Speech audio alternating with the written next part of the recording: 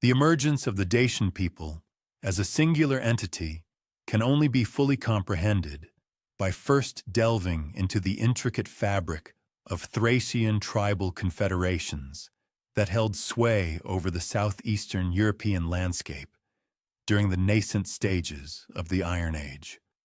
These Thracians, a diverse assemblage of Indo-European speaking communities, had successfully established their dominion across a vast expanse of territory, stretching geographically from the sun-drenched shores of the Aegean Sea northward to the rugged peaks of the Carpathian Mountains.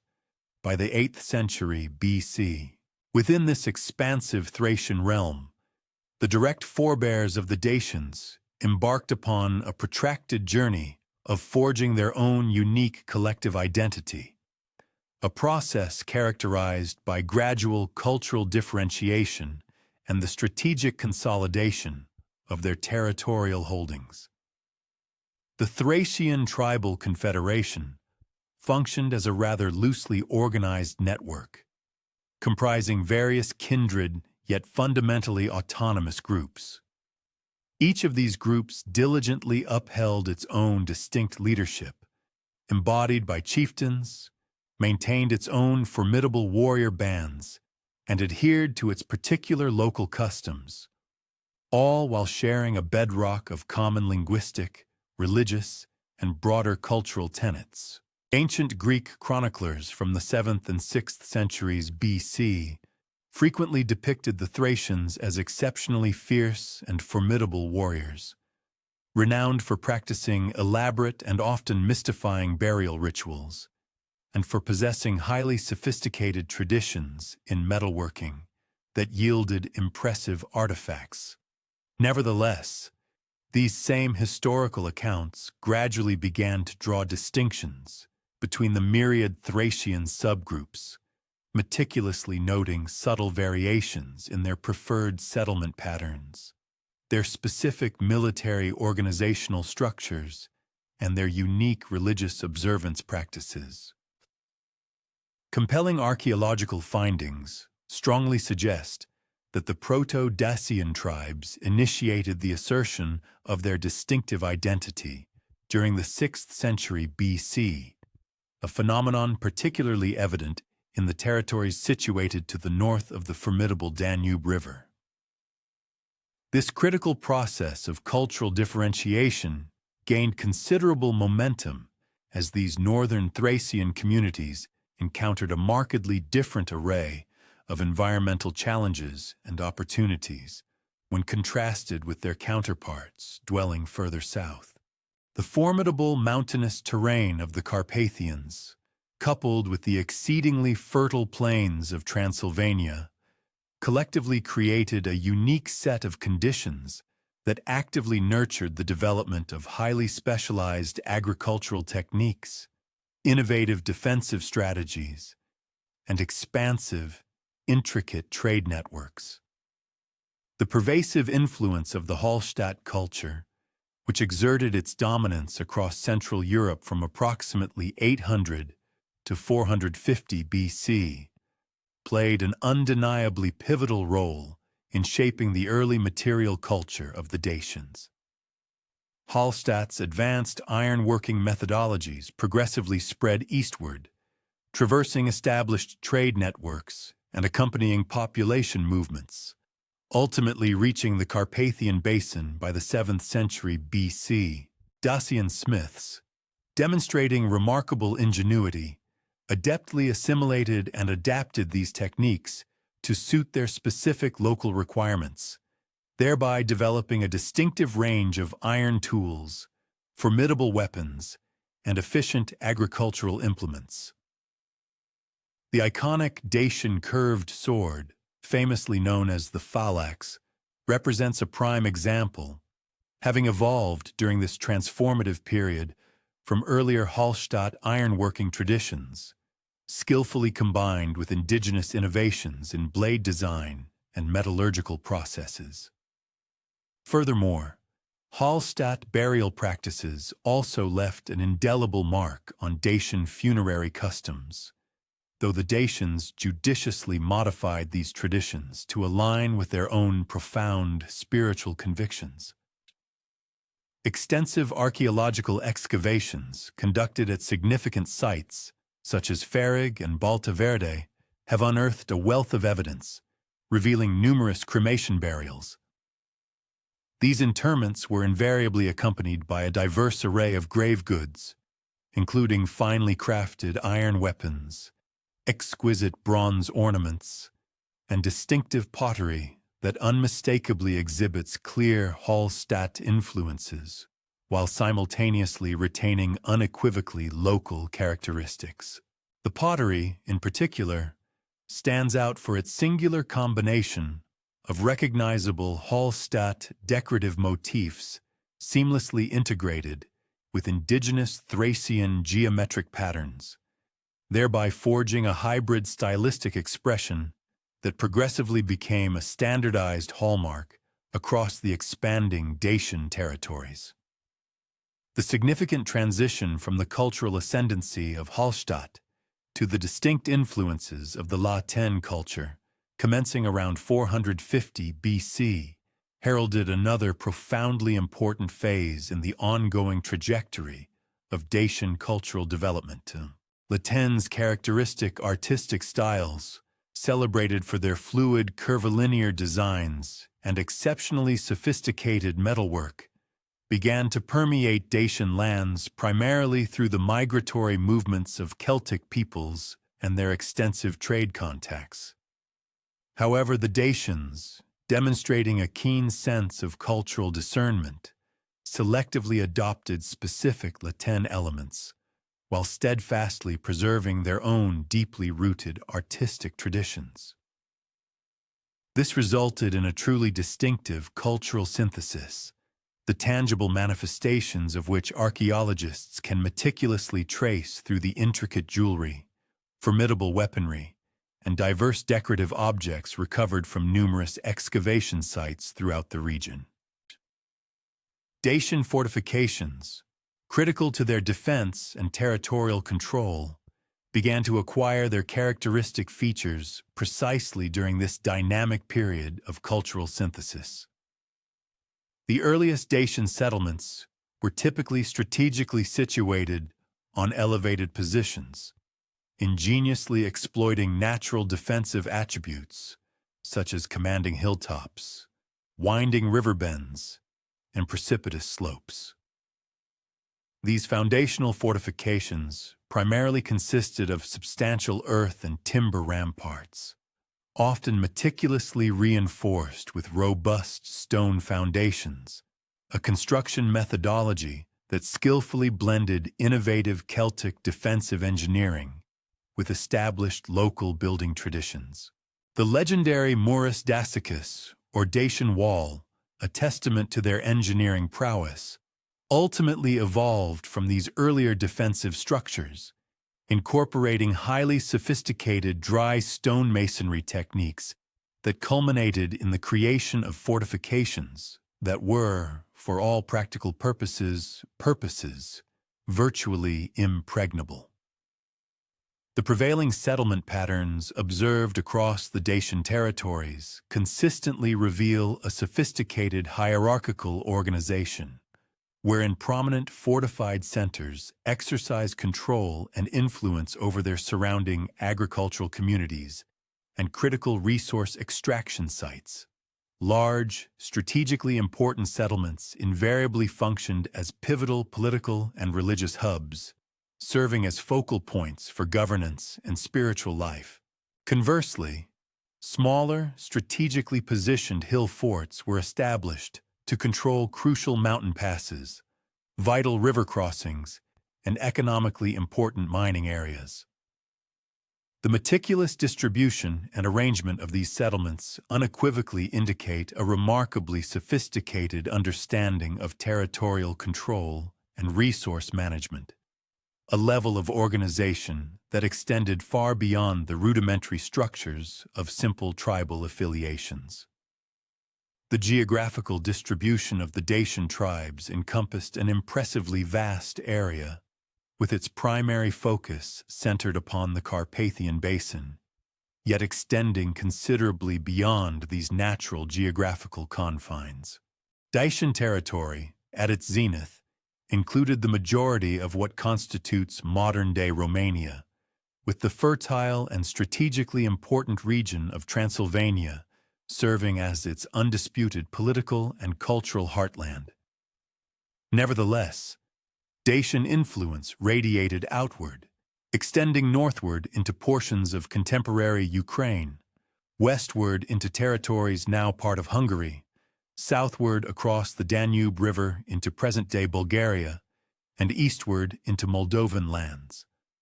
This extensive territorial reach was not, however, uniformly controlled in a direct administrative sense. Rather, it represented a complex and dynamic network of allied tribes, intricate tributary relationships, and overlapping cultural influence zones that shifted and evolved over time. The majestic Carpathian Mountains themselves played an absolutely pivotal and multifaceted role in the intricate territorial organization of the Dacians.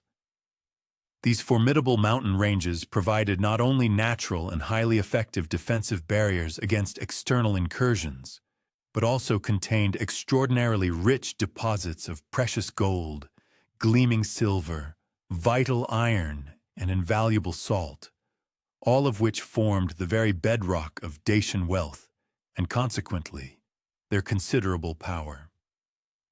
The Dacians developed remarkably sophisticated mining techniques, meticulously creating extensive underground networks to systematically extract these precious metals. These large-scale mining operations necessitated coordinated labor forces and a high degree of technical expertise, factors that significantly contributed to the development of a more centralized political authority. Furthermore, Transylvania's exceedingly fertile valleys and expansive plateaus sustained dense agricultural populations, which in turn provided the essential demographic foundation for Dacian military strength and political dominance. The region's inherent agricultural productivity, synergistically combined with its abundant mineral wealth and strategic geographical location, unequivocally established it as the natural and logical center of Dacian civilization. Comprehensive archaeological surveys have successfully identified hundreds of distinct Dacian settlements throughout Transylvania, ranging from modest farming villages to imposing, heavily fortified centers, thereby clearly indicating a sophisticated settlement hierarchy and an advanced administrative system. The discernible Dacian presence within the Moldavian region reflected both a strategic territorial expansion and a pervasive cultural influence. Archaeological evidence strongly suggests that Dacian tribes methodically established settlements along the significant Prut and Dniester rivers, thereby creating a vital network of communities that exerted control over important trade routes. These routes served as crucial arteries, connecting the Carpathian region with the vast Pontic steppes and the prosperous Greek colonies situated along the Black Sea coast. These eastern Dacian settlements, while maintaining close and enduring cultural connections with the Transylvanian heartland, simultaneously demonstrated a remarkable capacity for adaptation to the distinct environmental and political conditions characteristic of the Eastern European plain.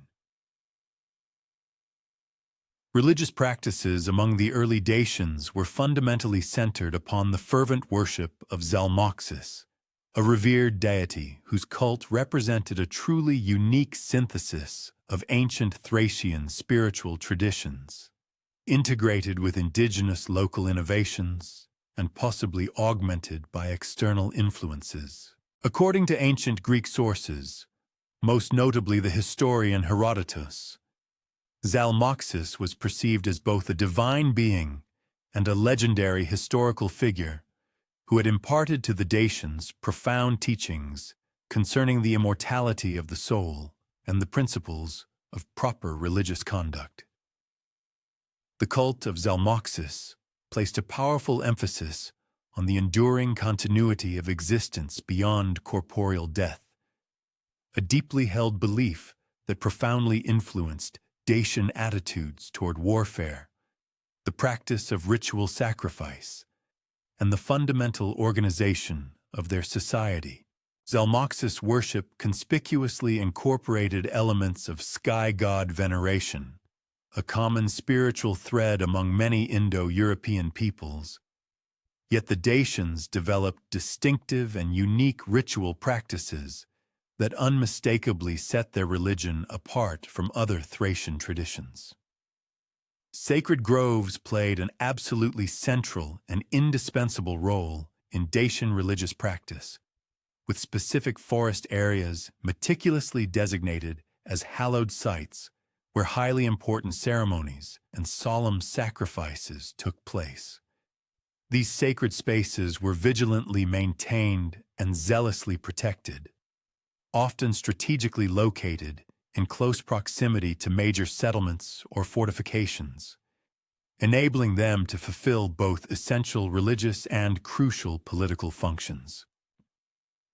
The progressive development of distinctive Dacian spiritual beliefs involved the intricate integration of local animistic traditions with more sophisticated theological concepts, potentially derived from contact with profound Greek philosophical ideas. Some academic scholars propose that the pronounced emphasis on soul immortality and the pervasive worship of Zalmoxis reflects a discernible influence from Orphic or Pythagorean teachings, though it is clear that the Dacians meticulously adapted these concepts to fit seamlessly within their own unique cultural framework. The ultimate outcome was a robust religious system that provided both immense spiritual comfort and essential social cohesion, effectively reinforcing tribal identity and legitimizing political authority through the powerful sanction of divine will. Dacian religious practices also encompassed elaborate and highly formalized funeral rituals, which eloquently reflected their deeply held beliefs about death and the enigmatic afterlife. Archaeological evidence meticulously gathered from numerous burial sites indicates that the Dacians practiced both cremation and inhumation, with the specific choice of burial method potentially reflecting various factors such as the deceased's social status, prevailing regional traditions, or temporal shifts in religious practice. Grave goods recovered from Dacian burial sites typically include a diverse assortment of weapons, intricate jewelry, functional pottery, and symbolic food offerings, all suggesting deeply ingrained beliefs about the deceased's continued existence and their perceived needs in the spiritual realm beyond. The priestly class within Dacian society commanded significant political as well as profound religious authority, serving as indispensable advisors to tribal chiefs and revered guardians of sacred traditions. These influential religious leaders meticulously maintained rich oral traditions that preserved vital historical memories, intricate genealogies, and sacred knowledge, all of which were absolutely essential to the enduring fabric of Dacian cultural identity. The seamless integration of religious and political authority created a highly effective system of governance that masterfully combined practical administration with spiritual legitimacy, thereby providing remarkable stability and continuity across the diverse and expansive Dacian tribal territories. Dacian tribal territories. The profound metamorphosis from disparate, independent tribal communities into cohesive, centrally governed political structures signified a pivotal reorientation within Dacian society during the 5th through 3rd centuries BC. This intricate process of integration was initiated by astute and enterprising local leaders who acutely perceived that the atomization of their lands rendered each distinct clan susceptible to incursions from external adversaries and prone to internecine strife. The rugged topography of the Carpathian Mountains, while inherently offering strategic defensive benefits, simultaneously fostered insular enclaves of habitation that had historically operated with complete autonomy. Overcoming these inherent geographical and social divisions necessitated a judicious blend of martial strength and astute diplomatic finesse, as successful chieftains were compelled to persuade erstwhile self-governing tribal magnates to relinquish certain aspects of their sovereignty in exchange for enhanced communal safety and shared economic advancement.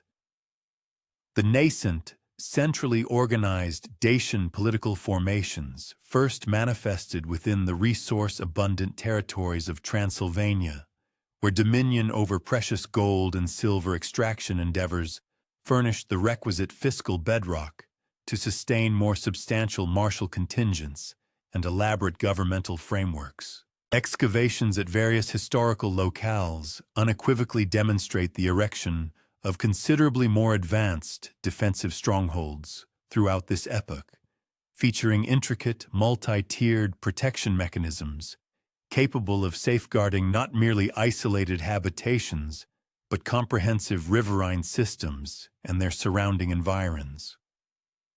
These formidable redoubts functioned as pivotal hubs for the assertion of dominion, from which ambitious chieftains could project their authority across contiguous domains via a tripartite strategy encompassing martial coercion, financial inducements, and strategically forged connubial bonds.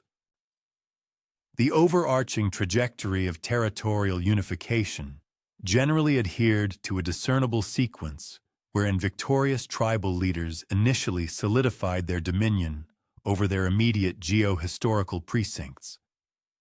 They subsequently broadened their suzerainty progressively, either through outright military subjugation or the carefully brokered capitulation of contiguous lands. The formidable Orashtie Mountains emerged as a quintessential epicenter for this consolidation, owing to its paramount strategic positioning, abundant subterranean riches, and inherently formidable topography.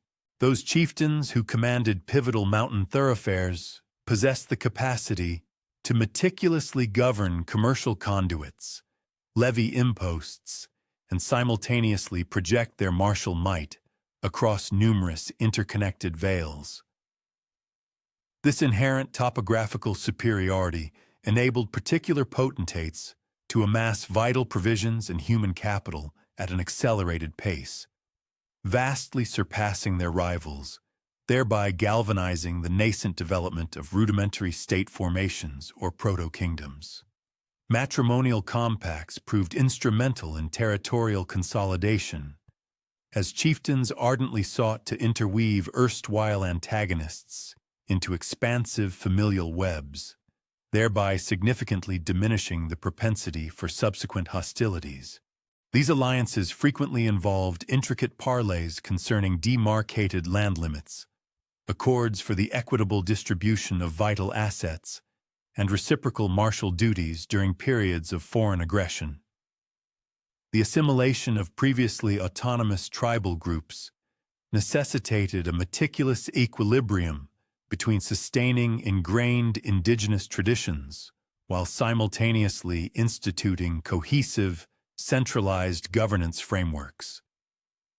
Adept tribal leaders exhibited extraordinary political sagacity in safeguarding distinct tribal characteristics concurrently with fostering a pervasive allegiance to the nascent monarchical edifice. The evolution of the Dacian martial apparatus throughout this epoch mirrored both pragmatic exigencies and deeply embedded cultural tenets, accentuating the individual valor and skill of each combatant within a framework of harmonized collective maneuvers. Historically, Dacian combatants engaged in warfare as singular paragons of martial excellence, ardently pursuing personal renown through conspicuous demonstrations of bravery and dexterity on the battlefield. Nevertheless, the escalating magnitude of territorial disputes mandated the adoption of more rigidly organized formations and intricately synchronized operational schemes that could efficiently confront and neutralize well-drilled opposing armies. This profound shift, from valorous individual duels to a structured and systematic military apparatus, constituted a momentous cultural metamorphosis which ingeniously preserved cherished martial customs while simultaneously elevating the overall efficacy of the collective fighting force. The formidable falques emerged as the quintessential, emblematic armament of Dacian military forces during this period of consolidation, undergoing a progressive refinement from rudimentary curved, bladed implements into a profoundly specialized, two-handed implement, possessing a formidable capacity for inflicting catastrophic damage upon both foot soldiers and mounted adversaries. Its dimensions typically spanned around 4 to 5 feet in overall length, characterized by a distinctively arced blade emanating from a rigid, unbent haft, thereby ingeniously fusing the sheer severing force of an axe with the extended engagement range inherent to a polearm. Artisan Dacian metallurgists pioneered advanced techniques in metalworking to forge falx blades that not only retained their razor-sharp cutting capacity, but also exhibited ample pliancy to absorb the violent concussions of combat without succumbing to fracture. The strategic deployment of these falx-brandishing combatants demanded rigorous drill and intricate synchronization, as the weapon's maximum lethality was contingent upon impeccable timing and unwavering adherence to formation protocols. Commanding Dacian officers devised bespoke combat arrangements meticulously engineered to amplify the falx's inherent strengths, whilst concurrently mitigating its intrinsic weaknesses. The weapon demonstrated exceptional efficacy when pitted against adversaries encased in substantial protective gear, as its distinctly curved edge possessed the uncanny ability to circumvent enemy shields and inflict grievous, dismembering wounds upon unprotected extremities or vital neck regions. However, the wielder of the phalanx remained susceptible during the momentary interval required to reset the weapon after each forceful blow, necessitating the presence of auxiliary forces armed with shields and more compact armaments to provide crucial cover during the frenetic engagement. Dacian defensive doctrines were characterized by an intricate comprehension of topographical benefits and the fundamental tenets of siegecraft, strategies that were a judicious synthesis of long-standing native martial heritage and strategic advancements acquired through interaction with the advanced cultures of the Mediterranean basin. While the erection of elevated defensive strongholds adhered to conventional design blueprints, ingenious Dacian engineers conceived unparalleled architectural methodologies that not only optimized defensive efficacy, but also substantially curtailed both material expenditures and manpower demands. The renowned Murus Daciacus stands as the definitive apotheosis of these groundbreaking defensive advancements, resulting in formidable rampart systems capable of enduring protracted blockades, while simultaneously demanding comparatively minimal upkeep. The unique construction methodology of the Murus Daciacus entailed the meticulous assembly of a robust framework comprising horizontal timber beams, securely fastened by upright wooden posts, with the intervening voids subsequently filled by precisely hewn and expertly interlocked stone blocks. This innovative building approach yielded walls imbued with a remarkable duality of pliancy and structural integrity, rendering them capable of absorbing the brutal concussions of siege engines without succumbing to catastrophic failure, all while presenting an imposing barrier to any direct frontal assault. Crucially, the internal timber skeleton served to uniformly disseminate stress loads throughout the entirety of the wall's structure, thereby preempting localized points of weakness that might otherwise be exploited by assaulting forces to create vulnerable breaches.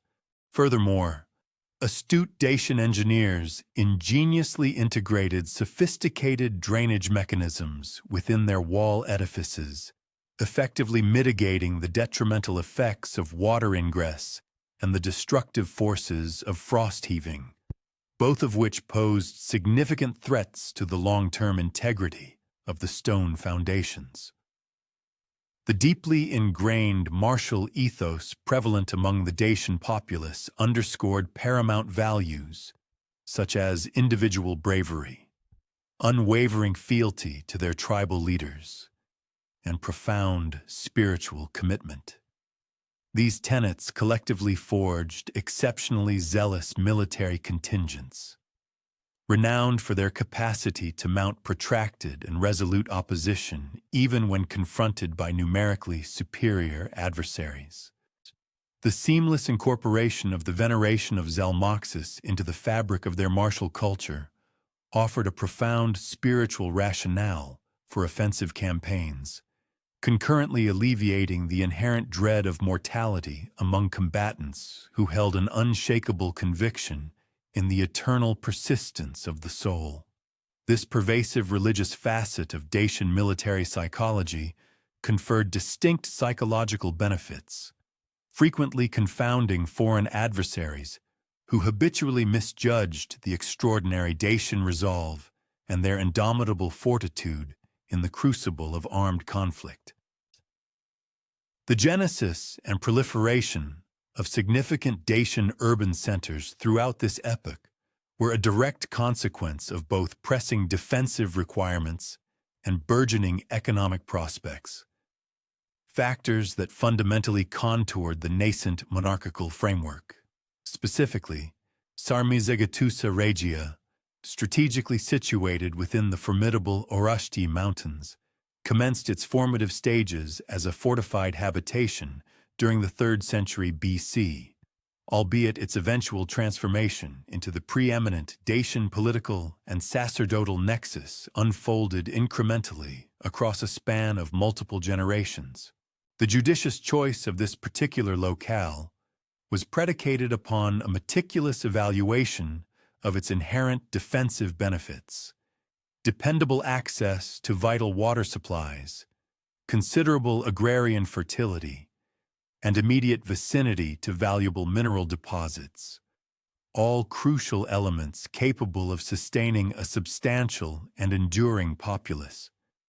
Initial construction endeavors at Sarmizegetusa Regia were predominantly concentrated on erecting robust defensive bulwarks, designed to safeguard the central precincts of the settlement, while simultaneously offering secure asylum for adjacent agricultural hamlets during periods of armed confrontation. The inherent topographical boons of the site encompassed precipitous inclines on numerous flanks, consistent sources of potable water, and panoramic vistas commanding the surrounding valleys, features that collectively afforded invaluable advance intelligence regarding the approach of hostile forces. Ingenious Dacian engineers further augmented these natural endowments through extensive terracing initiatives, which not only fashioned expansive level platforms suitable for construction, but also critically bolstered the stability of the slopes by means of meticulously crafted stone retaining walls. The hallowed sacred precinct within Sarmizegetusa Regia evolved concurrently with the construction of the settlement's formidable defensive edifices, a symbiotic development that powerfully underscored the profound intertwining of spiritual and temporal governance, a hallmark characteristic of the nascent Dacian monarchical structure. Extensive archaeological investigations have unearthed the foundational vestiges of both circular and rectilinear temple complexes, ingeniously fashioned from a combination of robust stone and durable timber components. These hallowed religious edifices performed a multifaceted array of roles, functioning not only as principal centers of veneration, but also as convocation points for tribal deliberations and as secure repositories for revered artifacts and communal riches, all of which served to powerfully symbolize and reinforce the prevailing political legitimacy. Concomitantly, other significant Dacian bastions nestled within the Orashtie Mountains exhibited developmental trajectories that mirrored these established patterns, with notable sites such as Kostesht Chetatsuye, Piatra Roșie, and Blidaru, each fulfilling distinct, specialized roles within a meticulously conceived and interconnected defensive matrix. Specifically, Kostesht Chetatsuye strategically commanded the vital ingress points originating from the southern and western quadrants, while its elevated vantage point facilitated crucial visual communication pathways with other fortified positions, employing elaborate systems of signal fires and smoke columns. The architectural design of this site ingeniously integrated multiple layers of defensive lines, engineered to funnel assaulting forces into meticulously designated engagement areas, simultaneously affording secure withdrawal corridors for the defending garrisons. Blidaru, in its own right, functioned dualistically as both a pivotal military observation post and a significant spiritual hub, as evidenced by archaeological findings that consistently point to the coexistence of both robust fortification structures and sacred temple complexes. The strategic placement of Blidaru afforded paramount control over critical mountain defiles, whilst concurrently ensuring unbroken communication channels with the principal administrative and religious centers. Notably, the astute Dacian engineers at Blidaru pioneered and implemented groundbreaking water management systems, meticulously designed to harvest and store rainwater within subterranean reservoirs, thereby guaranteeing an uninterrupted and dependable water supply throughout protracted periods of siege. The financial bedrock of the nascent Dacian polities was built upon a multifaceted array of production methods, ingeniously combining abundant agricultural yields, extensive mineral exploitation, skilled artisanal craftsmanship, and far-reaching commercial connections. Dacian agricultural practices had undergone a profound transformation, moving beyond rudimentary subsistence farming to embrace specialized crop cultivation, sophisticated animal husbandry operations, and innovative food processing techniques that consistently generated valuable surpluses for trade. The highly fertile river valleys of Transylvania proved exceptionally conducive to the cultivation of various grains, with archaeological investigations providing compelling evidence of widespread production of wheat, barley, millet, and an assortment of legumes which served as crucial staples for both human sustenance and animal fodder. Dacian farmers had engineered advanced crop rotation systems, meticulously designed to preserve the inherent richness of the soil while simultaneously maximizing harvest outputs. These sophisticated agrarian techniques represented a synthesis of invaluable indigenous knowledge and progressive innovations, assimilated through sustained interactions with Mediterranean farming traditions. A pivotal advancement was the widespread adoption of iron plowshares during the 4th century BC, which dramatically enhanced agricultural productivity by facilitating deeper soil cultivation and significantly more efficient land preparation. Furthermore, Dacian agrarian communities developed a specialized array of implements for the various stages of harvesting, processing, and storing their grain crops.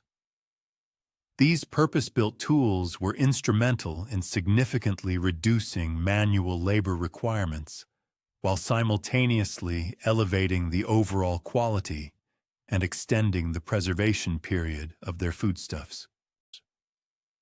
The practice of animal rearing among the Dacians prominently featured bovines, ovines, caprines, and swine, which collectively furnished an essential bounty of meat, dairy products, leather, wool, and other vital commodities, serving both immediate local consumption and broader trade objectives.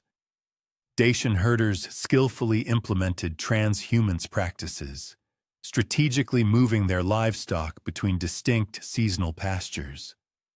This method proved highly effective in optimizing grazing opportunities across varied terrains, while simultaneously mitigating the ecological pressure on valuable agricultural lands. The rugged, mountainous topography characteristic of Dacian territories proved particularly advantageous for the herding of sheep and goats, with elevated high-altitude pastures providing excellent summer grazing and sheltered valleys offering crucial protection and sustenance during the harsh winter months. Metallurgy stood as the most refined and economically crucial artisanal endeavor within Dacian society, with extensive gold and silver mining operations generating the substantial wealth indispensable for underpinning centralized political administrations and maintaining formidable military contingents. The Apuseni Mountains, renowned for their geological richness, contained numerous gold deposits that Dacian miners expertly exploited through both accessible surface mining and complex underground shaft operations. Comprehensive archaeological investigations at historically significant sites, such as Rocia, Montana, have unveiled vast, intricate ancient mining networks, which incorporated meticulously constructed vertical shafts, extensive horizontal galleries, and remarkably sophisticated drainage systems, all designed to enable deep underground extraction of precious ores. Dacian mining techniques represented a remarkable fusion of ingenious indigenous innovations and advanced methodologies assimilated through sustained contact with more developed Mediterranean civilizations. A prime example was the strategic application of fire setting, a technique employed to fracture exceptionally hard rock formations, thereby granting miners access to valuable ore deposits that would have been utterly impossible to extract using only conventional hand tools.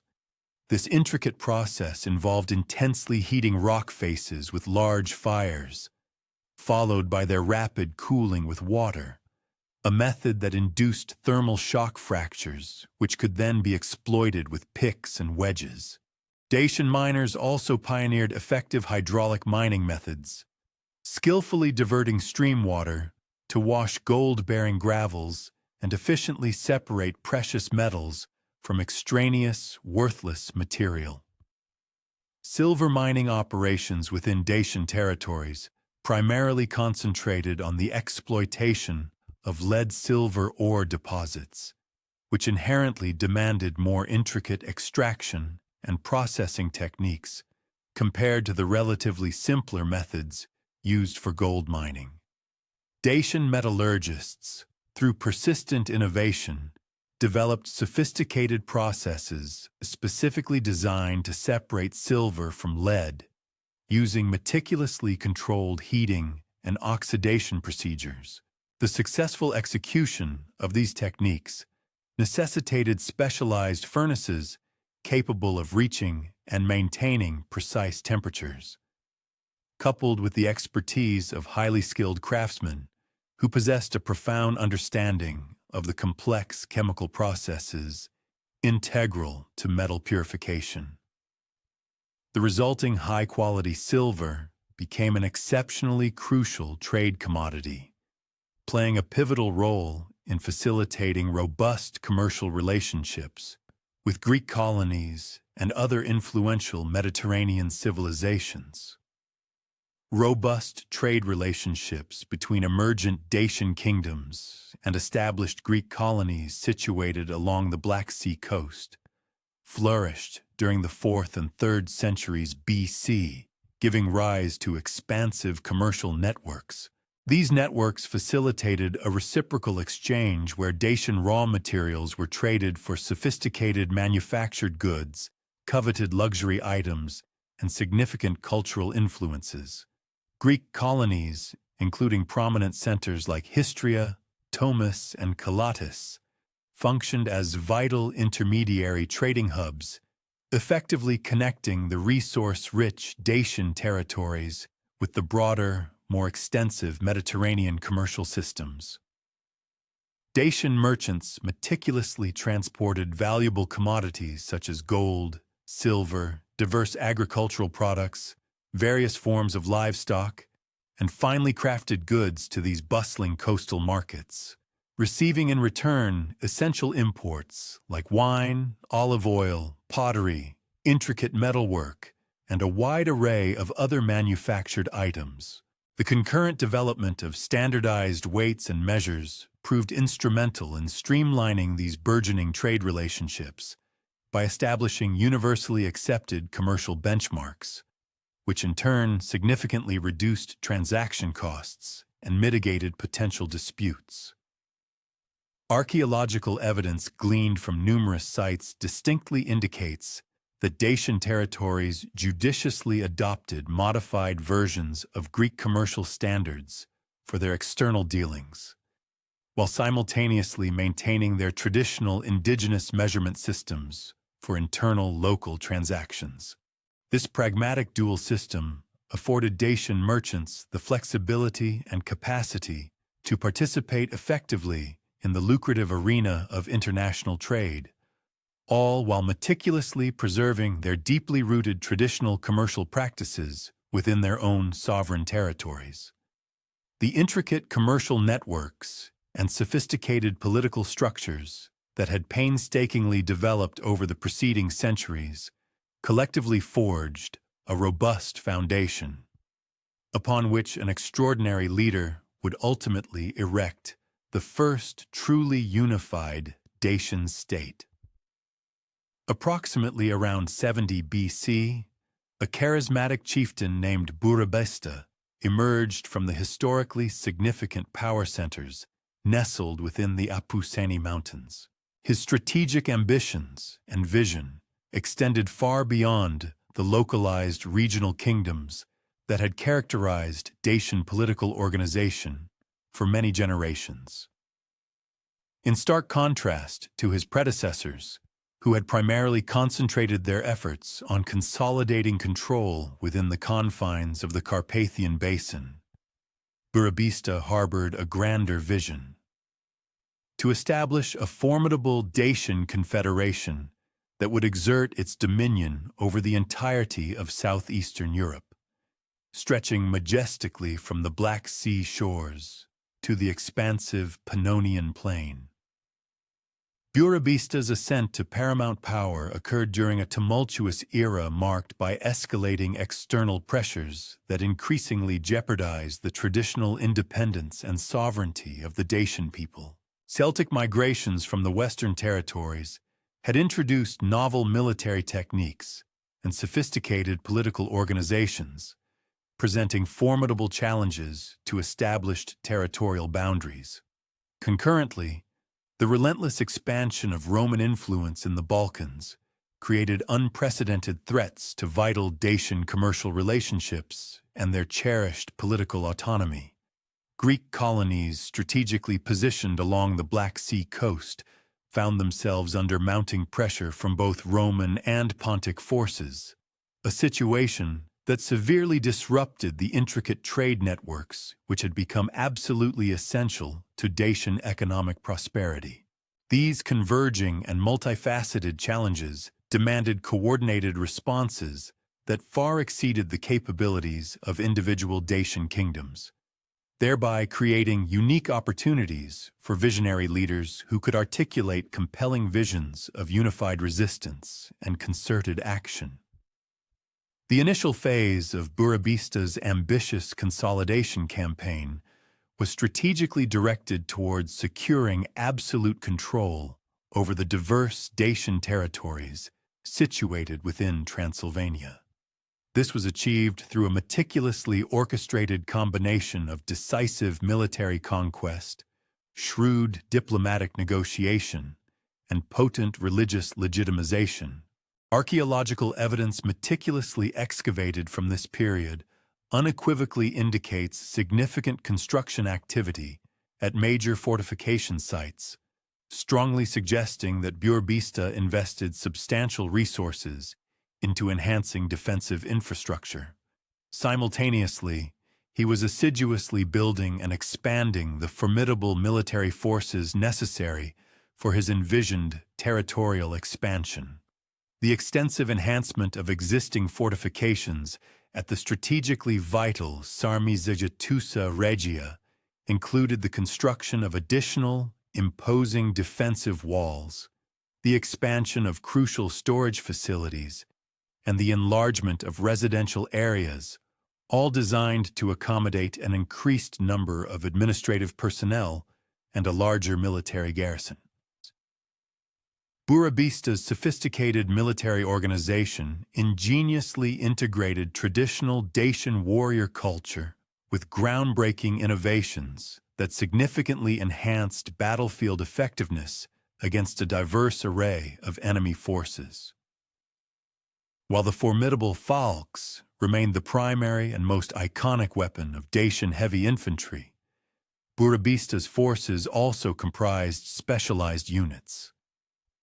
These units were expertly equipped with spears, shields, and protective armor, enabling them to engage enemy formations using more conventional and adaptable tactics.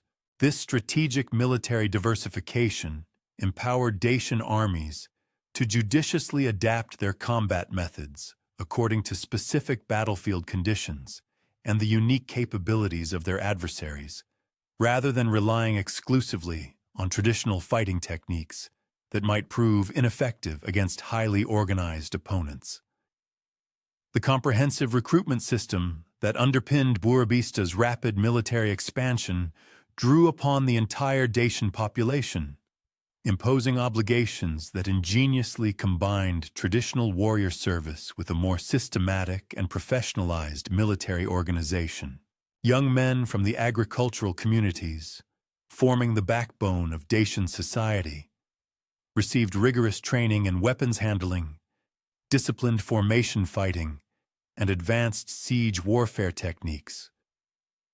This intensive training transformed them from part-time tribal warriors into highly skilled, professional soldiers, capable of sustained and demanding campaign operations.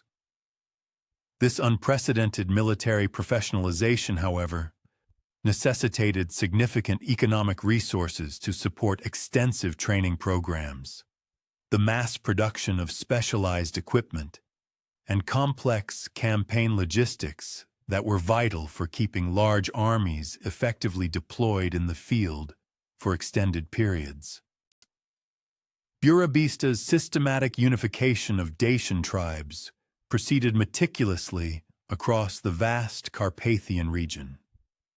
Each successful integration of a new tribe or territory provided additional invaluable resources and increased manpower, which were then strategically leveraged for subsequent expansion operations.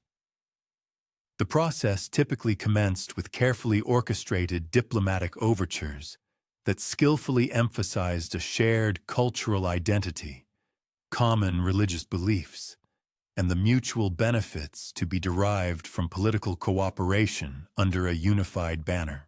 Tribal leaders who willingly accepted Burebista's authority were generally permitted to retain significant autonomy over their local affairs, while in return, they contributed military forces and regular tribute payments to the burgeoning central confederation. Those who chose to resist Burebista's vision faced coordinated military campaigns that combined direct, overwhelming assault with targeted economic pressure, meticulously designed to isolate opposition forces and actively encourage defection among their wavering supporters. The complex integration of former enemies into Burebista's confederation demanded the establishment of sophisticated administrative systems capable of effectively managing diverse populations while simultaneously maintaining a high state of military readiness for continued and ambitious expansion. During this era, the Dacian administrative framework skillfully fused traditional tribal governance principles with groundbreaking organizational innovations, thereby facilitating cohesive, centralized coordination across its expansive domains. While regional chieftains judiciously preserved their jurisdiction over immediate community affairs, such as local disputes or seasonal harvests, all pivotal determinations concerning military expeditions, the meticulous allocation of vital resources, and the intricate tapestry of external diplomatic relationships invariably necessitated the explicit endorsement from Burebista's burgeoning central administration, strategically situated at the revered capital of Sarmizegetusa Regia. This dual structure allowed for both localized autonomy and overarching strategic direction. The profound process of religious unification served an absolutely pivotal function within Burebista's grand consolidation strategy, for a bedrock of shared spiritual beliefs furnished the essential cultural foundations necessary for fostering political cooperation among the myriad of previously independent tribes. In this monumental undertaking, the esteemed high priest Dacians swiftly emerged as Burebista's foremost associate, instrumental in orchestrating sweeping religious reforms. These reforms were meticulously designed to fortify the distinct Dacian cultural identity, simultaneously validating and sanctioning the burgeoning centralized political authority. Dacians, a figure of immense spiritual gravitas, not only commanded a profound understanding of traditional Dacian religious practices, but also possessed the sagacity to comprehend how deeply held spiritual convictions could be judiciously molded to fulfill broader political aims without ever compromising their intrinsic and essential sacred character.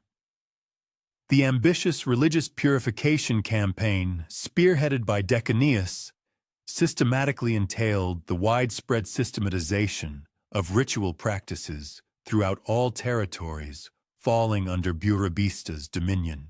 This initiative effectively forged coherent ritualistic customs, thereby establishing harmonious liturgical practices that powerfully bolstered governmental cohesion through profoundly shared spiritual experiences. Concurrently, revered sacred groves scattered across the Dacian lands received augmented safeguarding and meticulous upkeep, while novel religious sites were strategically erected in locations designed to fulfill both vital spiritual and administrative functions.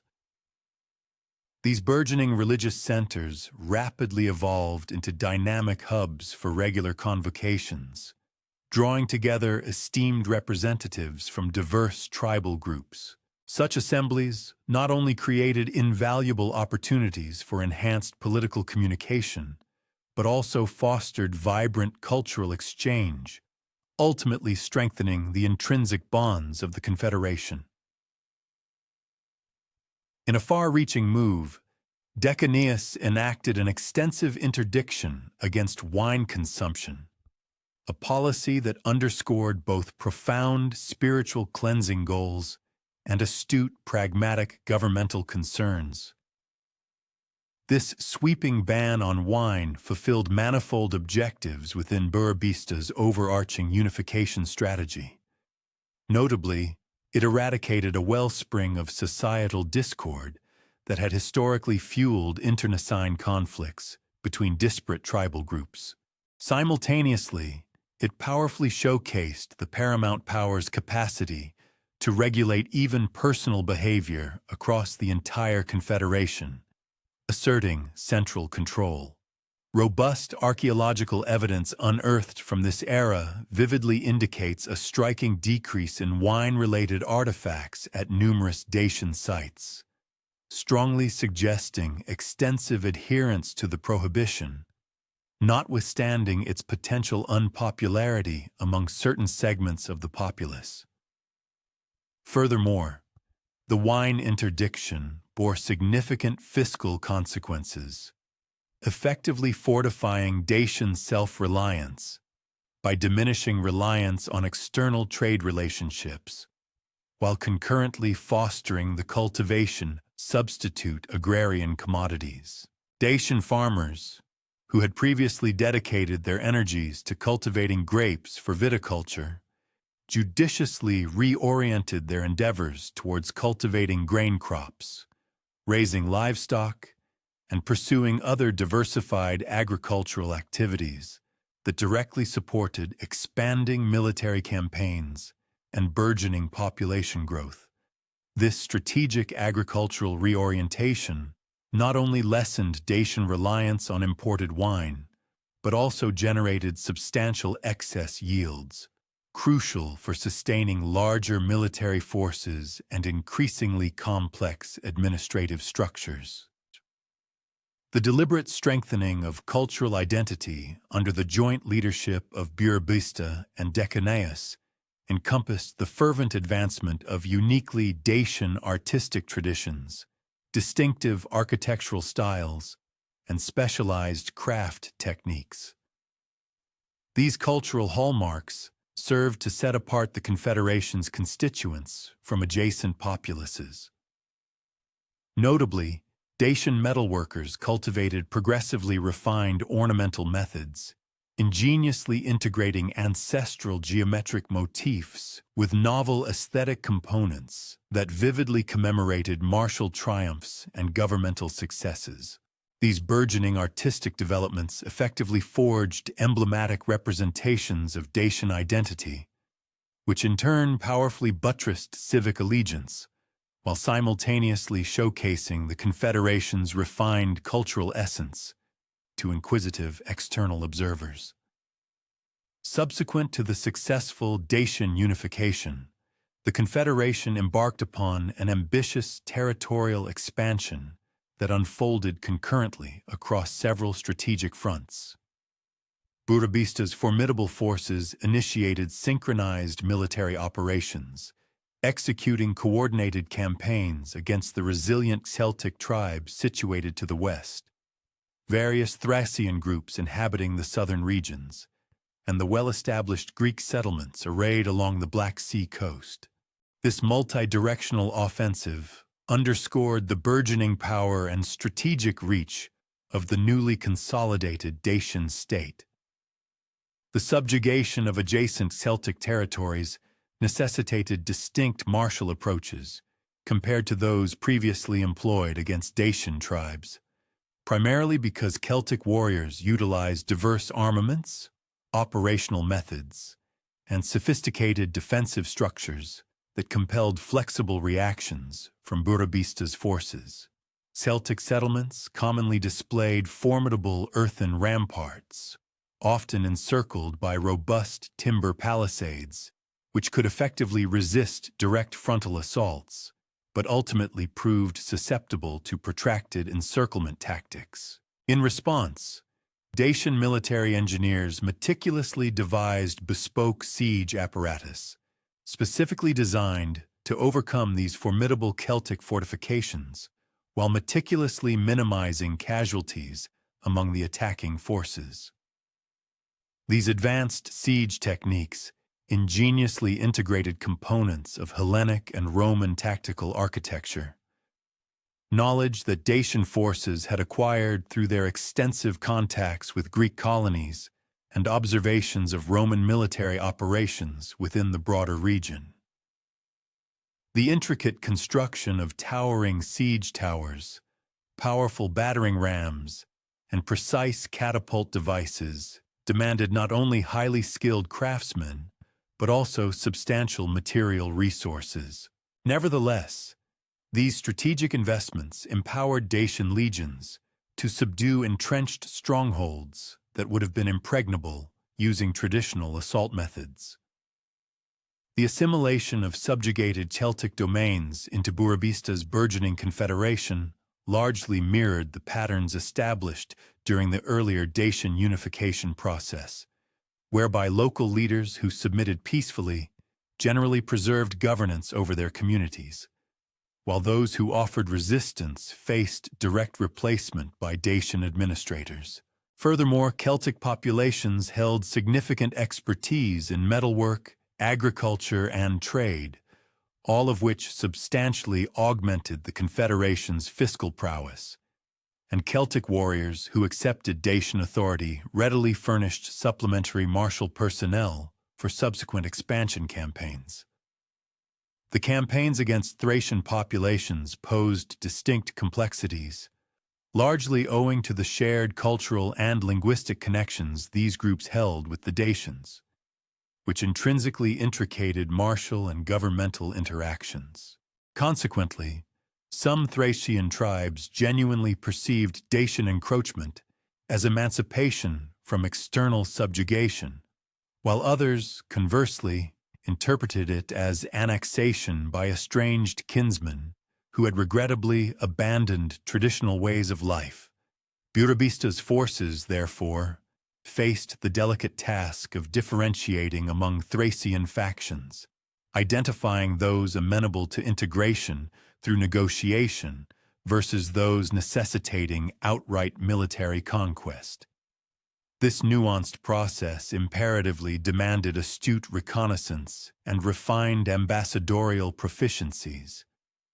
The successful conquest of Thracian territories profoundly benefited Burebista's alliance by granting it crucial ingress to important trade routes, notably those connecting the majestic Danube River with the Aegean Sea. This acquisition substantially augmented Dacian mercantile prospects, while simultaneously alleviating reliance on Pontic littoral commerce. Furthermore, Thracian agrarian methodologies, especially regarding viticulture and animal husbandry, furnished precious expertise that could be adroitly acclimated to Dacian ecological circumstances, even despite the Confederation's religious prohibition on wine consumption.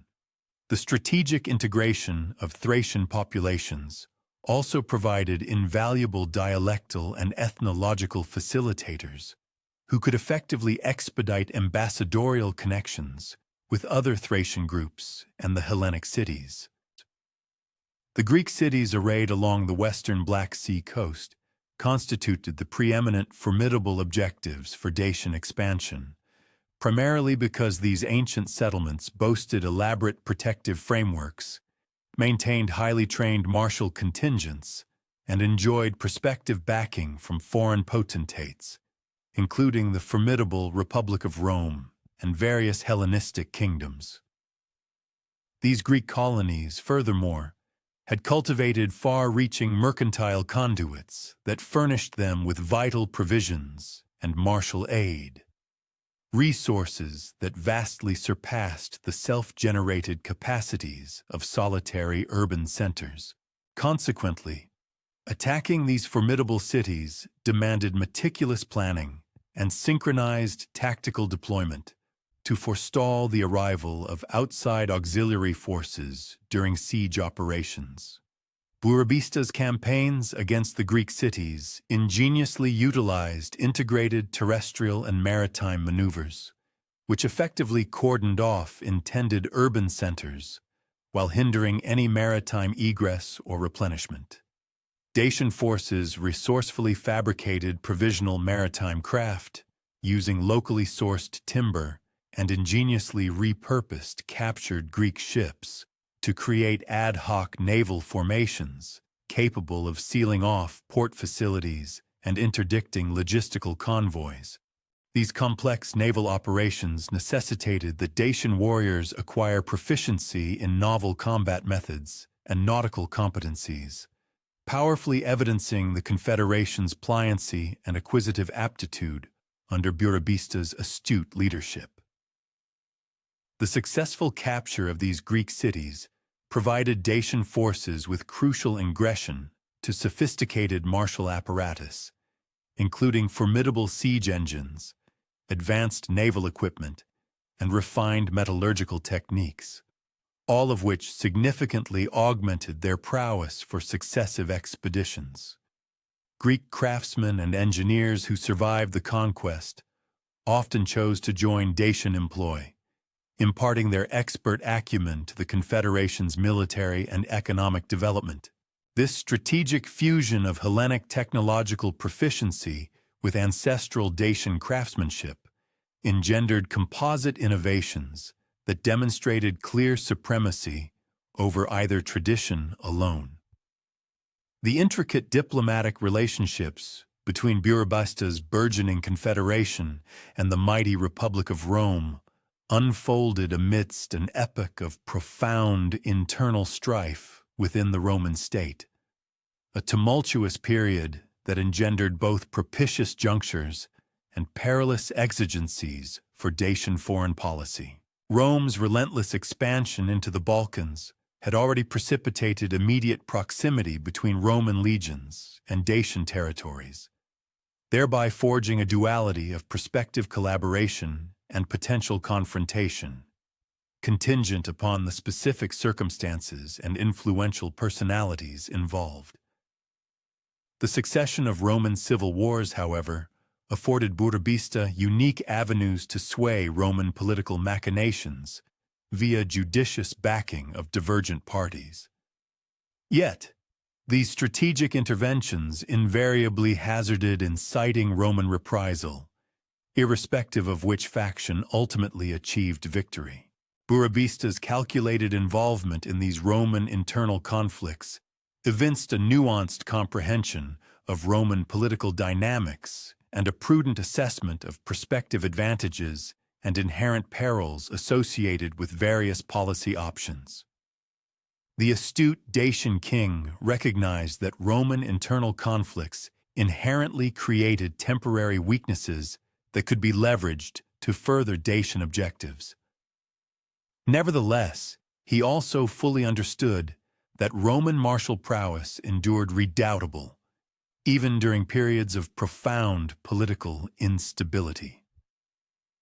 Consequently, Dacian diplomatic strategy consistently prioritized circumspect engagement, meticulously calibrated to modulate Roman conduct, without instigating overwhelming and disproportionate retribution. Helming the strategic response to emergent threats, an intricate network of diplomatic exchanges began to solidify between Burebista, the formidable king of Dacia, and Pompey the Great, an influential figure within the Roman Republic. Their burgeoning relationship was predicated upon a mutual recognition of shared geopolitical interests, primarily centered on a concerted effort to counteract the escalating influence and formidable power wielded by Julius Caesar within the Roman political landscape.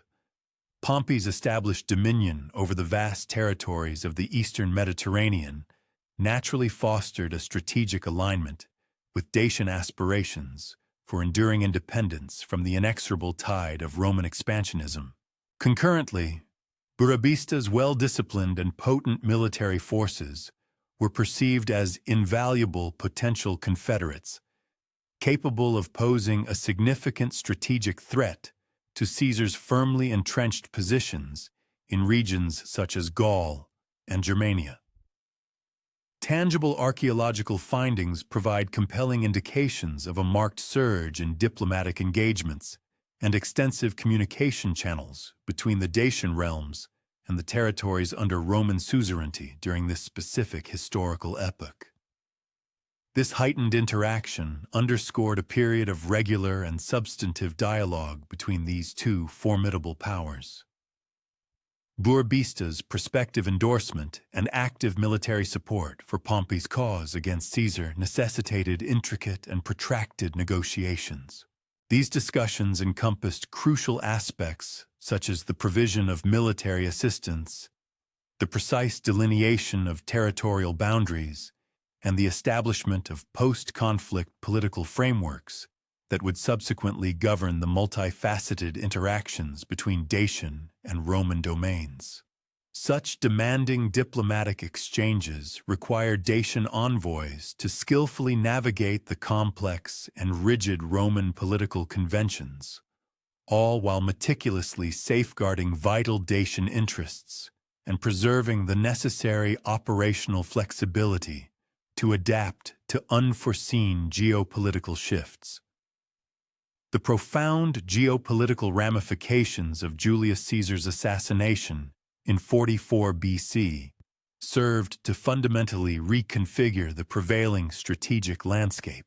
This momentous event, while momentarily alleviating immediate external pressures on Dacian sovereignty, simultaneously introduced a fresh wave of ambiguities concerning Rome's prospective foreign policy orientation towards the dynamic region of southeastern Europe. Concomitantly, the demise of Burebista in the same year, 44 BC, precipitated an immediate and profound crisis of succession, threatening to dismantle the expansive and intricate confederation that he had painstakingly forged over several decades. The precise circumstances surrounding his death remain shrouded in persistent historical enigma, with various ancient chronicles presenting divergent accounts regarding the motivations and identities of the perpetrators. Strabo, for instance, attributes the assassination to internal dissent among Dacian aristocrats who harbored resentment towards his centralized authority, while other historical narratives implicate external adversaries who astutely perceived Burebista's elimination as the most efficacious means to enervate Dacian power. Regardless of the exact particulars, his death occurred at a critically sensitive juncture when the nascent confederation was in dire need of robust and cohesive leadership to sustain its fragile unity among a disparate array of tribal factions, many of which had only recently been integrated under a singular, overarching command structure. Amidst the prevailing political turmoil, Dacianus emerged as both an inevitable and indispensable heir to Burebista's formidable authority. Although his pathway to power diverged significantly from that of his predecessor. Unlike Burebista, who had consolidated his dominance primarily through relentless military campaigns and astute political maneuvering, Dacianus possessed profound religious authority, which furnished him with an alternative, yet equally potent fount of legitimacy among the Dacian populace. His esteemed position as the high priest of the revered Zalmoxian cult had established him as Burebista's most trusted confidant and an instrumental collaborator in the implementation of sweeping religious reforms that were crucial in fortifying Dacian cultural identity across the vast confederation. This deeply embedded religious bedrock allowed Dacianus to assert his authority not merely through secular might, but through the profound resonance of divine sanction, thereby establishing a distinct yet equally effective framework for exercising political control. The Regency period, commencing approximately in 44 BC, represented a pivotal epoch marking a profound transformation in Dacian governance, shifting from a predominantly militaristic leadership paradigm towards an intricately layered system that seamlessly integrated religious, legal, and administrative authorities under a singular, unified directive. Dacianus possessed an acute perception that the sustained cohesion of the confederation demanded more than mere military prowess or the ephemeral charisma of individual leaders. Instead, it necessitated the establishment of robust, enduring institutional frameworks capable of transcending the lifespan of individual rulers and ensuring uninterrupted continuity across successive generations. His comprehensive approach to statecraft, therefore, prioritized the meticulous development of formal legal statutes, the widespread standardization of religious observances, and the systematic implementation of administrative protocols. These foundational elements were meticulously designed to cultivate an immutable and resilient organizational structure for the Dacian polity. Upon his accession, Dacianus immediately confronted significant obstacles, particularly from numerous tribal chieftains, who, while having submitted to Burebista's overwhelming military might, now openly questioned the legitimacy and authority of a priest-king who ostensibly lacked comparable martial accomplishments. Emboldened by this perceived vulnerability, several outlying regions swiftly moved to reassert their erstwhile independence, calculating that religious authority alone would prove insufficient to command the obedience of populations long accustomed to the decisive leadership of warrior kings. These challenges underscored the imperative for Dacianus to unequivocally demonstrate that his novel model of governance was not only capable of preserving territorial integrity and ensuring military efficacy, but also of delivering superior administrative services, which, he aimed to prove, would inherently justify the necessity and benefits of a centralized governmental structure. The profound advantage conferred upon Dacian leadership by the religious legitimacy that Dacianus embodied was instrumental, empowering him to enact far-reaching reforms that would have been utterly unattainable under a purely secular administration. His profound and intricate understanding of Zalmoxian theology furnished him with sophisticated and compelling arguments for political compliance, grounding obedience firmly in the immutable concept of divine will rather than mere human coercion. Dacian communities, who might have otherwise resisted purely secular administrative directives, readily embraced similar requirements when they were artfully presented as sacred obligations, framed as essential for both spiritual purification and the attainment of divine favor. This overarching religious framework successfully transformed what could have been contentious political reforms into universally accepted sacred duties, imbued with both immediate temporal and profound eternal consequences for either adherence or defiance. The monumental undertaking of codifying Dacian laws under Dacianus represented the inaugural systematic endeavor to establish cohesive and uniform legal benchmarks across the entirety of the Confederation's vast territory. Prior to this initiative, legal practices had exhibited considerable variability among the diverse tribal groups, with each distinct community adhering to its own customary statutes and specific judicial processes, deeply rooted in local traditions and unique historical circumstances. This pervasive legal heterogeneity had historically engendered significant administrative complexities and frequent jurisdictional disputes, which, in turn, critically undermined the Confederation's unity, particularly in instances involving disagreements between members of disparate tribal groups or communities situated near contentious territorial frontiers.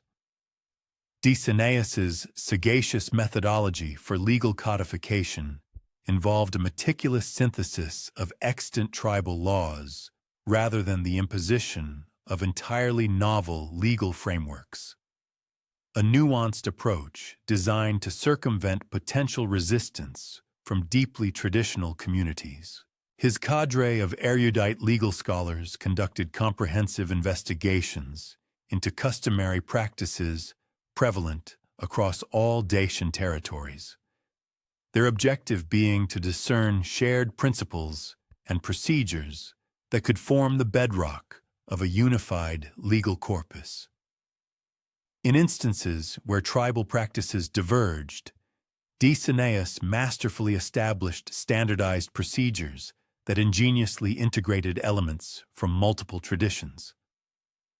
Crucially, these new standards were imbued with foundational principles derived directly from Zalmoxian religious doctrines concerning justice, communal accountability, and divine adjudication.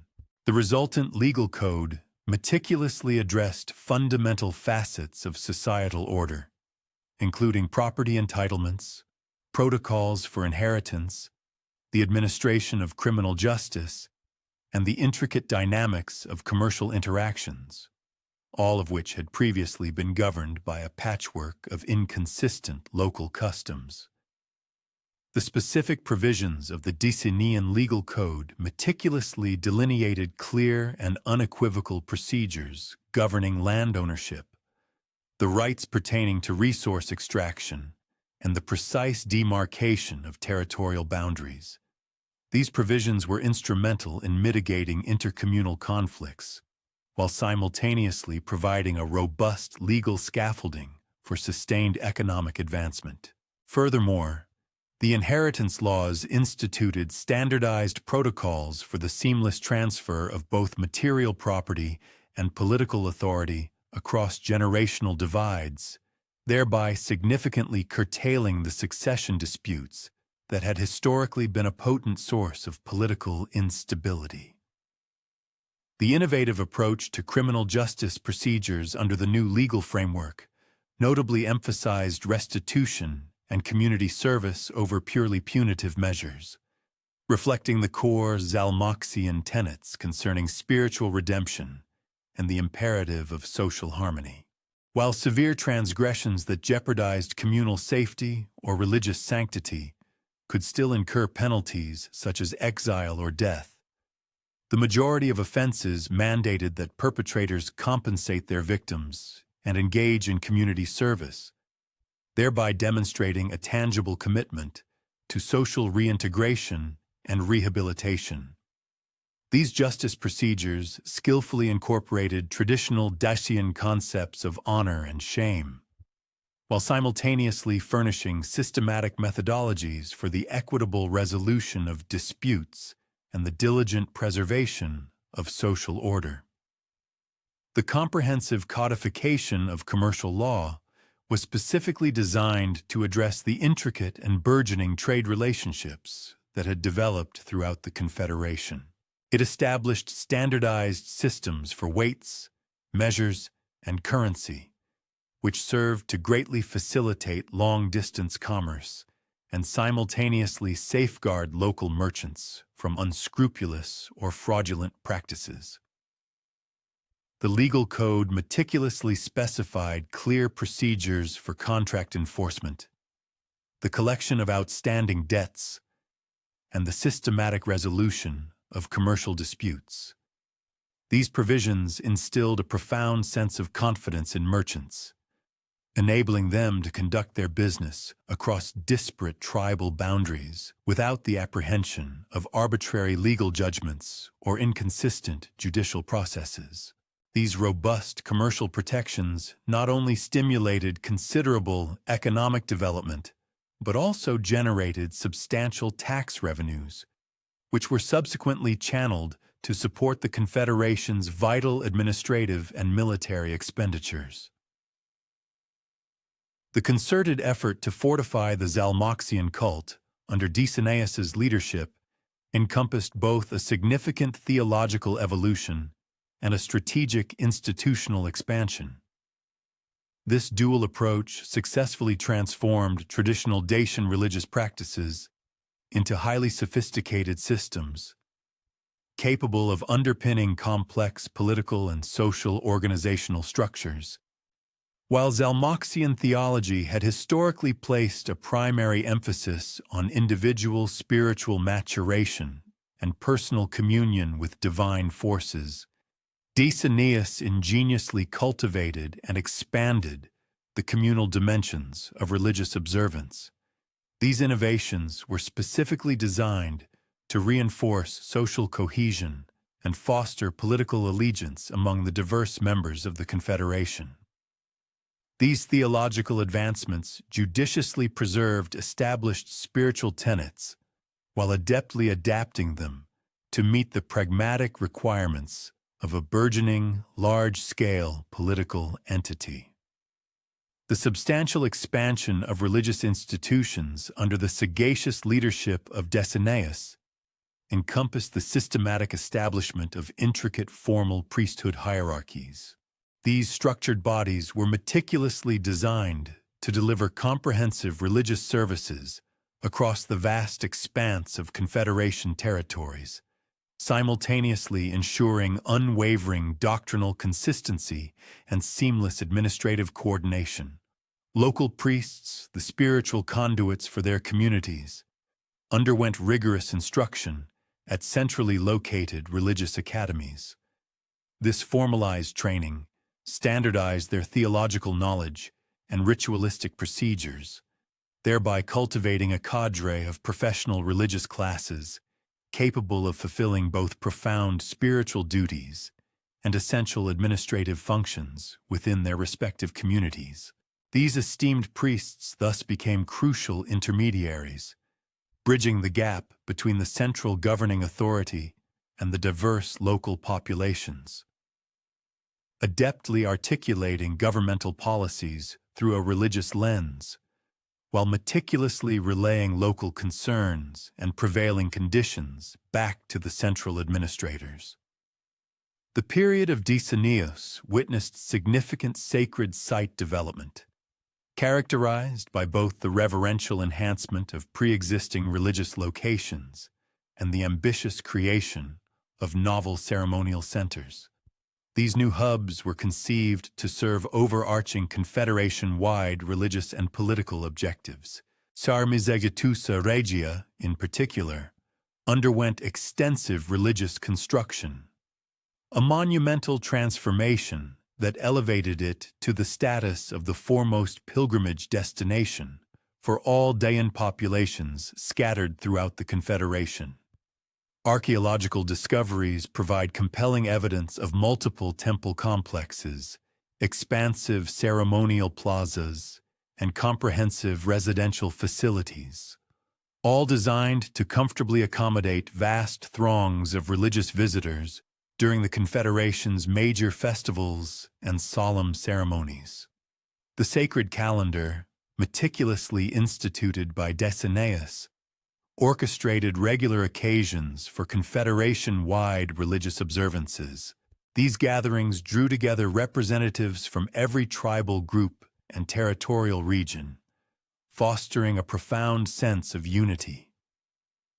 These religious festivals were multifaceted events, functioning simultaneously as fervent spiritual celebrations, pivotal political assemblies, and dynamic commercial opportunities, all of which substantially strengthened Confederation cohesion through shared experiences and invaluable mutual interactions.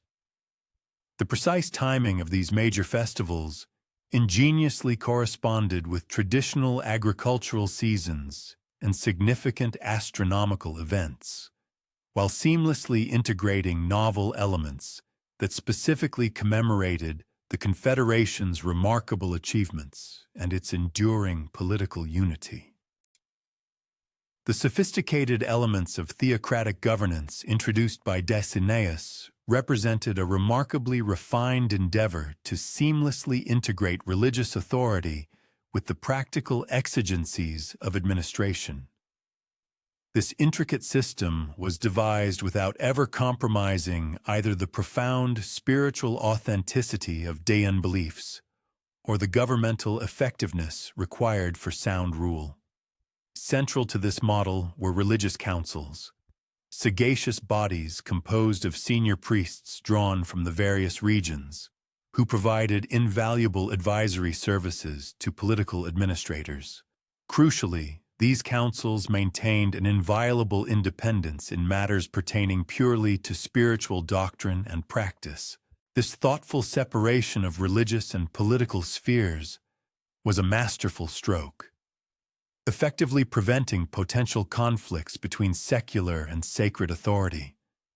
Concurrently, it rigorously ensured that all governmental policies remained perpetually consistent with deeply held Dacian religious values and time-honored cultural traditions, thereby fostering a harmonious and stable society.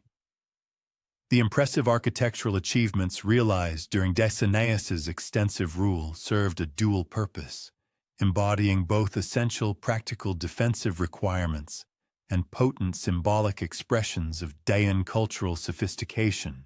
These monumental constructions were designed to project the confederation's formidable capabilities to both its internal populace and, significantly, to external observers and potential adversaries. Construction projects undertaken throughout this transformative period consistently emphasized a monumental scale and embraced groundbreaking technical innovation, unequivocally showcasing Dacian engineering prowess.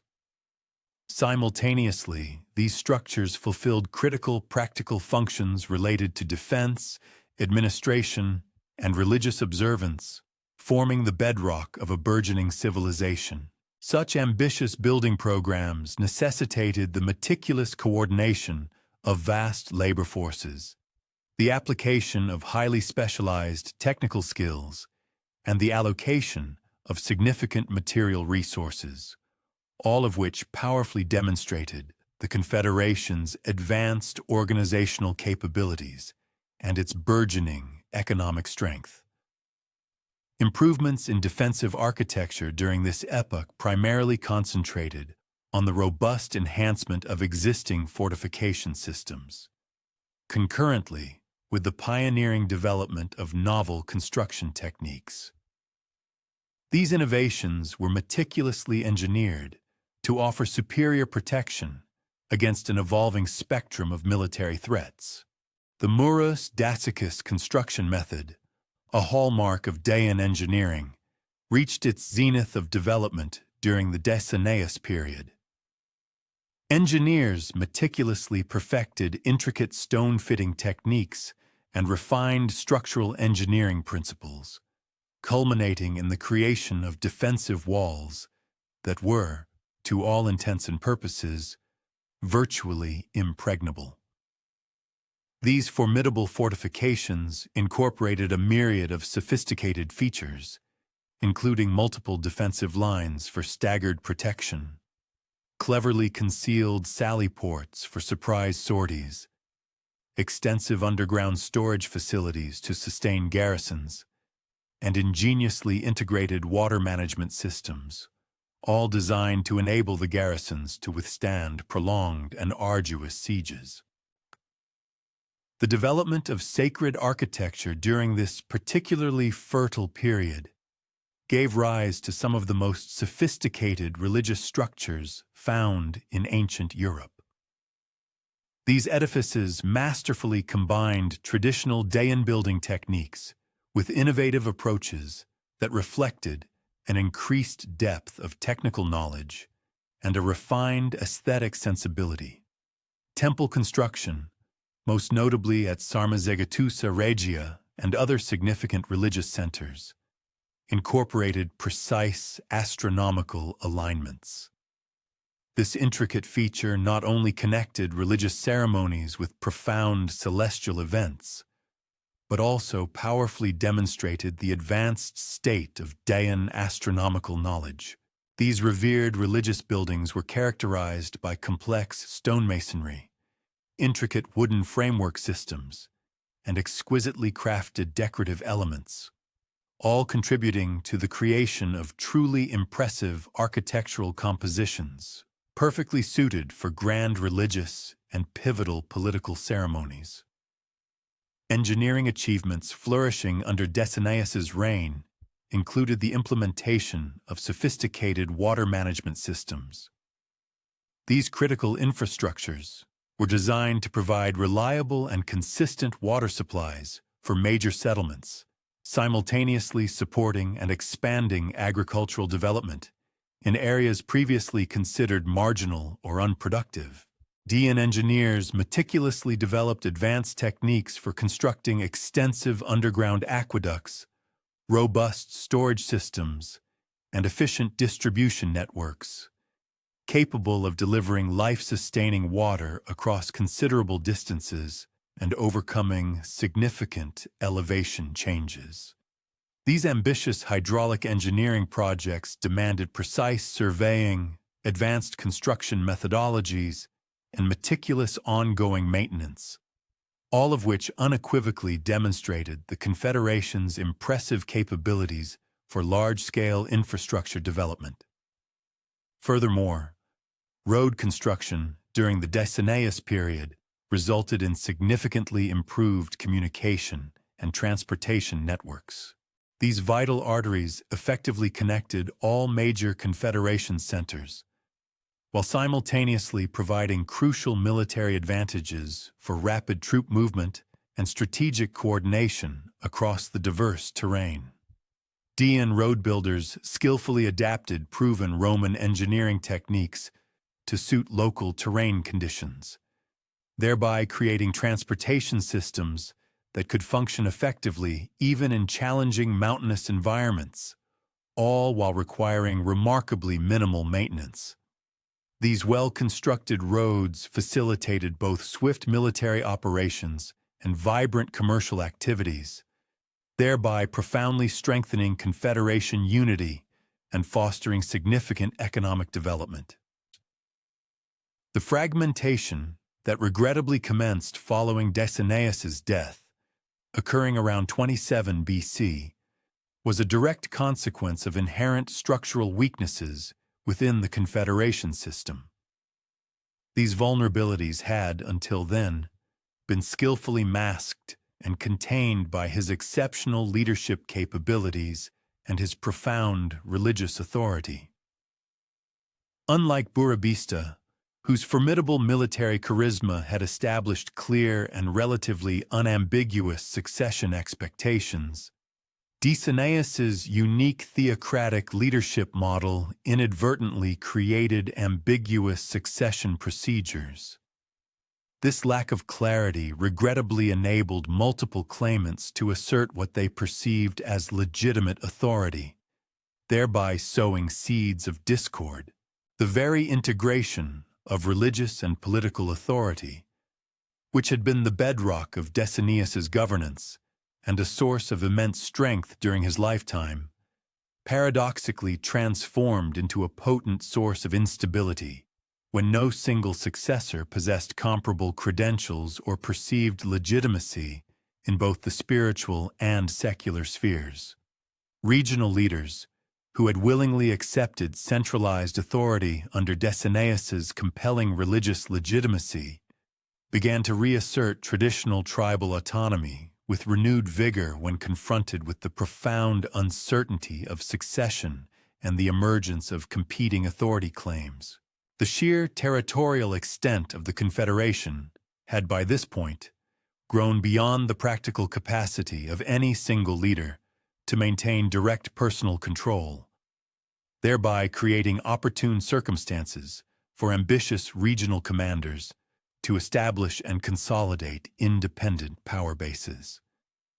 These centrifugal forces, though always present, had been effectively contained by Dacianus's overarching religious authority and his innovative administrative reforms. However, his demise irrevocably removed the powerful personal bonds and the unifying spiritual legitimacy that had so effectively held diverse populations together under a single, unified leadership.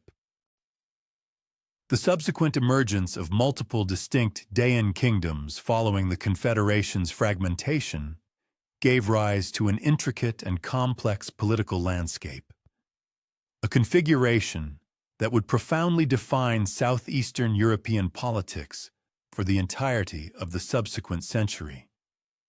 Former Confederation territories became divided along both clear geographical and traditional tribal lines, with various leaders establishing independent kingdoms. Crucially, these new entities largely maintained a shared Dacian cultural identity, even as they pursued their own separate political and military objectives. These successor kingdoms, in a testament to the enduring impact of their predecessors, retained many of the administrative, legal, and religious innovations that had been so thoughtfully introduced during the periods of Burebista and Decebalus. However, they critically lacked the coordinated strength and unified purpose that had previously rendered the unified confederation a major regional power, one capable of significantly influencing Roman politics and broader Mediterranean affairs. The political fragmentation that ensued after Decebalus' death fundamentally reshaped the strategic environment, an alteration that would profoundly influence Roman-Dacian relations for the ensuing century. Augustus, having emerged as the triumphant victor from the brutal civil wars that had torn apart the Roman Republic, inherited a profoundly complex and volatile situation along the critical Danube frontier. Here, multiple Dacian kingdoms now held sway over territories that had once been unified under the formidable confederation of Burebista. The new emperor was thus immediately confronted with the formidable challenge of establishing stable and workable relationships with these newly fragmented Dacian polities, all while diligently securing vital Roman interests in a region that had become increasingly paramount to imperial security and burgeoning economic prosperity. The initial years of Augustus's reign were characterized by a notably cautious approach to Dacian affairs, a strategy that reflected both the prevailing Roman military limitations and the highly uncertain political situation north of the Danube. Roman forces were, at this juncture, still actively consolidating their control over recently conquered territories in Pannonia and Moesia, a process that imposed significant logistical constraints and effectively precluded large-scale military operations against the numerous Dacian kingdoms. Simultaneously, the inherently fragmented nature of Dacian political authority presented considerable difficulties for Roman diplomats. It made it exceedingly challenging to identify reliable negotiating partners who could genuinely speak for significant territorial regions, or, crucially, guarantee compliance with treaty obligations across multiple, often disparate tribal groups. Consequently, initial Roman diplomatic efforts judiciously focused on establishing tributary relationships with individual Dacian kingdoms. This was achieved through a calculated combination of judicious military pressure, enticing economic incentives, and strategic political recognition, all designed to progressively create a series of stable buffer zones along the extensive Danube frontier. Roman administrators stationed in Moesia and Pannonia regularly dispatched diplomatic delegations to the various Dacian courts, extending the promise of Roman protection against rival kingdoms. In return, these envoys sought tribute payments, military assistance, and the acquiescence of Dacian rulers to Roman arbitration in certain borderland disagreements. These initial compacts between the Romans and Dacians typically involved circumscribed obligations from both sides, primarily because neither party possessed an adequate comprehension of the other's true capacities and strategic designs to warrant venturing into more extensive accords. The numerous Dacian kingdoms that arose from the dissolution of their confederate structure adopted divergent policies concerning Roman imperial expansion. Some leaders actively endeavored conciliation and sought accommodation, while others asserted a belligerent autonomy that recurrently precipitated trans-Danubian skirmishes. Principalities situated nearer to the imperial frontier generally embraced more conciliatory stances, perceiving that their closeness to Roman military garrisons rendered resistance potentially ruinous. In contrast, more remote principalities, particularly those dominating the rugged terrain of Transylvania, preserved their ancestral sovereignty, diligently scrutinizing Roman activities and erecting precautionary fortifications against prospective imperial encroachment. Frontier clashes during the era of Augustus characteristically comprised comparatively limited incursions and retaliatory strikes, which manifested both spontaneous predatory impulses and methodical assessments of adversarial strengths and reactions. Dacian warrior contingents intermittently traversed the Danube to harass Roman communities within Moesia, primarily procuring cattle, captives, and movable riches, while assiduously eschewing direct engagements with standing Roman legions. These raids fulfilled a multiplicity of objectives transcending mere despoliation. They furnished critical insights into Roman defensive dispositions, evaluated Roman reaction speeds and operational capacities, and perpetuated martial customs among Dacian populations who had become habituated to consistent martial engagements during the Confederacy's existence. Roman martial responses to Dacian depredations adhered to ingrained border administration protocols that prioritized swift retribution, often interspersed with conciliatory endeavors to avert the intensification into broader hostilities.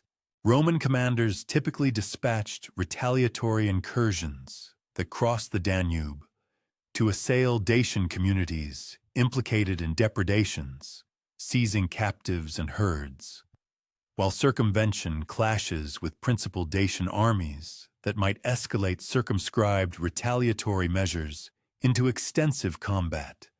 These imperial counter-raids not only showcased imperial martial prowess, but also afforded occasions to accumulate reconnaissance data about Dacian interstate alliances, armed forces structures, and land dominion configurations. The formation of client-state affiliations between Rome and various Dacian principalities necessitated meticulous deliberation over conditions that harmonized Roman strategic imperatives with Dacian self-governance aspirations and intrinsic political machinations. Roman client arrangements customarily entailed official endorsement of Dacian royal authority in return for financial contributions, martial aid commitments, and acquiescence to Roman arbitration in border conflicts with adjacent principalities. These agreements furnished Rome with protective frontiers against more remote adversaries, simultaneously granting amenable Dacian monarchs access to Roman martial backing against contenders who might contest their dominion or land entitlements. However, client relationship management posed persistent difficulties for both Roman administrators and Dacian rulers, who needed to reconcile divergent requirements and anticipations while preserving internal political approbation. Roman governors anticipated dependable financial contributions, expeditious military aid upon demand, and unwavering alignment with Roman geopolitical aims, which could often diverge from ingrained Dacian prerogatives or customary norms. Dacian client rulers, on the other hand, encountered internal resistance from conservative elements who perceived collaboration with Rome as an affront to their heritage, while concurrently requiring Roman backing to sustain their dominion against competing pretenders or inimical contiguous states. The era of Tiberius observed escalating friction along the Danube frontier as Dacian kingdoms began rebounding from the governmental upheaval that had followed the Confederacy's disintegration. Several Dacian rulers commenced campaigns of territorial amalgamation, designed to re-establish more extensive political structures that could more robustly withstand Roman influence and implement autonomous external strategies. These consolidation efforts unavoidably engendered clashes between rival Dacian kingdoms, which presented avenues for Roman intercession, yet simultaneously forged more formidable and influential Dacian polities that represented amplified prospective perils to Roman interests. Dacia rose to prominence during this epoch as a preeminent Dacian sovereign in the territorial consolidation process, asserting dominion over considerable tracts of Transylvania through an amalgamation of martial subjugation, political compacts, and matrimonial bonds that reconstructed channels of collaboration among heretofore autonomous principalities. Excavated artifacts and structures from principal Dacian strongholds during this period point to reinvigorated building endeavors and martial readiness, which implies synchronized strategizing among confederated polities. Defensive enhancements at sites like Kosteshti, Cetasuie, and Piatra Roșie integrated novel protective elements that demonstrated a fusion of indigenous Dacian structural methods and advancements gleaned from scrutinizing Roman military constructs.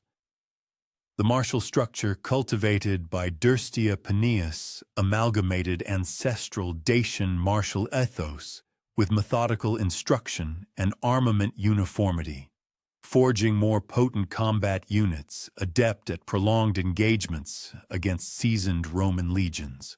Dacian martial transformations during this epoch underscored enhanced defensive plating, uniform arms manufacturing, and synchronized battlefield dispositions that could leverage inherent Dacian strengths in rugged topography while imparting superior efficacy in expansive combat environments.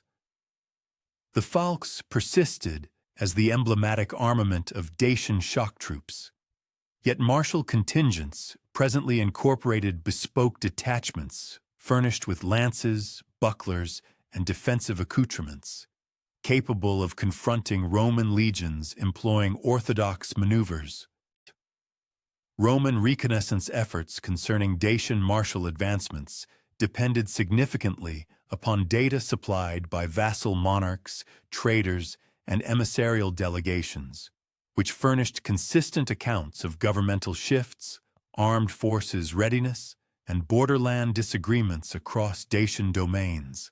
Such espionage systems empowered Roman generals to track nascent dangers while pinpointing occasions for political mediation that could forestall the emergence of inimical alliances or their attainment of martial prominence. Imperial reconnaissance activities furthermore encompassed direct exploratory forays that traversed the Danube to scrutinize Dacian strongholds, evaluate martial capacities, and forge connections with prospective confederates or informers within Dacian lands. The progressive amalgamation of Dacian domains under leaders like Dacia engendered progressively intricate diplomatic quandaries that compelled Roman strategists to reconcile divergent geopolitical aims while navigating finite martial assets and governmental restrictions. Lending aid to less robust Dacian principalities against more potent adjacent states might avert perilous integration, but could also generate persistent commitments for martial intercession that surpassed Roman capacities or governmental inclination.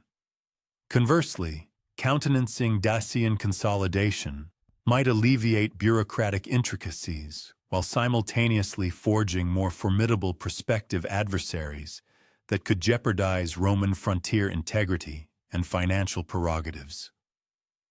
Commercial interconnections between Rome and Dacian polities evolved through diverse conduits that encompassed both ratified mercantile accords and unofficial trading circuits, which functioned across sovereign borders notwithstanding governmental friction.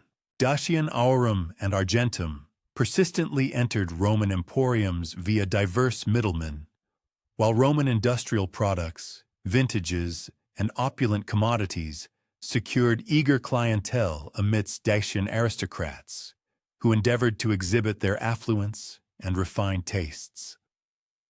Such mercantile linkages fostered reciprocal reliance, which offered inducements for amicable cohabitation while simultaneously producing financial wherewithal capable of bolstering martial readiness for both parties. Mastery over the Danube's fluvial transit points grew into a progressively disputed matter, as both Roman and Dacian domains augmented their commercial and martial endeavors in the region.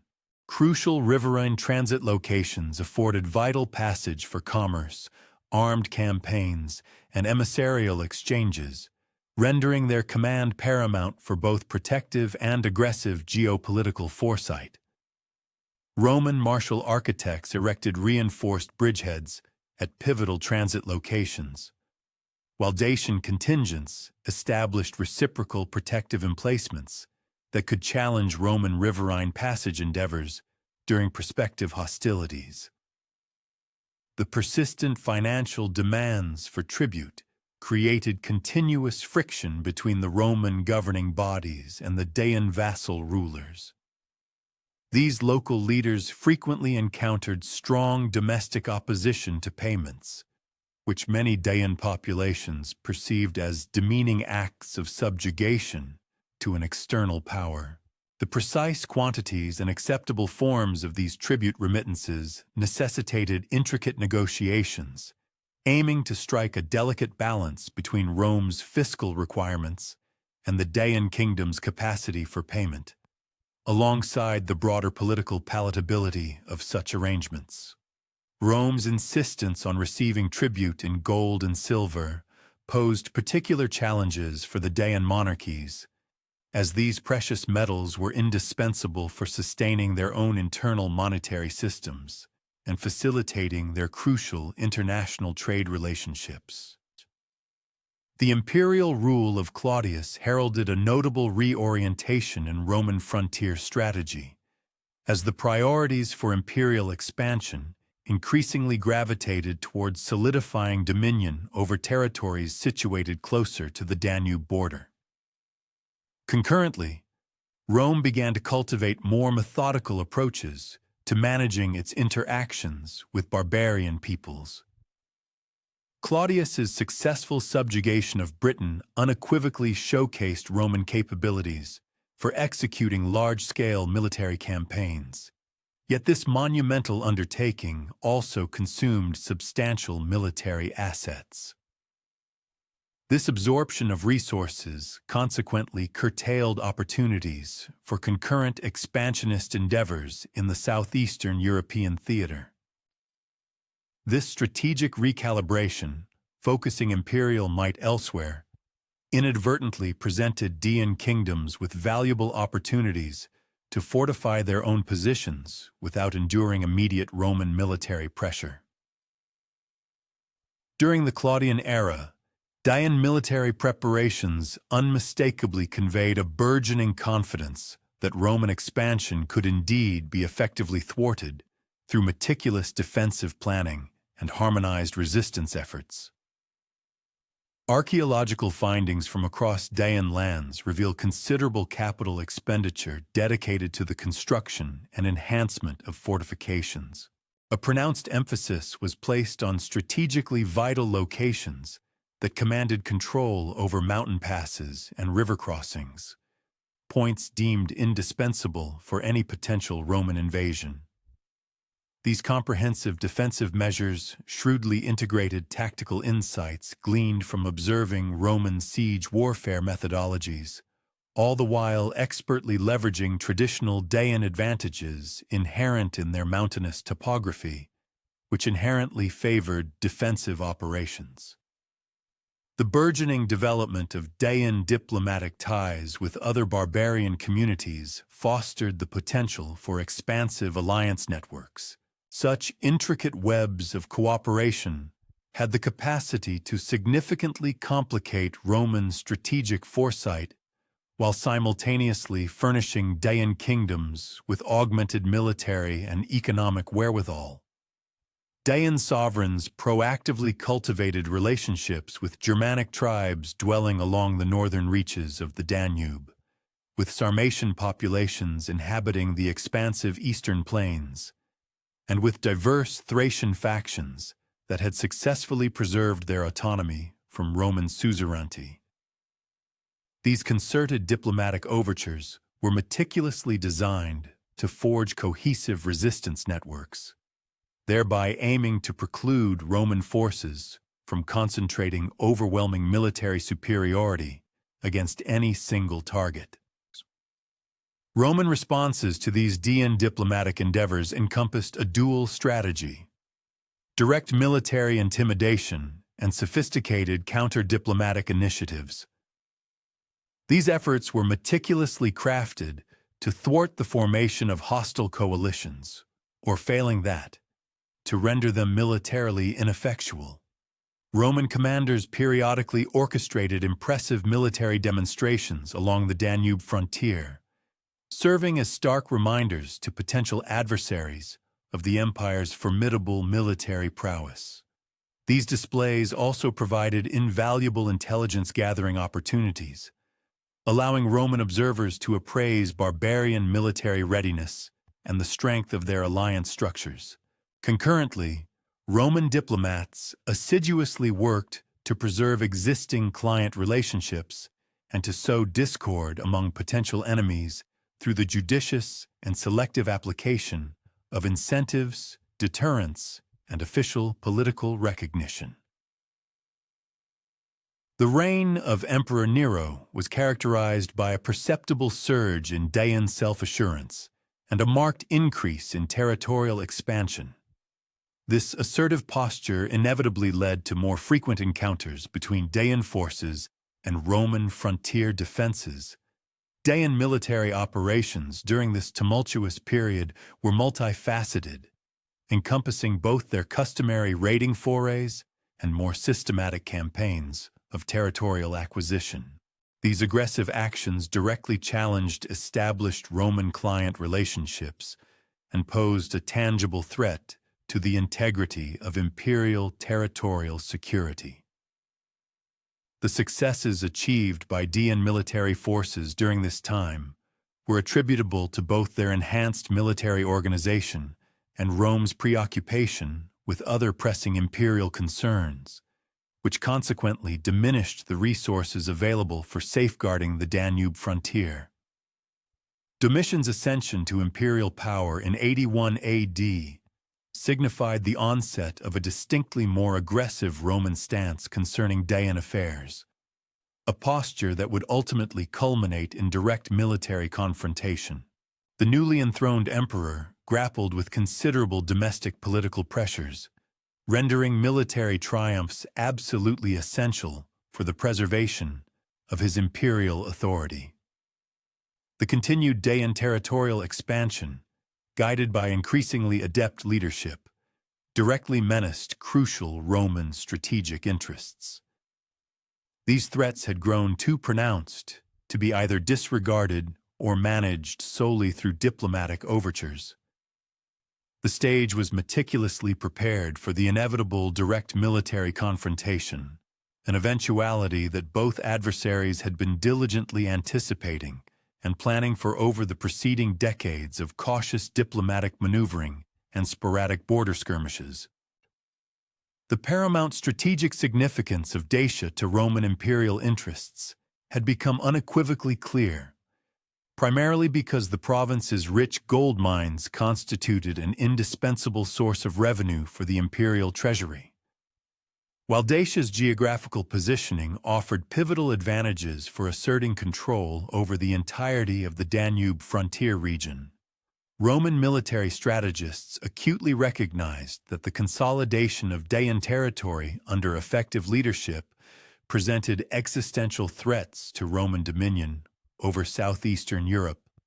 Such a formidable challenge demanded decisive military responses, irrespective of the inherent costs and formidable risks involved. The substantial wealth accrued from the Dacian gold mines had facilitated the construction of highly sophisticated fortifications and the sustained maintenance of professional military forces. These formidable assets rendered the Dacian kingdoms exceptionally potent adversaries, fully capable of inflicting significant casualties upon Roman armies. Furthermore, their demonstrated strength held the potential to inspire other barbarian peoples to challenge the overarching imperial authority of Rome. The profound importance of prestige within Roman imperial politics dictated that a successful resolution to the Dacian challenge was absolutely vital for any emperor endeavoring to retain domestic political endorsement and secure the unwavering loyalty of the military.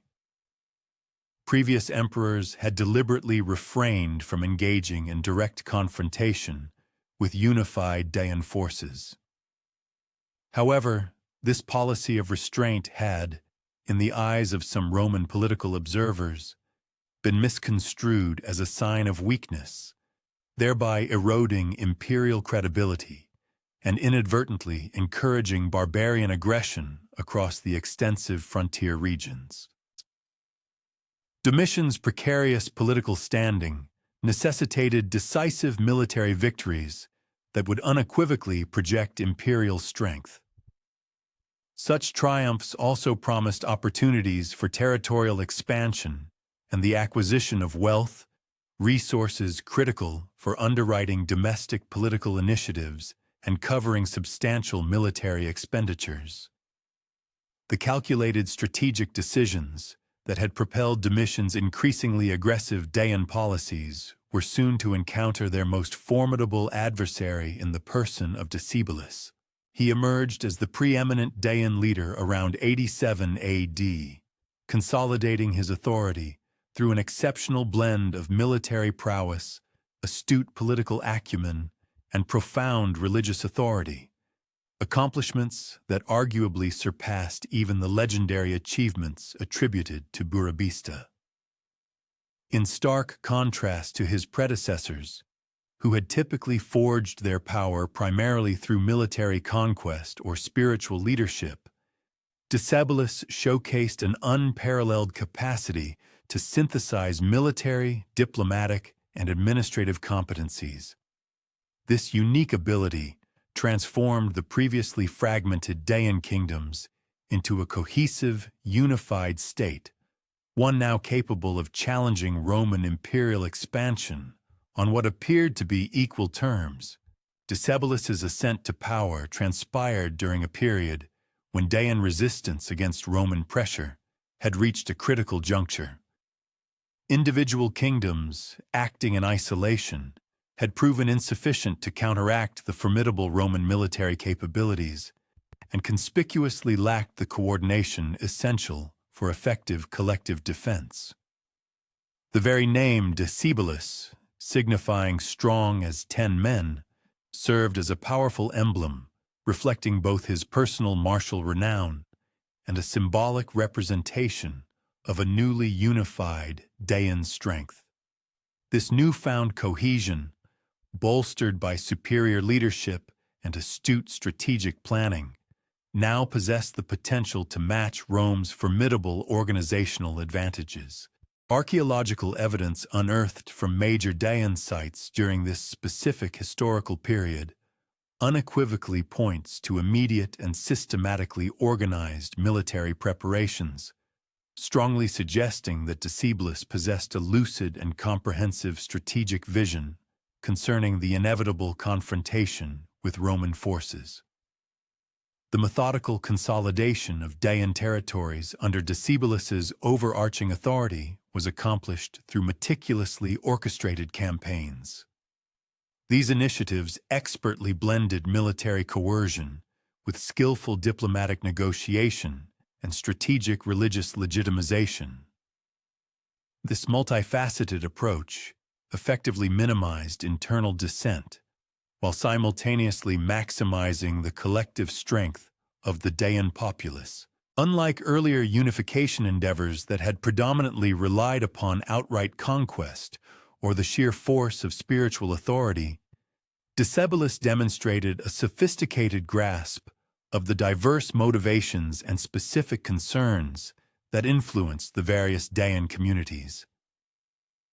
He skillfully crafted individualized approaches that meticulously addressed particular local interests, all while steadfastly advancing broader strategic objectives. The geographically significant Oresti Mountains region served as the fundamental bedrock for Decebalus's territorial consolidation. This area provided not only the crucial symbolic legitimacy intrinsically linked with traditional Dacian political centers, but also offered practical advantages: highly defensible terrain, abundant mineral wealth, and well-established networks of fortifications. Decebalus made substantial investments in both expanding and enhancing the intricate fortification systems at Sarmizegetusa Regia. This strategic commitment transformed the site into a formidable military and administrative complex, fully capable of coordinating resistance activities across the entire Dacian territory, while simultaneously serving as an impregnable refuge during any potential siege operations. Military reforms meticulously implemented by Decebalus specifically addressed fundamental weaknesses inherent in the traditional Dacian military organization. Crucially, these reforms also consciously preserved cherished cultural elements that provided significant psychological advantages and effectively sustained warrior morale. While the ingrained traditional emphasis on individual combat prowess remained a central tenet of Dacian military culture, Decebalus introduced systematic training programs. These innovative programs imparted sophisticated techniques for coordinated formation fighting, advanced siege warfare methodologies, and specialized tactical procedures specifically engineered to counteract the distinct military advantages possessed by the Roman legions. Decebalus's sweeping military overhauls necessitated a substantial financial commitment towards the establishment of cutting-edge training academies, the systematic manufacture of armaments, and the recruitment of seasoned military educators. These instructors were tasked with molding conventional tribal fighters into highly organized troops, adept at prosecuting prolonged military expeditions. Concurrently, the formidable Falx weapon experienced profound enhancements under Decebalus's strategic military directives. Dacian metallurgists meticulously refined their forging methodologies, yielding blades of exceptional quality, simultaneously devising specialized combat drills to unleash the weapon's full potential within organized battle formations. Recent archaeological excavations have unearthed Falx blades from this epoch, showcasing advanced thermal treatments and meticulous edge-hardening processes. These innovations resulted in weaponry capable of piercing formidable Roman plate armor, all while preserving their robust structural integrity through the rigors of protracted engagements. The profound psychological dominion exerted by the Falx over Roman legionaries emerged as a crucial element in Dacian martial prowess, with historical Roman chronicles vividly recounting the palpable dread inspired by Dacian assaults, characterized by warriors brandishing these uniquely curved and devastating instruments. A profound administrative restructuring orchestrated by Decebalus culminated in the establishment of highly systematic governmental frameworks. These sophisticated structures were meticulously designed to oversee the intricate logistical demands inherent in sustaining protracted military defiance, concurrently ensuring the uninterrupted vitality of the civilian economy and the enduring cohesion of society. This innovative administrative paradigm skillfully integrated foundational tenets from antecedent Dacian political customs, yet it also incorporated groundbreaking advancements. These novelties demonstrably evinced Decebalus's acute comprehension of Roman organizational paradigms and his discerning grasp of the particular obstacles inherent in orchestrating a unified resistance movement across a mosaic of varied geographical territories and disparate tribal federations. At its apex, the geopolitical reach of Decebalus's formidable dominion extended across nearly all the domains previously integrated into Burebista's foundational confederation. Furthermore, this expansive realm incorporated supplementary territories, acquired through a combination of decisive military subjugation and sagacious diplomatic pacts. Substantial archaeological corroboration points to the pervasive Dacian suzerainty, stretching from the western banks of the Tisa River to the eastern reaches of the Dniester River, and from the formidable Carpathian Mountains in the north down to the majestic Danube River in the south. Such a vast geographical footprint necessitated the implementation of intricate communication arteries, stratified administrative echelons, and a meticulously structured military apparatus. These systems were crucial for preserving cohesion and synchronicity across immense distances, which inherently strained the rudimentary transportation and communication infrastructures characteristic of antiquity. Across the entire expanse of Dacian territories, fortification enhancements implemented under Decebalus ingeniously fused time-honored Muris Dacicus construction methodologies with groundbreaking advancements. These innovations clearly evinced a meticulous analysis of Roman siegecraft tactics and their sophisticated defensive architectural principles. The augmented defensive complexes boasted a formidable array of features: multiple concentric lines of defense, cleverly camouflaged emplacements for ballistic weaponry, subterranean repositories for provisions and materiel, and fully integrated hydrological management systems. These provisions collectively ensured the resilience necessary to withstand protracted blockades, simultaneously serving as strategic staging points for counteroffensives against Roman strongholds. The realization of these substantial defensive upgrades demanded the orchestration of vast labor contingents, the deployment of highly specialized engineering expertise, and the allocation of considerable material wealth, thereby powerfully underscoring the kingdom's formidable organizational prowess and robust economic foundations. Among Decebalus's most pivotal military breakthroughs was the cultivation of sophisticated Dacian siege warfare proficiencies. This marked a profound departure, given that conventional Dacian martial philosophy had historically prioritized swift, mobile engagements and static defensive maneuvers, rather than the methodical dismantling of entrenched enemy fortifications. Dacian engineering corps ingeniously conceived and constructed an array of siege weaponry, including formidable catapults, powerful battering rams, and towering siege structures. These constructions seamlessly integrated inherent indigenous engineering wisdom with advanced methodologies gleaned from diligent observation of Roman military campaigns. The acquisition of these offensive siege capacities empowered Dacian armies to proactively assault Roman strongholds and settlements, transcending their previous constraints to purely defensive postures.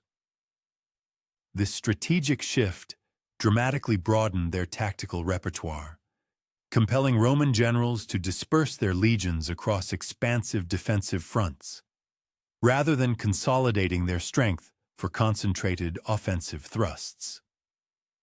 Decebalus's foresight led to the establishment of comprehensive intelligence networks, furnishing systematic capabilities for information acquisition.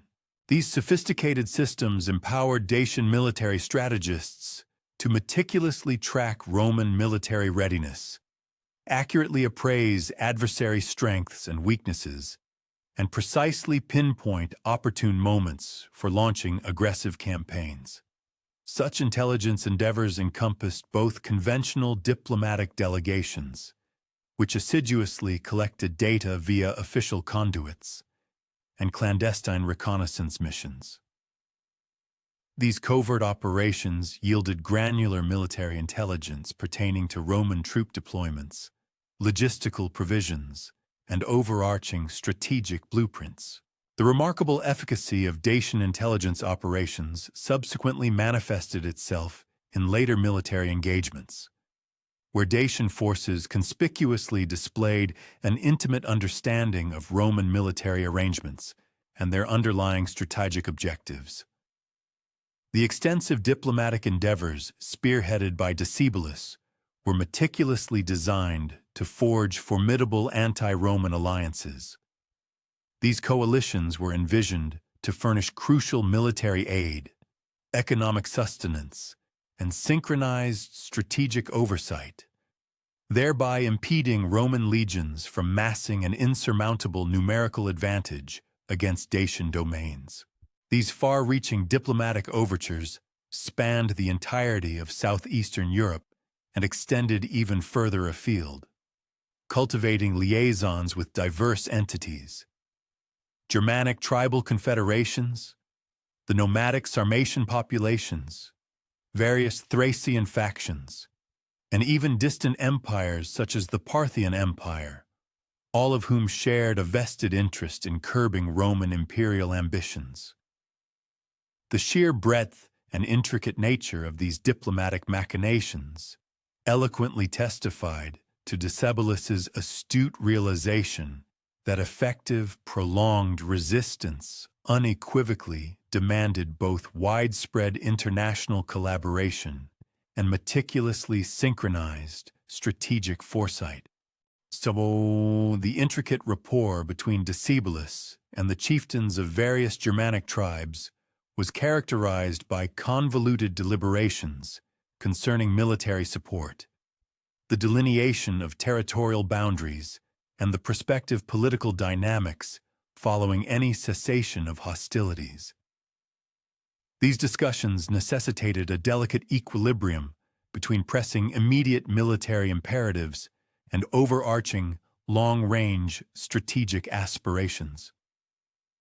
While Germanic tribal forces wielded considerable military prowess, capable of substantially fortifying Dacian resistance endeavors, their inherent territorial ambitions and distinct cultural identities concurrently presented potential friction points, demanding exceptional diplomatic acumen for their judicious navigation. Substantiating this, archaeological discoveries from this era intimate an augmented frequency of interaction between Dacian and Germanic domains, with discernible exchanges in material culture serving as clear indicators of sustained diplomatic and mercantile relationships. The cultivation of diplomatic ties with Sarmatian polities afforded Decebalus invaluable prospective access to formidable cavalry units and specialized nomadic combat methodologies.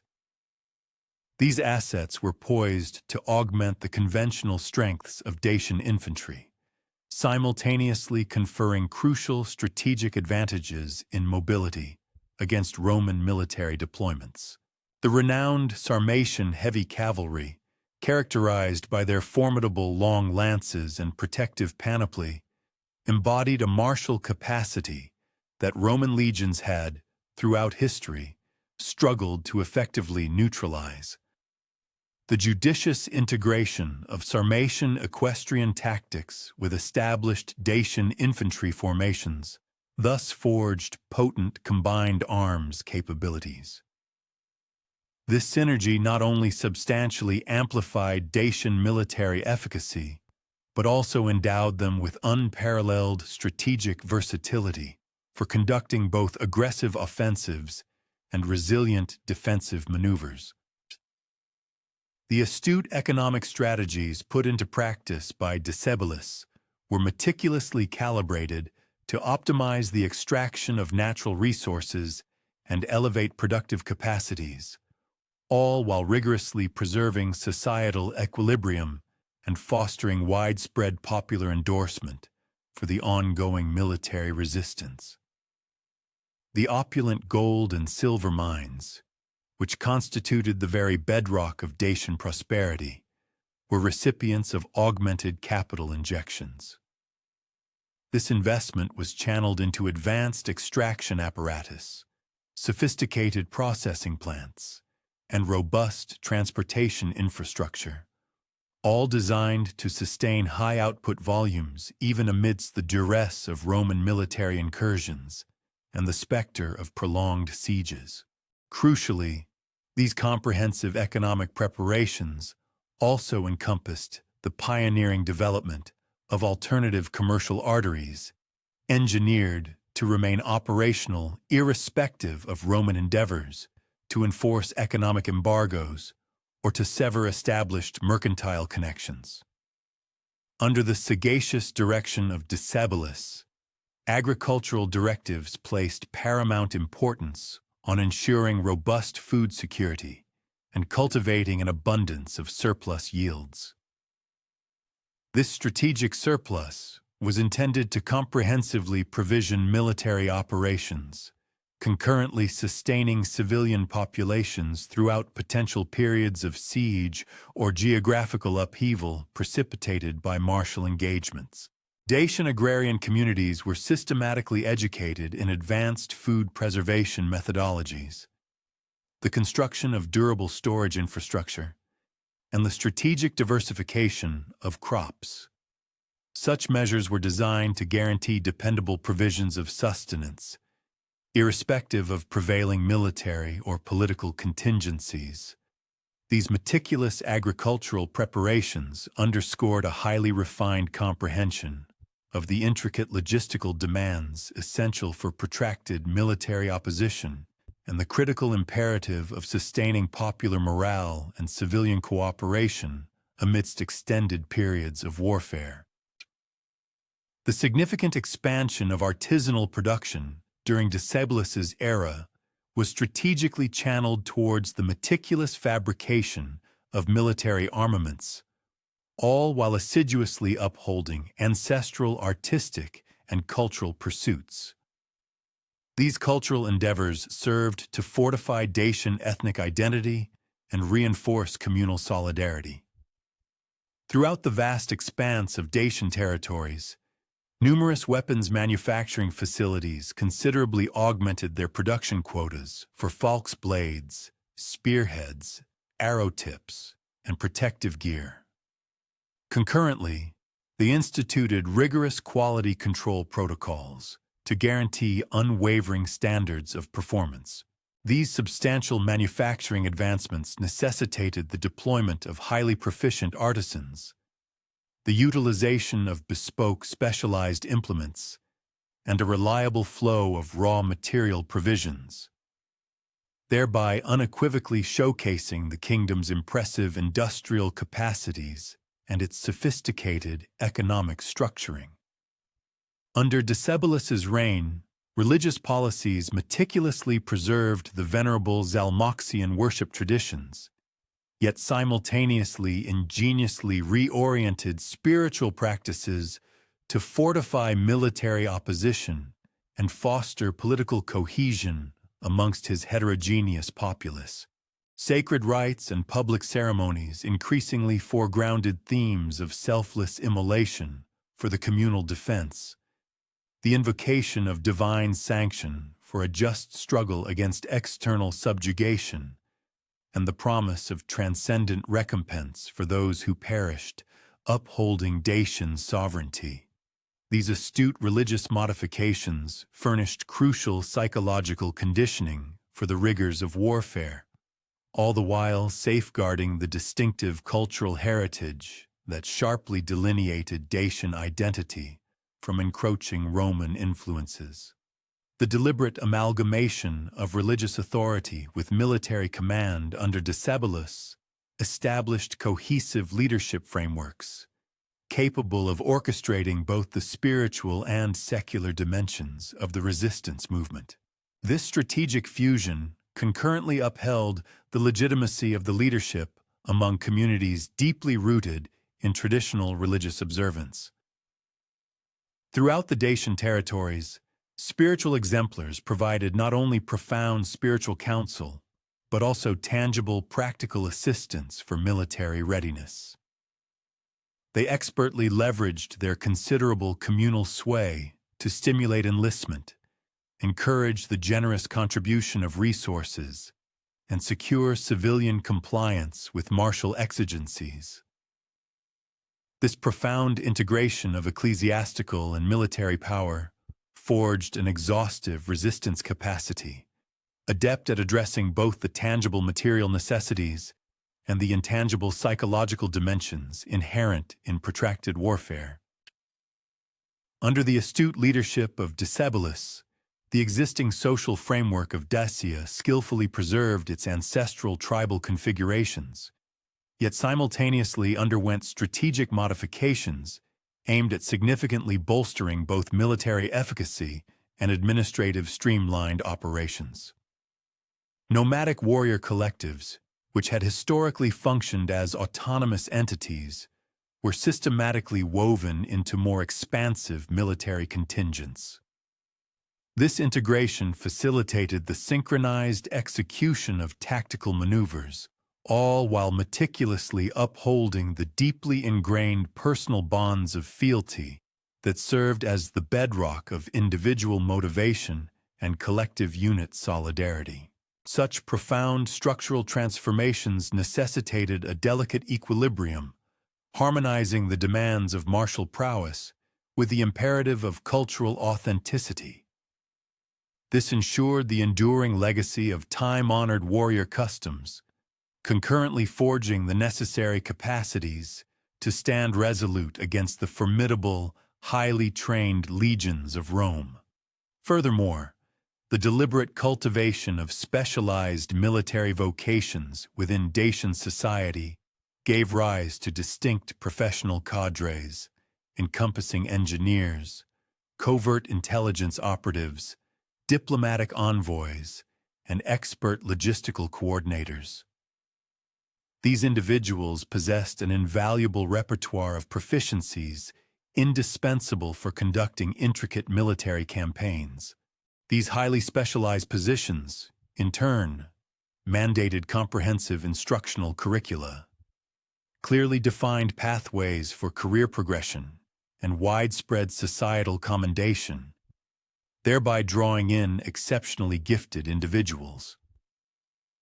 This system simultaneously fostered a robust repository of institutional expertise, designed to endure beyond individual losses and sustain operational continuity throughout protracted periods of engagement.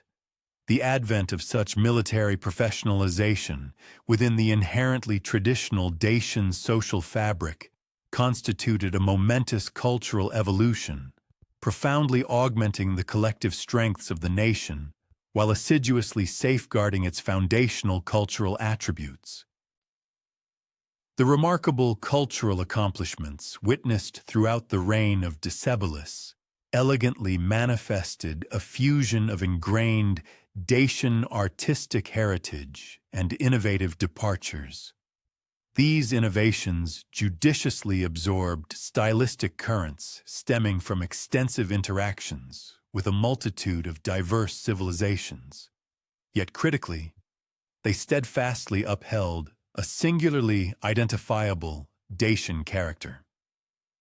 The mastery of metalworking techniques, in particular, attained an unparalleled level of refinement, yielding an array of exquisite decorative pieces, profound religious effigies, and majestic ceremonial armaments.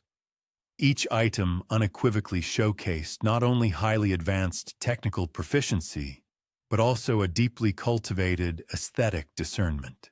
These prodigious cultural outputs fulfilled a dual role. They served tangible utilitarian purposes while simultaneously embodying potent symbolic meanings that profoundly reinforced the collective Dacian identity.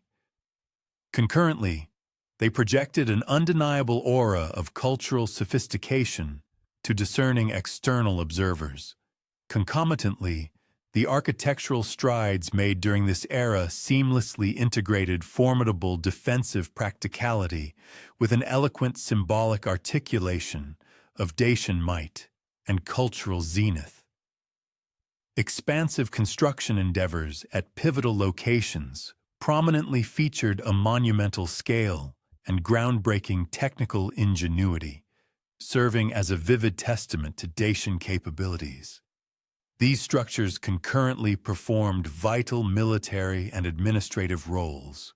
The strategic amalgamation of defensive fortifications, administrative edifices, and ceremonial structures culminated in the creation of awe-inspiring complexes, which unequivocally underscored Dacian organizational acumen and cultural refinement to both their own populace and the wider international community. The extensive military engineering initiatives spearheaded by Decebalus encompassed a much broader scope than mere fortification construction. They strategically extended to the comprehensive development of transportation networks, the meticulous establishment of sophisticated communication systems, and the creation of robust logistical infrastructure. These interconnected systems were meticulously designed to underpin and facilitate highly coordinated military operations spanning across vast territorial expanses. Concretely, the construction of an intricate network of roads seamlessly linked principal fortification strongholds, simultaneously furnishing swift transit capabilities essential for the rapid deployment of military forces and the efficient movement of vital supply convoys.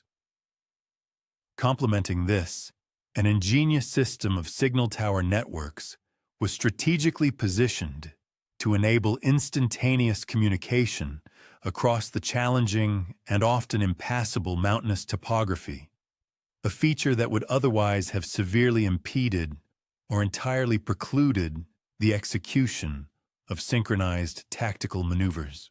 Furthermore, the systematic establishment of numerous supply depots ensured the creation of substantial strategic reserves of weaponry, foodstuffs, and crucial equipment, thereby guaranteeing the sustained viability of military operations throughout protracted campaigns or under arduous siege conditions.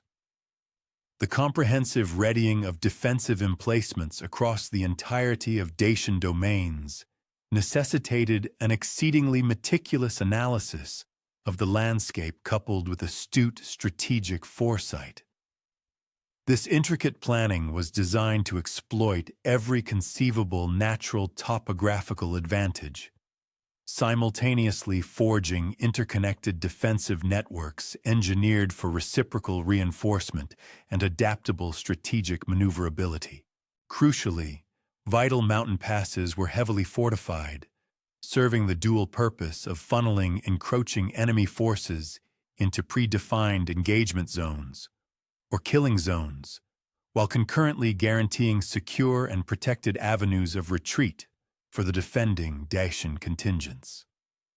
Similarly, strategic river crossing points underwent extensive preparation, including provisions for controlled demolition, a measure intended to effectively impede any Roman advance, yet without compromising the mobility of friendly forces, who retained access to alternative, pre-established crossing locations. Such elaborate defensive preparations unequivocally evinced a mastery of sophisticated military engineering capabilities and a profound depth of strategic planning. This, in turn, unmistakably reflected a painstaking and detailed examination of prospective Roman invasion corridors and their likely tactical choices. The meticulous intelligence preparation of the theater of war, orchestrated by Decebalus, encompassed a comprehensive scope, featuring the intricate cartography of Roman military encampments, a thorough appraisal of the adversary's strengths and inherent weaknesses, and the pinpointing of critical strategic vulnerabilities ripe for exploitation through assertive offensive maneuvers. Dacian reconnaissance missions were instrumental in furnishing invaluable insights concerning Roman logistical arteries, their intricate communication grids, and the precise layouts of their defensive strongholds. This wealth of information proved indispensable, empowering the Dacians to formulate sophisticated strategic blueprints and to meticulously prepare for specific military engagements. This systematic intelligence acquisition transcended the conventional approaches of tribal warfare, unequivocally demonstrating a profound and advanced comprehension of contemporary military exigencies. Furthermore, the intricate coordination of martial readiness across disparate territorial zones and among various tribal confederations demanded robust administrative capacities and highly efficient communication infrastructures. These systems were designed to uphold a unified chain of command, concurrently honoring local self-governance and distinct cultural variations. To achieve this delicate balance, Decebalus ingeniously instituted hierarchical command frameworks that clearly delineated lines of authority, yet crucially preserved ample latitude for localized adaptation and independent initiative. These organizational breakthroughs forged military competencies that masterfully synthesized the inherent advantages of centralized strategic direction with the practical benefits of decentralized tactical execution, thereby ensuring adaptability to evolving battlefield scenarios and specific local conditions. The formidable military readiness meticulously orchestrated by Decebalus across the entire expanse of his kingdom was destined to confront its supreme ordeal with the accession of Marcus Ulpius Trajanus to the illustrious imperial throne in 98 CE. In stark contrast to his forebears, who had typically engaged with the persistent Dacian dilemma through a spectrum of circumspection and intricate diplomatic overtures, Trajan inaugurated his reign imbued with an unequivocal vision of imperial aggrandizement. He unequivocally pinpointed Dacia as both an imperative strategic requirement and an unparalleled prospect for securing the very pinnacle of military renown, a triumph that would irrevocably solidify his standing among Rome's most illustrious emperors. This newly crowned emperor commanded a wealth of profound military expertise, garnered from demanding campaigns waged across Germania and Hispania. This extensive background furnished him with an invaluable practical understanding of the intricacies of frontier warfare and the formidable logistical impediments inherent in subjugating fiercely defended barbarian realms. Trajan's incisive strategic evaluation of the prevailing Dacian predicament unequivocally acknowledged that Decebalus had meticulously forged a cohesive and unified kingdom. This emergent power, with its formidable military capacities, expansive territorial dominion, and substantial economic assets, presented existential threats to Rome's hegemonic authority across the entirety of the vital Danube frontier zone. Comprehensive intelligence dispatches reaching the heart of Rome vividly recounted the presence of highly advanced Dacian fortifications, a remarkably professionalized military apparatus, and intricate alliance structures. These elements collectively harbored the perilous potential to incite other barbarian tribes to actively contest Roman suzerainty throughout the broader southeastern European theater. The sagacious emperor grasped with clarity that any policy permitting Decebalus to further entrench his conquests and augment Dacian capabilities would inevitably engender increasingly perilous challenges to the empire's security, ultimately demanding a far more prodigious commitment of military wherewithal to effectively neutralize. The immense prosperity derived from the abundant Dacian gold mines had ascended to a paramount position within the intricate tapestry of Roman strategic considerations. This shift occurred as the imperial coffers contended with escalating fiscal strains, exacerbated by substantial military outlays, ambitious infrastructure undertakings, and extensive social welfare schemes, all of which mandated dependable streams of income. Astute Roman economic strategists projected that a triumphant subjugation of Dacia possessed the potential to yield an ample supply of precious metallic wealth, sufficient not only to underwrite significant imperial enterprises, but also to obviate the considerable expenditures linked to the upkeep of defensive garrisons along a perpetually volatile frontier. The enticing prospect of seizing operational mining sites in their pristine state, rather than seeing them rendered unusable through the depredations of protracted conflict, powerfully incentivized a swift and resolute military offensive. Such a decisive campaign aimed to achieve rapid annexation before Dacian forces could conceivably enact ruinous, scorched earth protocols. Trajan's monumental military preparations for the impending Dacian campaign were characterized by an unparalleled degree of logistical foresight and a truly immense mobilization of resources. These extensive measures were a direct reflection of both the sheer magnitude of the envisioned military undertaking and the invaluable insights gleaned from previous Roman encounters in arduous and unforgiving terrain. The emperor meticulously marshaled a formidable contingent of approximately 150,000 soldiers, drawing these seasoned warriors from legions strategically positioned across the vast Roman Empire. This force notably included highly experienced veteran units, each possessing a profound mastery of siege warfare, complex mountain maneuvers, and intricate engineering projects. Specifically, the 2nd Adiutrix, 4th Flavia Felix, 7th Claudia, and 1st Minervia legions constituted the formidable nucleus of this invasion force.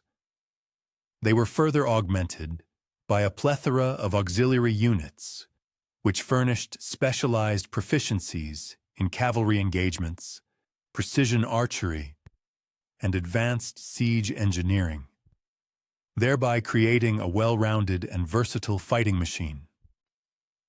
The comprehensive engineering readiness for the forthcoming campaign encompassed the meticulous prefabrication of an array of essential siege apparatus, substantial quantities of bridge-building components, and an assortment of highly specialized implements. These tools were expressly conceived for deployment within the rugged and unforgiving mountainous landscapes, environments where the customary strengths of Roman engineering might potentially diminish in effectiveness. Moreover, the sagacious Roman military engineers diligently scrutinized exhaustive intelligence dossiers pertaining to Dacian fortifications. This intensive study led to the innovative development of bespoke techniques and purpose-built equipment, specifically engineered to surmount the distinctive Dacian construction methodologies that had, in previous encounters, demonstrated formidable resilience against conventional siege warfare tactics. The deliberate production of advanced artillery pieces, notably encompassing refined designs for both ballistae and catapults, served as a tangible manifestation of Rome's unwavering resolve to secure a decisive technological ascendancy. This superiority was intended to effectively counterbalance any inherent advantages that the Dacians might possess due to their formidable defensive terrain. The inaugural Dacian conflict ignited in 101 CE, marked by the simultaneous advance of Roman legions across the formidable Danube River at numerous points. This meticulously devised military blueprint aimed to thwart Dacian commanders from massing their complete martial power against any solitary line of attack. Emperor Trajan himself personally spearheaded the principal invading contingent, which forded the river in the vicinity of contemporary Drobeta Turnu Severin. Concurrently, auxiliary detachments secured forward operating bases at key geographical junctures, enabling reciprocal assistance while simultaneously posing a menace to a multitude of Dacian strongpoints. This comprehensive, multi-pronged incursion methodology compelled King Decebalus to disperse his troops across several imperiled sectors, thereby precluding him from enacting unified defensive measures that might have yielded greater efficacy when confronted by a singular, colossal, invading army. The exceptional prowess of Roman engineering became unequivocally apparent from the outset, vividly showcased by the swift erection of pontoon bridges. These ingenious structures facilitated the unimpeded transit of formidable heavy ordnance and extensive logistical convoys across the expansive Danube. Although Dacian elements endeavored to dispute these crucial riverine passages, Roman sappers were equipped with pre-manufactured bridge segments, enabling their rapid deployment and assembly even amidst active hostilities. This afforded the Romans significant tactical fluidity, a decisive edge that Dacian military units struggled to effectively neutralize. The sheer celerity of Roman bridge-building endeavors effectively forestalled Dacian defenders from orchestrating concerted assaults against Roman troops, who might otherwise have been exposed during the vulnerable river-crossing maneuvers. Consequently, Roman enclaves were firmly established on the northern bank before any substantial or organized Dacian defensive measures could be brought to bear. The nascent stage of the Roman offensive was met with tenacious opposition from Dacian combatants, vividly illustrating the efficacy of their recent military overhauls and preemptive defensive arrangements.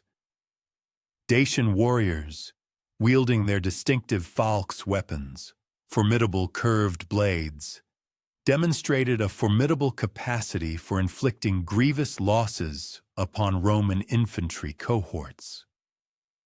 This was especially true during intense hand-to-hand skirmishes, where the unique curvature of these weapons allowed them to exploit vulnerabilities within Roman body armor and the tightly arrayed shield walls. Roman military leaders swiftly developed a profound appreciation for Dacian fighting prowess, prompting them to institute crucial tactical adjustments. These adaptations prioritized the deployment of ranged projectile weaponry, meticulously synchronized formation assaults, and innovative engineering stratagems designed to minimize direct infantry clashes, situations where the Dacian falx proved most devastatingly potent.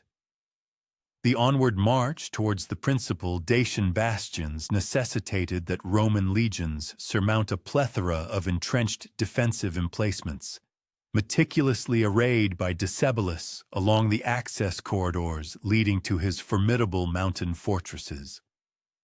Each individual defensive redoubt demanded protracted and systematic siegecraft, a process that invariably depleted precious time, material assets, and human resources.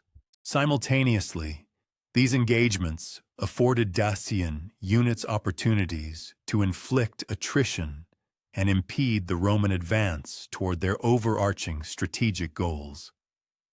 In response, Roman military engineers innovated and refined specialized methodologies for neutralizing Dacian fortifications. These included subterranean undermining operations, sustained and focused artillery barrages, and intricate synchronized assault maneuvers specifically designed to negate the inherent strengths derived from Dacian construction techniques.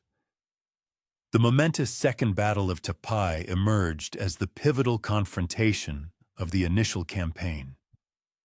Here, Roman legions, operating under the immediate leadership of Emperor Trajan, clashed with the primary Dacian army. The Dacians had meticulously selected and fortified a defensive locale engineered to amplify their inherent tactical strengths, while simultaneously diminishing the Roman advantage in superior armaments and organizational discipline. The chosen terrain was characterized by precipitous gradients, extensive sylvan concealment, and pre-existing impediments. These features served to funnel Roman combatants into predefined zones of engagement, areas where Dacian falx-wielding warriors could capitalize on their weapons' lethal efficacy against the Roman battle formations.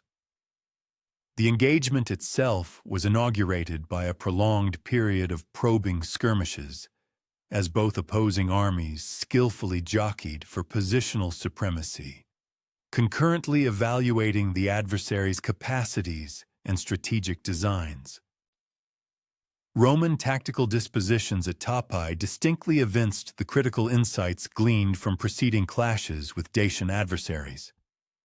Their strategy underscored the paramount importance of synchronized artillery bombardment, rigorously disciplined troop maneuvers, and the methodical leveraging of Roman superiority in protective armaments and coordinated organizational structures.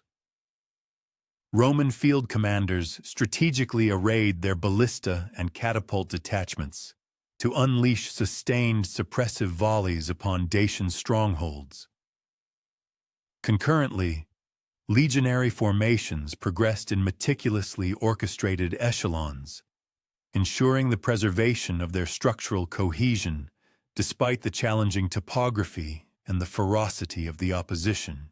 The overarching Roman tactical philosophy prioritized relentless incremental pressure and the systematic dismantling of Dacian defensive fortifications, deliberately eschewing attempts at swift, decisive breakthrough maneuvers which might have rendered them susceptible to concerted Dacian retaliatory strikes. Dacian defensive stratagems employed at Tapai evinced a highly sophisticated comprehension of their indigenous strengths and inherent constraints. These tactics ingeniously exploited the benefits conferred by their chosen topography and pre-established emplacements. King Decebalus meticulously deployed his contingents to derive the utmost benefit from the natural protection afforded by steep inclines and dense arboreal concealment. Simultaneously, he engineered a series of redundant fallback positions, designed to facilitate sustained, organized opposition even in scenarios where the primary defensive perimeters might be breached. Dacian military leaders expertly synchronized assaults launched by their phalanx-equipped heavy infantry, augmenting these with supplementary volleys of missile fire and agile cavalry maneuvers. These concerted operations were specifically conceived to dislocate Roman unit cohesion and to forge openings for impactful counteroffensives against any Roman detachments that found themselves vulnerable or isolated. The formidable potency of Dacian falx weapons, when pitted against Roman military gear, became acutely evident during the intense close-quarters fighting segments of the engagement. The distinctive curved blades demonstrated a chilling aptitude for circumventing Roman scutum shields, enabling them to inflict catastrophic lacerations upon exposed extremities and vital neck regions. Roman legionaries consequently discovered that their customary scutum shields offered diminished protection against phalanx assaults compared to their efficacy against more conventional armaments. This was due to the phalanx's unique curvature, which could adeptly bypass shield placement and launch strikes from unforeseen trajectories. Furthermore, Roman military analysts documented that injuries sustained from phalanx weapons were generally of a graver nature than those caused by straight-edged blades. This severity often engendered significant psychological repercussions, thereby eroding Roman fighting morale and operational efficiency, even when the raw casualty figures remained within tolerable parameters. Roman tactical modifications during the ebb and flow of the battle encompassed the strategic implementation of specialized anti-falx formations. These configurations placed a strong emphasis on synchronized spear maneuvers and sustained missile barrages, explicitly engineered to maintain Dacian warriors at a range where their peculiar devastating weapons could not be wielded with optimum effect. Roman field marshals judiciously deployed auxiliary units of archers and slingers, tasked with delivering incessant harassment upon Dacian ranks. Concurrently, legionary spearmen forged impregnable defensive screens, thereby precluding the direct, close-quarters engagements where the phalanx weapons showcased their most perilous capabilities. These groundbreaking tactical innovations demanded meticulous coordination and unwavering disciplined execution amidst the crucible of combat, serving as a testament to Roman military professionalism and their inherent capacity for adaptation when confronted with extreme duress. The ultimate conclusion of the second engagement at Tapai was attained not by a singular, overwhelming, decisive maneuver or a sudden breakthrough, but rather through the relentless application of systematic Roman pressure, which progressively eroded Dacian resolve. Roman artillery contingents sustained an unceasing barrage upon Dacian emplacements, while their infantry formations advanced with methodical precision, navigating through pre-established impediments and fortified strongpoints.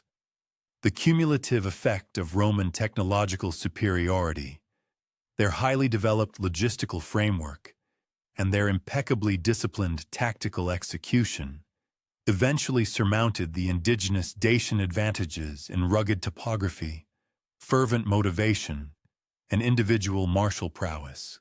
This confluence of factors compelled Dacian forces to relinquish their meticulously prepared positions, thereby averting an absolute annihilation. The subsequent Dacian withdrawal maneuvers stood as a testament to their sophisticated military foresight and masterful execution. These operations successfully safeguarded substantial segments of King Decebalus's army, preserving them for impending confrontations, while simultaneously depriving the Roman legions of the conclusive triumph that might have instantaneously extinguished Dacian opposition. Dacian military chieftains meticulously orchestrated synchronized, delaying engagements, which effectively hampered the Roman pursuit and concurrently shielded their primary forces as they retreated to pre-designated secondary defensive strongholds.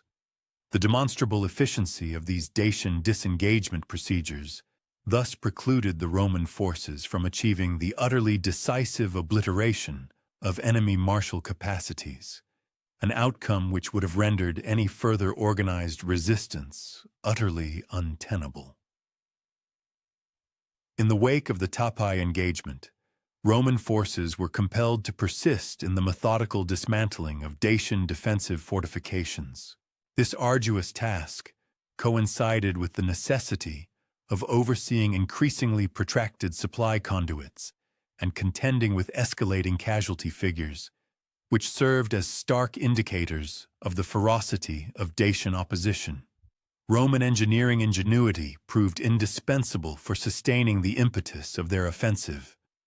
Military engineers tirelessly undertook the construction of vital arteries, spanning bridges, and extensive supply encampments, all of which facilitated unhindered operations across challenging topographies, despite concerted Dacian attempts to impede Roman logistical frameworks. The establishment of enduring Roman infrastructure throughout the subjugated territories unequivocally signaled the imperial government's resolute intent to assert permanent dominion over the annexed regions, concurrently furnishing crucial staging grounds for subsequent military campaigns. Trajan's bridge stands as the unparalleled engineering marvel of the entire military expedition, serving as a powerful testament to Roman technical prowess, while simultaneously conferring strategic benefits that profoundly reshaped the martial landscape along the Danube borderland. The monumental bridge-building enterprise, meticulously overseen by the eminent architect Apollodorus of Damascus, encompassed the erection of colossal stone piers. These robust foundations were designed to bear a substantial wooden superstructure, capable of accommodating the relentless transit of heavy military conveyances irrespective of prevailing meteorological conditions. Its strategic placement, proximate to the contemporary settlement of Drobeta Târnu Severin, offered not only ideal conditions for its construction, but also afforded unparalleled strategic ingress into Dacian territories, thereby enabling the sustainment of prolonged and extensive military endeavors. The architectural and engineering marvel that was Trajan's Bridge showcased an unparalleled comprehension of sophisticated hydraulic engineering, intricate structural mechanics, and advanced construction methodologies, truly representing the zenith of Roman ingenuity. This colossal structure stretched approximately 1,135 meters across the formidable Danube, supported by a series of 20 imposing stone piers that soared to breathtaking heights of up to 60 meters above the churning river's surface. Each of these monumental piers necessitated the meticulous placement of massive stone foundations, meticulously designed to withstand the relentless assault of seasonal floods, the destructive force of ice flows, and any cunning attempts at sabotage, all while bearing the considerable weight of the wooden arch superstructures that formed the actual thoroughfare. The sheer scale of this construction endeavor mandated a meticulously coordinated workforce, the deployment of highly specialized equipment, and an extraordinary depth of engineering acumen, serving as a profound testament to Rome's unparalleled organizational prowess and profound technical knowledge. The strategic ramifications emanating from the construction of Trajan's Bridge transcended its immediate utility as a conduit for military maneuvers, fundamentally altering the geopolitical landscape. This permanent river-crossing facility afforded the Roman legions the unprecedented ability to rapidly deploy their formidable forces deep into Dacian territory, simultaneously establishing an invulnerable network of supply lines, capable of sustaining protracted military operations irrespective of the capricious seasonal conditions or the persistent threat of enemy interference. The bridge effectively neutralized the inherent advantages the Dacians had long enjoyed by controlling the crucial Danube crossings, thereby bestowing upon Roman commanders a newfound tactical flexibility that allowed for swift and decisive responses to evolving military exigencies. Furthermore, the profound psychological impact of this monumental construction project resonated deeply with both the Roman citizenry and the Dacian populace, unequivocally demonstrating the imperial engineering capabilities and an unyielding determination that profoundly influenced political calculations across the entire region. The construction of this magnificent bridge was fraught with formidable challenges, encompassing the unpredictable management of the Danube's turbulent currents, the intricate coordination of colossal material requirements, and the unwavering maintenance of stringent work schedules, all compounded by the ever-present specter of potential enemy interference and the harsh realities of inclement weather. Roman engineers, renowned for their innovative spirit, devised groundbreaking construction techniques that enabled the precise placement of massive stone blocks into the swift-flowing river, meticulously ensuring impeccable alignment and structural integrity, elements absolutely vital for the bridge's long-term durability. This audacious project necessitated extensive quarrying operations to extract the vast quantities of stone, the establishment of complex transportation networks to deliver materials, and the deployment of highly specialized construction equipment, collectively representing a monumental logistical undertaking that demanded seamless coordination among a multitude of military and civilian organizations.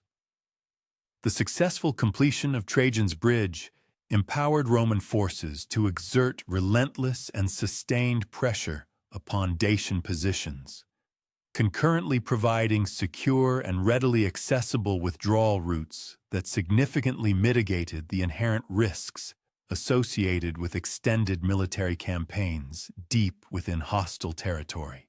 Roman military strategists were now able to conceptualize and implement strategic options that had previously been deemed impossible, primarily due to insurmountable logistical constraints and the inherent vulnerabilities of river crossings.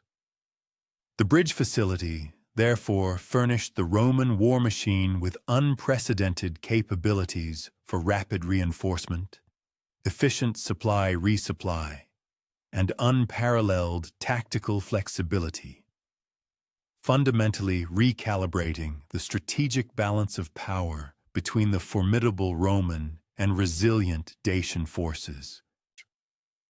The Provisional Peace Accord that brought the First Dacian War to a close reflected a nuanced interplay of Roman strategic objectives and pragmatic limitations that, for the moment, precluded the immediate and complete subjugation of Dacian territories.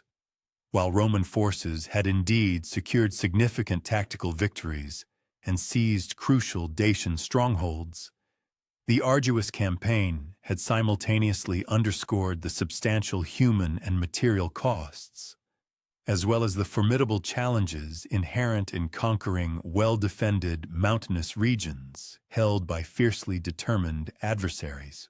Trajan, a sagacious and pragmatic leader, recognized that a complete conquest would necessitate the allocation of considerably more resources, a greater expenditure of time, and more extensive military preparations.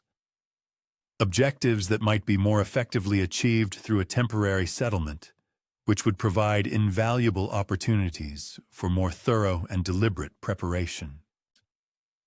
The meticulously negotiated peace terms between Emperor Trajan and King Decebalus effectively established Dacia as a Roman client kingdom, albeit one burdened with specific obligations pertaining to tribute payments, military assistance, and territorial adjustments that unequivocally served Roman strategic interests, while ostensibly preserving a degree of Dacian political autonomy under pervasive Roman oversight.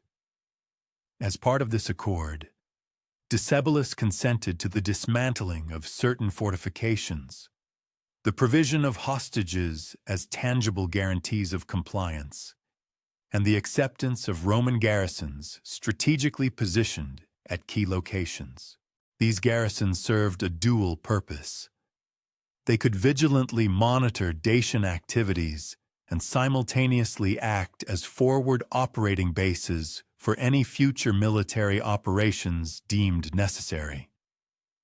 Such terms conferred upon Rome significant strategic advantages, while simultaneously allowing Decebalus to retain authority over his kingdom and covertly prepare for the inevitable future conflicts.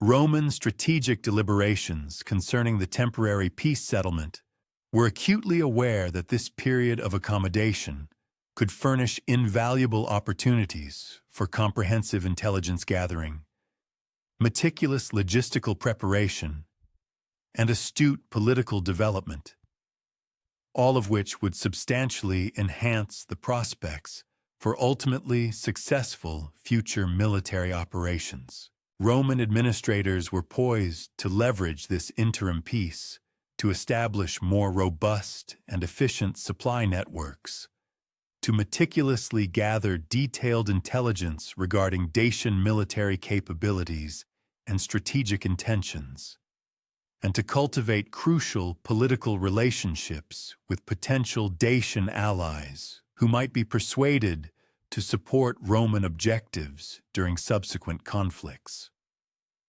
Furthermore, the settlement afforded a much-needed respite for Roman military units to recover from the attrition of campaign casualties, while simultaneously enabling them to thoroughly incorporate the hard-won lessons gleaned from their intense combat experiences with the formidable Dacian forces. Conversely, Dacian strategic objectives during the intricate peace negotiations were singularly focused on securing a crucial reprieve, a precious interval during which they could intensively pursue military preparation, forge vital diplomatic alliances, and stimulate economic recovery. These efforts were all designed to substantially bolster their resistance capabilities in anticipation of the inevitable future confrontations with the overwhelming might of Roman forces. King Decebalus, a shrewd and perceptive leader, harbored no illusions. He unequivocally recognized that Roman imperial ambitions ultimately necessitated the complete subjugation of Dacia, rendering the peace settlement a mere temporary respite, rather than a definitive resolution to the protracted conflict.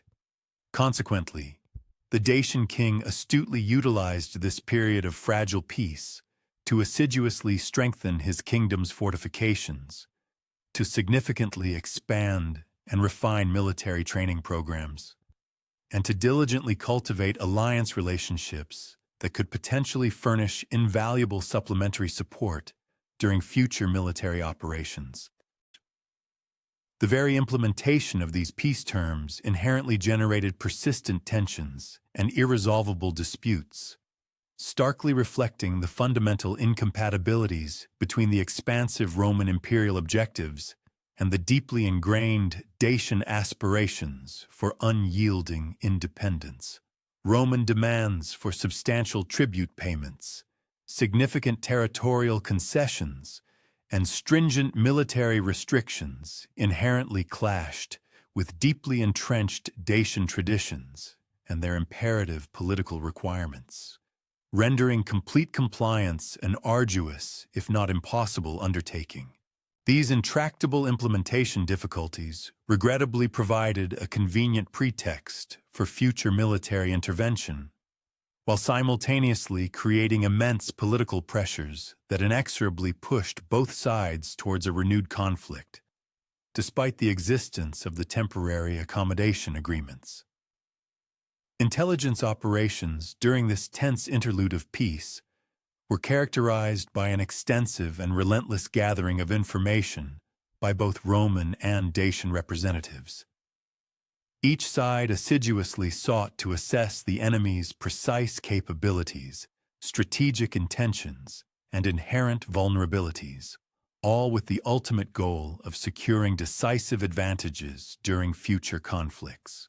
Roman intelligence activities were primarily concentrated on meticulously mapping Dacian fortifications, accurately evaluating their military capabilities, and judiciously identifying potential political divisions within the Dacian leadership that could be strategically exploited during subsequent military campaigns. Conversely, Dacian intelligence gathering efforts meticulously emphasized scrutinizing Roman military preparations, discerning their overarching strategic planning, and monitoring political developments within the Roman Empire that might indicate the precise timing and specific objectives for a renewed Roman military offensive. The Second Dacian War, an inevitable conflagration, erupted with explosive force in 105 AD. By this point, the accumulated weight of unresolved tensions and pervasive mutual suspicions had rendered continued peaceful coexistence utterly impossible, despite the formal treaty obligations that theoretically governed the intricate Roman-Dacian relationship.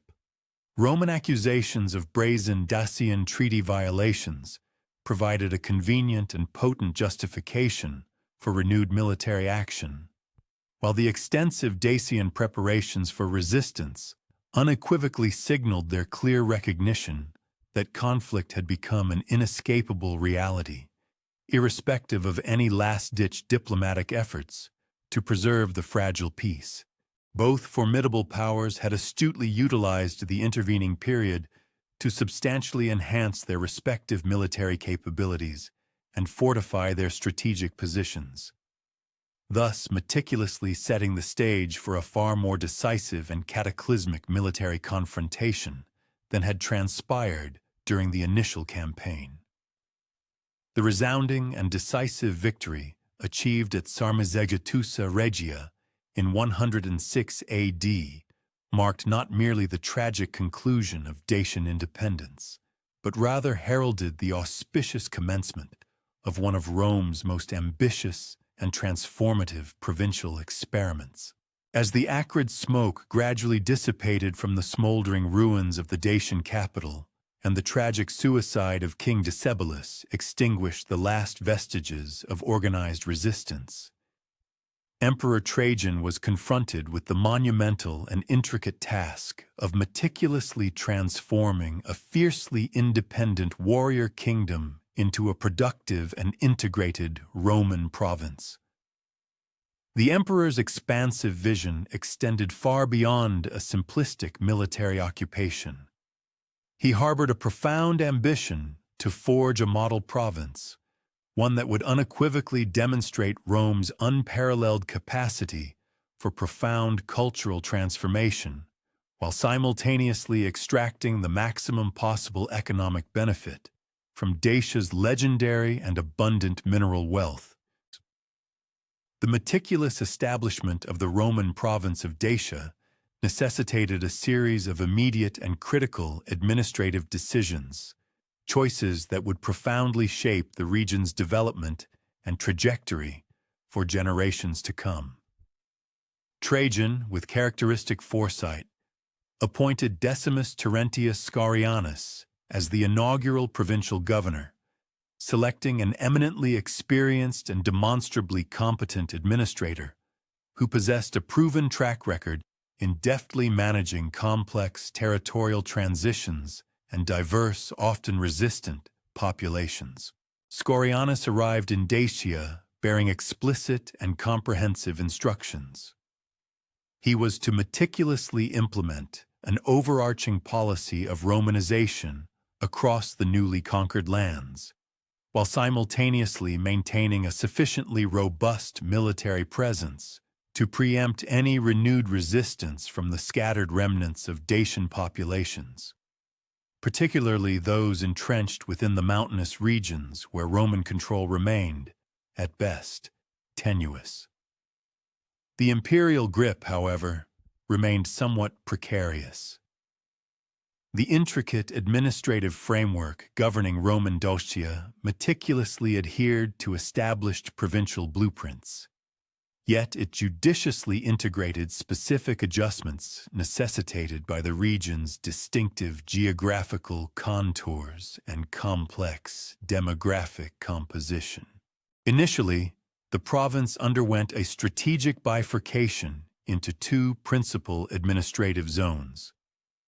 Dacia Superior, which encompassed the former regal heartland of Decebalus, including the formidable Orashti Mountains and their environs, and Dacia Inferior, extending across the less thoroughly assimilated eastern and southern territories of the former Dacian political entity. This judicious division underscored both pragmatic administrative imperatives and a shrewd strategic acknowledgement that disparate regions would inevitably demand tailored approaches to foster integration and assert dominion. Across this nascent province, Roman administrative centers were strategically established, fulfilling a multifaceted array of roles as pivotal military garrisons, vibrant commercial entrepôts, and potent symbols of imperial authority. These installations unequivocally broadcasted Rome's unwavering, long-term commitment to perpetuating its dominion over the recently subjugated lands. The deliberate selection of locations for these crucial administrative hubs bespoke a meticulous assessment of strategic positioning, inherent defensive capabilities, the robustness of communication arteries, and the intrinsic economic potential that could both sustain a persistent Roman presence and seamlessly facilitate the assimilation of indigenous populations into the broader imperial apparatus. The seminal undertaking of founding Ulpia Traiana Sarmizegetusa stood as the preeminent urban development endeavor within the newly acquired province. This ambitious project brought forth a quintessential Roman city destined to function as the provincial capital, simultaneously serving as a profound symbolic replacement for the obliterated Dacian stronghold, thereby erecting a lasting monument to the prowess of Roman civilization. Its strategic placement within the Hatseg region conferred notable advantages, encompassing naturally defensible terrain, reliable access to water resources, close proximity to valuable mineral deposits, and robust communication conduits, linking it with other nascent major settlements dispersed throughout the provincial expanse. Roman urban architects meticulously designed Ulpia Traiana Sarmizegetusa in strict accordance with standard Roman city planning tenets, while skillfully incorporating specific modifications tailored to the unique local geographical exigencies. The meticulously planned urban fabric of Ulpia Traiana Sarmizegetusa prominently displayed the hallmark Roman grid pattern, with a vibrant central forum acting as the civic nucleus. This forum was encircled by an impressive array of public edifices, including a grand basilica, revered temples, expansive bathhouses, and essential administrative offices, all of which furnished vital public services while concurrently showcasing the sophisticated grandeur of Roman architectural acumen. The monumental construction of the city demanded an immense workforce, comprising both eager voluntary laborers drawn by the promise of lucrative employment and conscripted local populations who contributed their manual efforts to the execution of these prodigious building projects. Extensive archaeological investigations conclusively indicate the remarkably swift progression of the city's development, with its principal public structures reaching completion within the inaugural decade of Roman occupation. Within Ulpia Traiana Sarmizegetusa, the residential quarters distinctly mirrored the stratified social hierarchy that was a defining characteristic of Roman colonial societies. Affluent Roman colonists inhabited substantial, opulent dwellings replete with cutting-edge amenities such as advanced hypocaust heating systems, intricately patterned mosaic floors, and exclusive private bath facilities. Middle-class inhabitants, a group that included Roman citizens of moderate means and prosperous local merchants, resided in more modest, yet thoughtfully appointed, houses, signifying their successful integration into the prevailing Roman social and economic frameworks. The working-class populace occupied multi-story apartment blocks and smaller individual houses, which, while offering fundamental accommodation, consistently upheld the established Roman urban standards of sanitation and order. The bustling commercial districts within the new provincial capital teemed with an assortment of shops, industrious workshops, capacious warehouses, and well-organized market facilities. These vibrant hubs vigorously supported both localized economic activity and extensive long-distance trade relationships, effectively weaving Dacia into the intricate tapestry of broader Roman commercial networks. The authoritative establishment of Roman commercial law, coupled with the introduction of standardized weights and measures, significantly streamlined trade interactions, concurrently affording legal safeguards that vigorously stimulated investment and fostered robust economic development.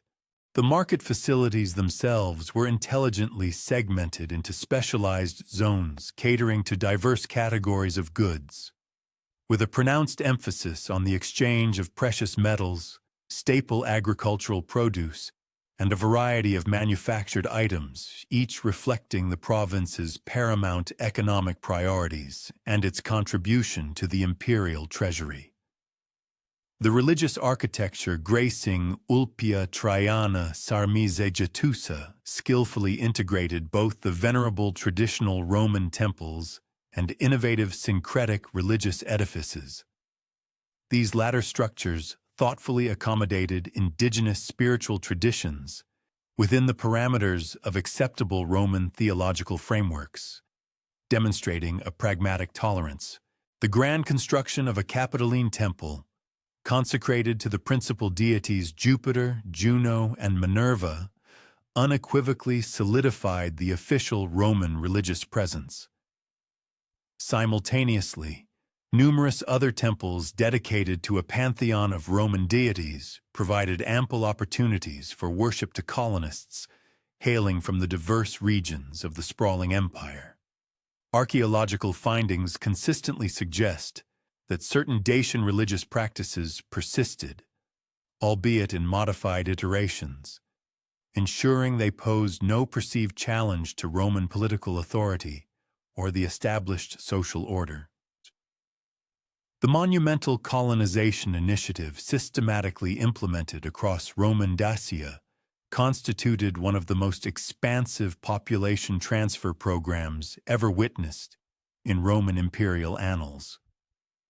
This ambitious undertaking brought a deluge of settlers from every corner of the vast empire, serving to firmly establish Roman demographic ascendancy, while simultaneously injecting the essential skilled labor and administrative acumen indispensable for the province's comprehensive development. Trajan's shrewd colonization policies were meticulously designed to forge stable Roman communities capable of both sustaining imperial control and maximizing the extraction of economic benefits from Dacia's abundant resources and its pivotal strategic location. The recruitment drive for these colonists drew upon a remarkably diverse cross-section of populations from throughout the Roman Empire, including battle-hardened veterans of the Dacian campaigns, who received generous land grants as commendations for their distinguished military service, civilian volunteers enticed by the burgeoning economic opportunities within a resource-rich province, and highly skilled craftsmen whose specialized expertise was absolutely critical for advancing mining operations and constructing vital urban infrastructure. The remarkable heterogeneity of the colonists' origins fostered the emergence of truly cosmopolitan communities, vividly reflecting the multicultural character inherent within Roman imperial society, all while assiduously preserving a distinct Roman cultural and political identity. Veteran settlements, strategically arrayed throughout Dacia, served a dual purpose. They were instrumental in driving agricultural development and simultaneously bolstering military security. This was achieved through the deliberate creation of defensible communities, populated by seasoned soldiers who could not only rapidly respond to any emergent security threats, but also diligently cultivate productive agricultural operations. These veteran colonies were endowed with land grants that encompassed both fertile agricultural plots and valuable urban properties, thereby creating powerful economic incentives that fostered permanent settlement while rigorously maintaining a state of military readiness.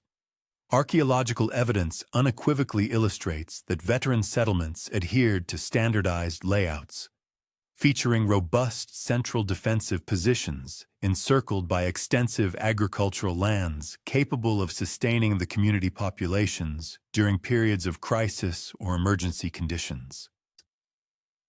Among the civilian colonists were discerning merchants, adept craftsmen, diligent administrators, and industrious farmers, all of whom eagerly pursued the economic prospects presented by a province where substantial Roman investment and ambitious development projects generated an acute demand for a diverse spectrum of skills and specialized services.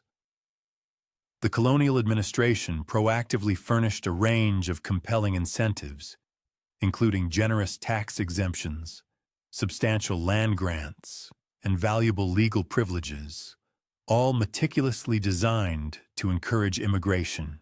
Concurrently, rigorous selection processes ensured that all newcomers possessed the requisite skills deemed indispensable for the province's progressive development.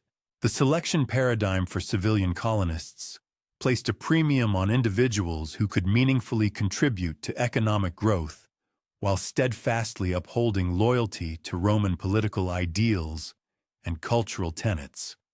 The demographic transformation of Dacia unfolded systematically as Roman colonists meticulously established communities across territories that had been either depopulated by the ravages of warfare or deliberately abandoned by Dacian populations seeking refuge from the encroaching Roman dominion. Conservative population estimates indicate that Roman colonization ushered in several 100,000 settlers into Dacia during the initial generation of imperial governance, thereby establishing decisive Roman demographic majorities in critical urban centers and strategically vital regions. Concurrently, mixed populations persisted in rural areas, where surviving Dacian communities continued their traditional agricultural pursuits under the vigilant oversight of Roman authority. Integration policies, meticulously implemented by Roman administrators, aimed to forge unified provincial populations, harmoniously blending Roman colonists with the remaining Dacian communities through a sophisticated array of legal, economic, and cultural mechanisms. These measures consciously fostered cooperation while rigorously upholding Roman political dominance. Such integration endeavors notably encompassed intermarriage between Roman and Dacian populations, the formation of synergistic economic partnerships that combined Roman capital with invaluable local knowledge and labor, and comprehensive educational programs designed to impart the Latin language and Roman customs to indigenous populations aspiring for upward mobility within the imperial systems. The systematic economic exploitation of Dacia's abundant resources commenced with immediate vigor following the military conquest. Roman engineers and administrators swiftly implemented highly organized extraction programs meticulously designed to maximize the production of precious metals, concurrently fostering the development of agricultural and commercial enterprises capable of sustaining extensive imperial investment. The fabled wealth of Dacian gold mines had, in fact, served as the principal impetus for Trajan's arduous conquest. Consequently, Roman mining operations were strategically geared towards extracting the utmost value from these invaluable resources, all while maintaining robust production levels that could adequately support both localized development within the province and substantial imperial revenues. Gold mining activities concentrated in the mineral-rich Apuseni Mountains received immediate and focused attention from Roman engineers who, possessing advanced extraction techniques and unparalleled organizational capabilities, were poised to significantly augment production far beyond the levels achieved under previous Dacian administration. The Roman administration of Dacia witnessed a profound transformation across various sectors, significantly impacting the region's economic, social, and cultural landscapes. Roman mining operations employed sophisticated hydraulic systems, ingeniously diverting water to efficiently wash gold-bearing gravels. They also constructed intricate underground shafts, enabling access to deeper, richer ore deposits, and implemented advanced processing techniques that yielded superior recovery rates from raw ore materials. Extensive archaeological investigations at prominent sites such as Rocia Montana have unearthed vast Roman mining installations. These included comprehensive processing facilities, dedicated worker housing, and administrative edifices, all strategically designed to support large-scale extraction endeavors. The sheer magnitude of Roman mining activities necessitated immense labor forces, comprising both free workers, enticed by the promise of relatively high wages, and enslaved populations, who performed the arduous and perilous manual labor in the subterranean depths. Consequently, Roman mining communities developed unique social structures, reflecting the inherent dangers and lucrative nature of their work. Successful miners often amassed considerable wealth, yet remained acutely aware of the occupational hazards that rendered mining careers both highly profitable and potentially ephemeral. The establishment of these burgeoning mining settlements mandated a robust supporting infrastructure. This encompassed vital food production systems, specialized equipment manufacturing, and extensive transportation networks, all meticulously designed to link the mining regions with the broader provincial economic systems. Complementing the gold extraction activities were silver mining operations, which, while equally crucial, demanded distinct technical approaches and processing methodologies. Roman engineers adeptly adapted these techniques to suit the specific local geological conditions of Dacian territories. Silver ore deposits in this region frequently presented in combination with lead ore, necessitating complex processes to meticulously separate the valuable silver from the base metals. Roman metallurgists, renowned for their expertise, established advanced processing facilities capable of handling vast volumes of ore while rigorously upholding the quality standards imperative for monetary and commercial applications. The seamless integration of silver mining into the existing Roman monetary systems conferred immediate economic benefits, simultaneously bolstering provincial development through an augmented money supply and invigorated commercial activity. Agricultural development throughout Roman Dacia strategically focused on both subsistence production, essential for sustaining the burgeoning populations, and commercial agriculture, designed to generate lucrative export revenues while simultaneously diminishing reliance on imported food supplies. Roman agricultural techniques, meticulously introduced into Dacian territories, included improved plowing methods, systematic crop rotation systems, and advanced livestock management practices. These innovations significantly boosted productivity while diligently maintaining soil fertility over extended periods. The naturally fertile plains and valleys, which had historically sustained thriving Dacian agricultural communities, provided an excellent foundation for the expansion of Roman agricultural operations. Roman colonists, bringing with them a wealth of agricultural knowledge from their respective regions of origin, established diverse farming systems. These systems skillfully combined Mediterranean crops with traditional local agricultural practices, meticulously adapted to the specific Dacian climate and soil conditions. Wheat and barley production, in particular, witnessed a substantial expansion under Roman administration, furnishing staple grains for both local consumption and export to other provinces. Viticulture received particular attention, as Roman colonists assiduously established vineyards capable of producing wine for local markets. Furthermore, there was a concerted effort to develop export capabilities that could potentially rival established wine-producing regions across the vast empire. Livestock operations also expanded significantly under Roman administration.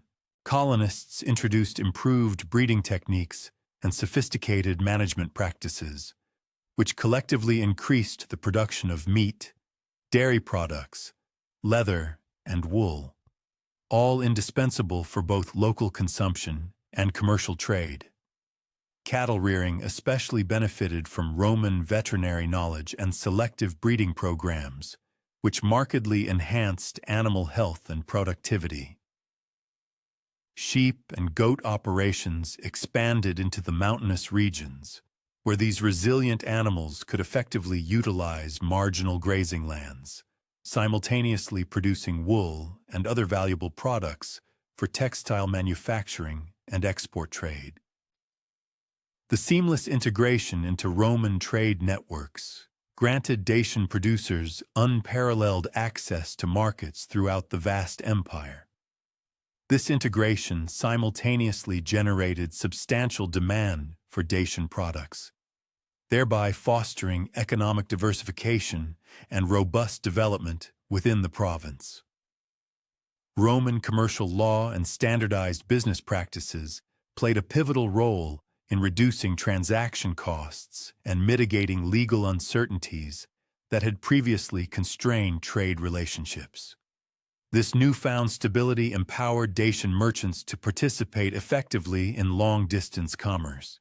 The ambitious construction of improved transportation infrastructure, encompassing well-engineered roads, sturdy bridges, and efficient port facilities, significantly enhanced connectivity with major trade routes. This, in turn, substantially reduced shipping costs and expedited delivery times, further stimulating economic growth. The cultural transformation of Dacia under Roman administration involved systematic and deliberate efforts to introduce Roman language, law, architecture, and social customs. Simultaneously, the administration carefully managed the persistence of local traditions, ensuring they did not conflict with imperial political objectives. Roman cultural policies were strategically designed to cultivate provincial populations that maintained unwavering loyalty to imperial authority, while productively contributing to economic and social development. These ambitious cultural transformation efforts necessitated a delicate balance, promoting the advanced Roman civilization while respectfully accommodating local customs that could be assimilated into acceptable hybrid cultural forms. The adoption of the Latin language progressed through multiple interconnected channels. These included official administrative requirements, abundant educational opportunities, and compelling economic incentives that made Latin proficiency an essential prerequisite for advancement within the Roman social and economic systems. Roman schools, strategically established in major urban centers, provided comprehensive Latin instruction for both the children of Roman colonists and local populations, actively seeking integration into imperial society. The gradual but pervasive spread of Latin throughout Dacian territories created common communication capabilities, simultaneously facilitating deeper cultural integration and enhancing administrative efficiency. The implementation of Roman law systematically replaced traditional Dacian legal customs with the imperial legal systems. These systems provided standardized procedures for property rights, commercial transactions, criminal justice, and civil disputes. Roman legal principles underscored the importance of written law, formal procedures, and robust appeals processes, collectively offering greater predictability and protection for individual rights than had been available under the traditional tribal legal systems. The introduction of Roman citizenship opportunities for qualified local populations created powerful incentives for cultural integration, while simultaneously expanding the base of individuals who enjoyed full legal rights and protections. Architectural transformation throughout Roman Dacia encompassed both the construction of magnificent new buildings meticulously designed according to Roman standards and the thoughtful modification of existing structures to accommodate Roman functional requirements and aesthetic preferences. Roman architectural techniques, expertly introduced to Dacia, included innovative concrete construction, sophisticated arch and vault systems, efficient hypocaust heating, and elegant decorative elements. These demonstrated the unparalleled Roman engineering capabilities, while simultaneously providing improved functionality and enhanced comfort. Public buildings, grandly constructed in the Roman style, served both practical functions and profound symbolic purposes, eloquently showcasing imperial civilization and authority. Urban planning principles, meticulously applied to Dacian settlements, resulted in organized city layouts featuring proper drainage, reliable water supply, efficient waste management, and well-designed transportation systems. These improvements significantly enhanced public health and elevated the overall quality of life, while simultaneously demonstrating Roman administrative competence. The construction of intricate aqueducts, comprehensive sewer systems, and paved streets in major settlements provided critical infrastructure that could support larger populations, while diligently maintaining the sanitary conditions essential for sustained urban development. Public amenities, including luxurious baths, grand theaters, and impressive amphitheaters, provided abundant recreational and cultural opportunities that enriched urban life while vigorously promoting Roman social customs. Religious practices under Roman administration involved the judicious introduction of official Roman cults, while thoughtfully permitting local religious traditions that could either be adapted to Roman frameworks or practiced privately without challenging imperial authority. The construction of Roman temples and the establishment of official priesthoods created institutional religious structures that steadfastly supported imperial political authority while providing essential spiritual services for Roman colonists. Archaeological evidence strongly suggests that certain Dacian religious practices persisted in modified forms, particularly in rural areas where Roman cultural influence remained more limited. The endurance of Dacian traditions reflected both the practical limitations inherent in large-scale cultural transformation efforts and deliberate Roman policies that permitted local customs which did not threaten political stability or economic productivity. Dacian craft traditions continued, but in modified forms that skillfully incorporated Roman techniques and aesthetic preferences while commendably maintaining their distinctive local characteristics. Traditional Dacian metalwork skills proved particularly valuable for Roman mining and manufacturing operations, thereby creating strong economic incentives for preserving and further developing local technical expertise. Archaeological evidence unearthed from Roman Dacian sites reveals a complex cultural synthesis, where Roman and Dacian elements were ingeniously combined. This intricate blending created distinctive provincial cultures, reflecting both the profound imperial integration and the ingenious local adaptation that characterized this fascinating period. Pottery styles, intricate decorative motifs, solemn burial practices, and domestic architecture all exhibit compelling evidence of this vibrant cultural mixing, which ultimately produced hybrid forms incorporating elements from both rich traditions. The archaeological findings unequivocally reveal that the profound societal evolution within Roman Dacia encompassed reciprocal integration and accommodation, rather than a unilateral imposition of imperial practices over indigenous customs. The emergence of a distinctive Romano-Dacian cultural ethos unfolded over successive generations through sustained engagement between the transplanted Roman settlers and the indigenous inhabitants. thereby forging unique regional civilizations. These new cultures upheld allegiance to the prevailing Roman administrative structure, while integrating indigenous components that were intrinsically linked to the unique topographical circumstances and profound historical narratives of the area. This intricate cultural amalgamation established the bedrock for a resilient and harmonious provincial community that could bolster the broader Roman imperial economic and governance ambitions, simultaneously preserving societal unity and an unbroken thread of cultural heritage. This facilitated enduring imperial dominion over territories that had, in earlier epochs, fiercely contested Roman territorial encroachment with staunch military opposition.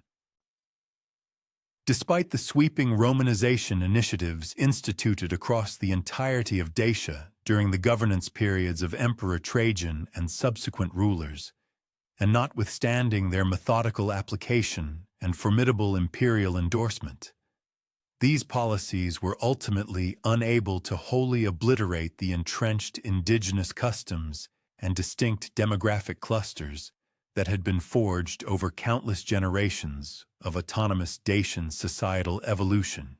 Concurrently, while Roman settlers secured preeminent roles in bustling metropolitan hubs and agriculturally rich territories, sizable Dacian enclaves endured in secluded, high-altitude territories where Roman governmental oversight remained circumscribed and where indigenous lifestyles could persevere with negligible external intervention from the overarching imperial administration. These enduring communities not only preserved their demographic continuity, but also maintained pivotal constituents of their Dacian heritage, which demonstrated extraordinary tenacity across the entire span of Roman suzerainty.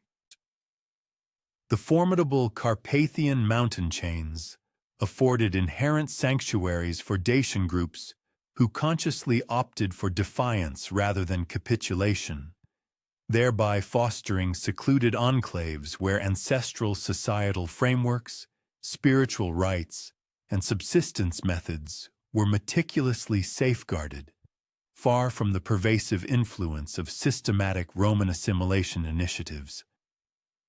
Excavated findings from elevated habitations point to an uninterrupted habitation of locales originally founded in the era preceding the Roman subjugation, with their tangible artifacts revealing a measured evolution in response to altered conditions, as opposed to an outright renunciation of their inherited customs. These resilient highland societies devised intricate methodologies for upholding their self-governance, while adroitly circumventing direct engagements with the formidable Roman legions, which could have otherwise led to their annihilation or compulsory displacement. The enduring presence of ancestral Dacian habitations within regions such as the rugged Retezat Mountains, the expansive Fagarash Range, and the secluded vales of the Apuseni Mountains was a testament to both their inherent topographical benefits and conscious endeavors for safeguarding their heritage. Such locales presented naturally defensible topographies, rendering Roman military incursions arduous and economically burdensome, simultaneously affording them access to vital natural provisions encompassing valuable timber, extensive grazing pastures, and rich mineral reserves capable of sustaining autonomous settlements. The dispersed configuration of these communities rendered comprehensive Roman dominion unfeasible, given that the expenditures associated with deploying and sustaining permanent military outposts in isolated high-altitude territories considerably outweighed any prospective fiscal gains or strategic advantages. Acts of Dacian defiance throughout the Roman occupation manifested in diverse modalities, extending from subtle non-adherence to imperial directives to overt acts of destruction against Roman commercial and martial infrastructure. Highland Dacian enclaves regularly launched incursions targeting Roman mineral extraction sites, logistical arteries, and secluded outposts, simultaneously eschewing large-scale engagements that could incite disproportionate Roman punitive measures. Such acts of defiance necessitated meticulous orchestration across disparate settlements and relied upon intricate espionage systems capable of tracking Roman movements and policies, concurrently devising actions designed to inflict maximal detriment upon imperial objectives whilst simultaneously attenuating perils to the indigenous Dacian populace. The structural framework governing these acts of defiance was a clear embodiment of long-standing Dacian martial traditions, albeit skillfully reconfigured to the exigencies of existence under Roman suzerainty. Compact units of combatants upheld their ancestral armaments and combat methodologies, concurrently innovating novel strategies tailored for irregular warfare against Roman objectives. The distinctive falx blade persisted in its dual role as a functional implement of combat and an emblematic representation of Dacian defiance. With excavated artifacts from this epoch unequivocally demonstrating the ongoing manufacture and deployment of these characteristic scythe-like weapons within territories situated beyond the immediate purview of Roman authority. The vanguard of these opposition movements originated from established warrior lineages, individuals endowed with both formidable martial prowess and inherent communal influence, indispensable for orchestrating and perpetuating the sustained campaign of resistance. The intricate espionage apparatus bolstering Dacian opposition efforts comprised both structured channels of communication linking the Highland settlements and clandestine intelligence acquisition facilitated by interactions with assimilated Roman populations who harbored concealed allegiances to the cause of autonomy. These interwoven systems furnished critical data regarding Roman troop deployments, governmental decrees, and commercial undertakings, which empowered the insurgent factions to devise impactful campaigns, simultaneously evading Roman retaliatory actions. The efficacy of Dacian information procurement was attributable to a blend of ancestral tribal signaling techniques and strategic modifications derived from keen observation of Roman bureaucratic and martial protocols. The subsistence endeavors within defiant Dacian enclaves were fundamentally centered on autonomy and time-honored manufacturing techniques designed to function autonomously from the prevailing Roman economic frameworks, concurrently supplying the requisite provisions and utilities essential for communal perpetuation. Ancestral metallurgy persevered in secluded territories, where skilled Dacian artisans forged implements, armaments, and ornamental pieces, employing methods refined over countless generations of autonomous cultural progression.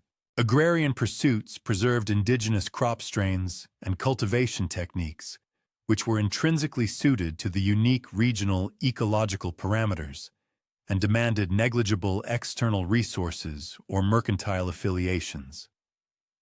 The spiritual observances prevalent among defiant Dacian communities safeguarded the ancestral veneration of Zalmoxis and its accompanying ceremonial rites, thereby sustaining profound spiritual links to their cultural heritage preceding the Roman subjugation. Hallowed woodlands and consecrated locales nestled in secluded highland regions persisted as pivotal venues for ancestral rituals and communal convocations, which served to fortify ethnic solidarity while simultaneously offering divine sanction for their ongoing defiance against Roman dominion. This enduring adherence to indigenous spiritual customs was indicative of both profound devotional conviction and conscious efforts towards cultural safeguarding, thereby upholding a unique Dacian distinctiveness.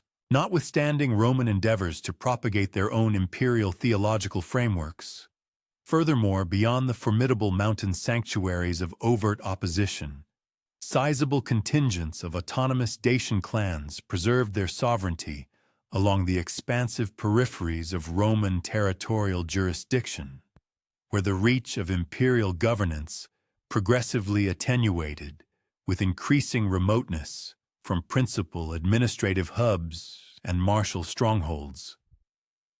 The Carpi, a formidable people who asserted dominion over the expansive lands situated between the towering Carpathian Mountains and the meandering Dniester River, stood as the preeminent and most systematically structured among these autonomous Dacian factions.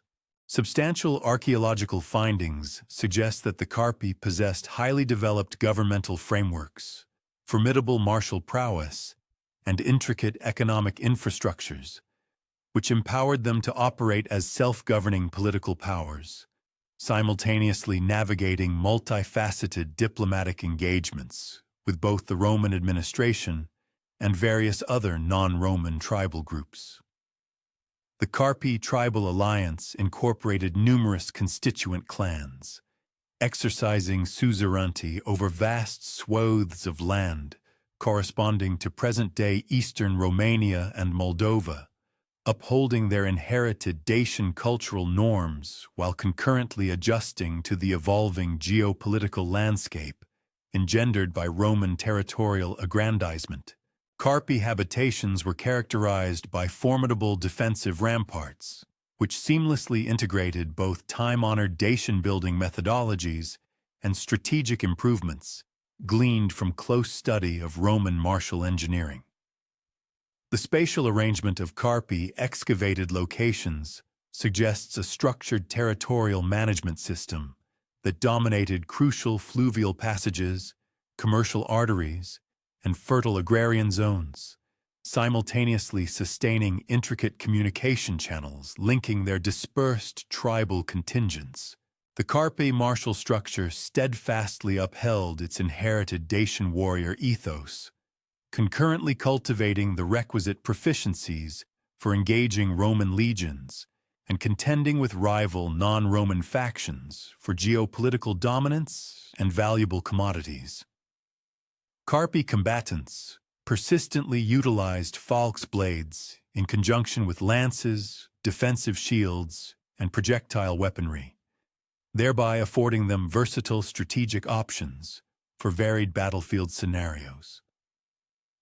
The perpetuation of specialized military cadres within the Carpi societal framework facilitated prolonged martial engagements, concurrently safeguarding the cultural heritage that delineated Carpi distinctiveness from both the Roman imperial civilization and other non-Roman tribal societies. The governance systems within Carpi domains upheld ancestral Dacian models of authority, simultaneously adjusting to the intricate diplomatic imperatives inherent in a geopolitical landscape where numerous entities vied for sway and dominion. Carpi leaders skillfully managed interactions with the Roman administration, fellow Dacian communities, various Germanic clans, and Sarmatian factions by means of astute diplomatic maneuvers designed to uphold Carpi sovereignty, whilst assiduously circumventing altercations that could precipitate losses of land or forced demographic shifts. The remarkable astuteness of Carpi diplomatic endeavors evinced a profound blend of inherited Dacian political acumen and a wealth of strategic learning amassed over countless epochs of engagement with myriad civilizations and varied governmental frameworks. Their economic pursuits prominently prioritized both time-honored subsistence production methods, such as localized farming and foraging for immediate consumption, and dynamic commercial relationships that profoundly facilitated the procurement of essential commodities and raw materials unobtainable within their designated territorial confines. Furthermore, Carpi agricultural practices meticulously preserved traditional crop varieties, like ancient grains and pulses, concurrently integrating novel approaches and technological advancements, such as improved implements or irrigation strategies, which substantially amplified yields and significantly ensured community sustenance. Their comprehensive livestock operations centered upon the rearing of robust cattle, resilient sheep, and swift horses, animals that furnished both vital provisions, such as meat, milk, and hides for their populace, and valuable merchandise for spirited commerce with adjacent communities. Concurrently, their sophisticated craft production encompassed intricate metalworking, the creation of finely crafted pottery, detailed textile manufacturing, and skilled woodworking. These diverse artisanal endeavors catered diligently to their domestic requirements, producing everyday tools and household items, while simultaneously generating high-quality export products for extensive commercial exchange across their region. The Costoboci constituted yet another formidable free Dacian tribal group, fiercely safeguarding their sovereignty within the rugged mountainous regions situated strategically between Dacia proper and the expansive Black Sea coast. They meticulously upheld ancestral customs and heritage, concurrently cultivating distinctive economic enterprises that firmly established the bedrock of their enduring self-governance. Costoboci territories notably encompassed crucial mountain defiles and fertile riverine corridors, which effectively dictated passage through vital arteries connecting Roman Dacia with the distant Pontic region. This geographical mastery forged formidable tactical benefits, ultimately facilitating their triumphant opposition against aggressive Roman expansion efforts. Extensive archaeological evidence unearthed from Costoboci sites powerfully attests to the persistent habitation of their traditional settlement locations, with tangible artifacts displaying both an unbroken cultural lineage and a discerning integration of external influences, such as certain Roman coin types or specific decorative motifs. Their intricate social organization meticulously preserved ancestral tribal hierarchies, concurrently cultivating distinct functions and organizational frameworks, including specialized warrior classes, spiritual leaders, and diplomatic envoys. These were essential for navigating intricate interactions with neighboring peoples and responding adeptly to evolving socio-economic and geopolitical landscapes. Costoboci communities comprised both stable agricultural settlements nestled in fertile valleys and dynamic pastoral groups that skillfully exploited alpine pasturages via cyclical transhumance, moving their herds with the seasons. The synergistic amalgamation of agricultural and pastoral economic activities furnished a robust economic spectrum, which profoundly fortified communal fortitude and resilience, all while meticulously upholding time-honored customs associated with both distinct lifestyle patterns. Military capabilities among the Costoboci evinced both an intrinsic Dacian martial ethos, characterized by fierce bravery and skilled use of traditional weaponry, and crucial tactical modifications specifically necessary for safeguarding their rugged highland domains against various external threats. Their ingenious fortifications cleverly utilized indigenous topographical advantages, such as sheer cliffs and deep ravines, simultaneously supplementing these with engineered components like strategically placed stone walls or palisades, thereby significantly augmenting their protective capacities without eschewing colossal expenditures of human effort. The paramount geostrategic positioning of Costoboci territories empowered them to regulate vital thoroughfares, simultaneously sustaining intricate channels of communication with other autonomous Dacian groups and prospective confederates among neighboring peoples. Religious practices prevalent among free Dacian tribes meticulously safeguarded ancestral spiritual convictions and ceremonial rites, such as veneration of natural forces and ancestors, while accommodating evolving circumstances that necessitated revised methodologies for communal religious life. Venerated hallowed grounds, like ancient forest groves or mountain peaks, persistently served as focal points for religious observances, even as novel ceremonial observances emerged to confront particular quandaries associated with preserving ethnic distinctiveness amidst exogenous duress. The remarkable endurance of traditional religious practices among free Dacian populations furnished a profound spiritual bedrock for cultural resistance, simultaneously fostering communal solidarity indispensable for effective governmental and martial structures. Furthermore, archaeological evidence illuminating the enduring presence of Dacian cultural components within Roman Dacia uncovers intricate modalities of tenacious cultural endurance, strategic adaptation, and innovative syncretism.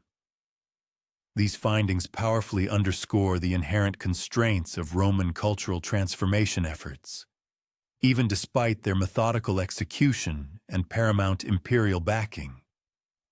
The tangible heritage unearthed from Roman Dacian sites distinctly reveals an unbroken continuum of fabrication and utilization of objects that integrate unmistakably Dacian aesthetic motifs, artisanal methodologies, and utilitarian attributes, often juxtaposed with Roman-influenced implements.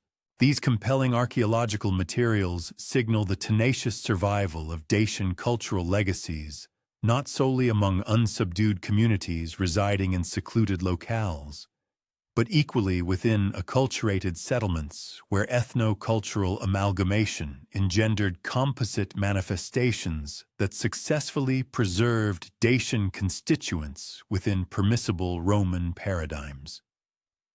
Throughout the vast expanse of Roman Dacia, ceramic fabrication persistently encompassed receptacles that utilized ancestral Dacian profiles, ornamental patterns, and crafting methodologies, simultaneously integrating Roman aesthetic components and practical exigencies. A forensic examination of pottery collections from both bustling urban centers and tranquil rural sites reveals a progressive metamorphosis of ceramic aesthetics that meticulously retained discernible Dacian hallmarks while adeptly conforming to Roman societal predilections and utilitarian demands.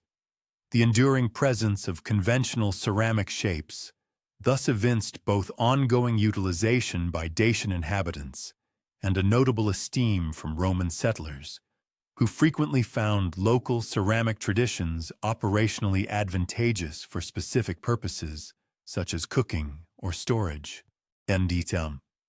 Within Roman Dacia, a rich metallurgical heritage meticulously safeguarded characteristic Dacian methodologies and artistic predilections, concurrently assimilating Roman engineering advancements and fashionable trends.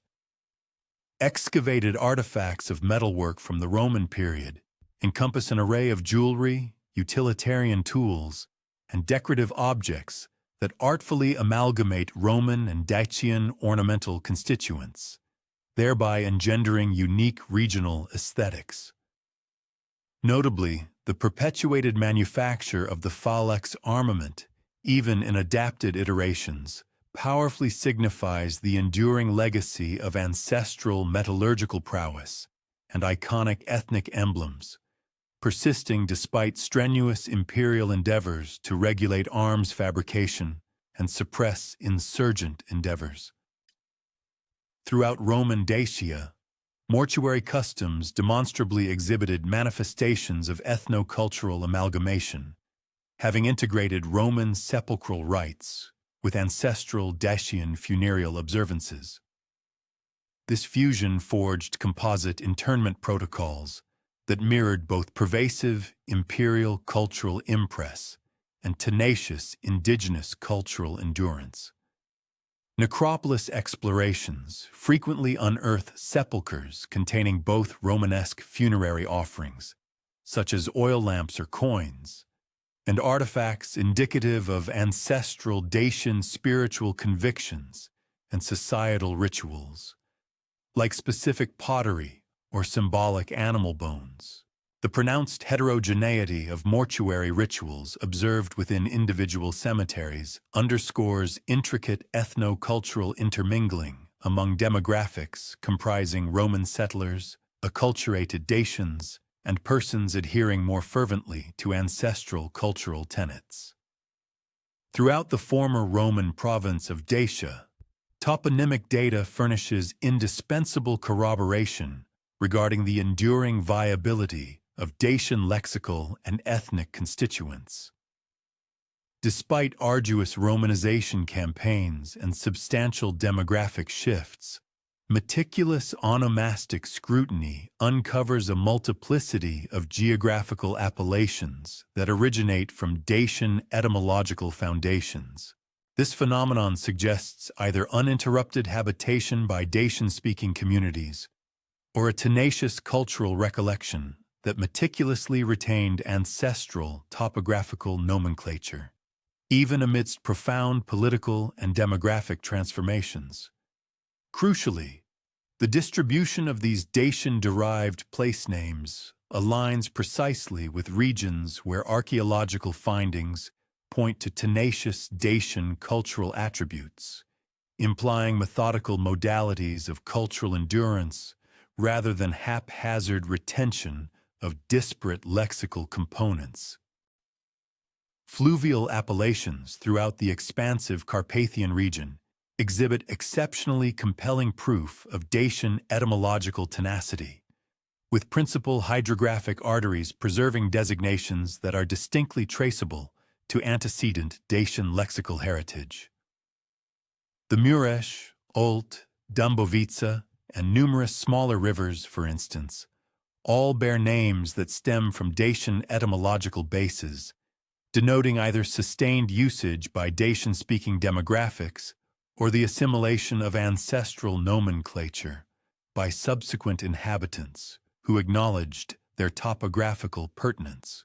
The enduring presence of these fluvial names mirrors both pragmatic factors pertaining to hydrographic transit and mercantile activities, and a profound cultural unbrokenness that meticulously upheld ancestral geographical cognizance throughout successive political metamorphoses.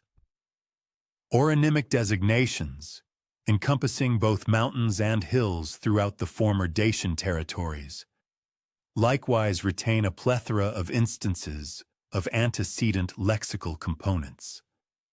These elements suggest either demographic unbrokenness or an enduring ethno-cultural remembrance that sustained ancestral topographical nomenclature.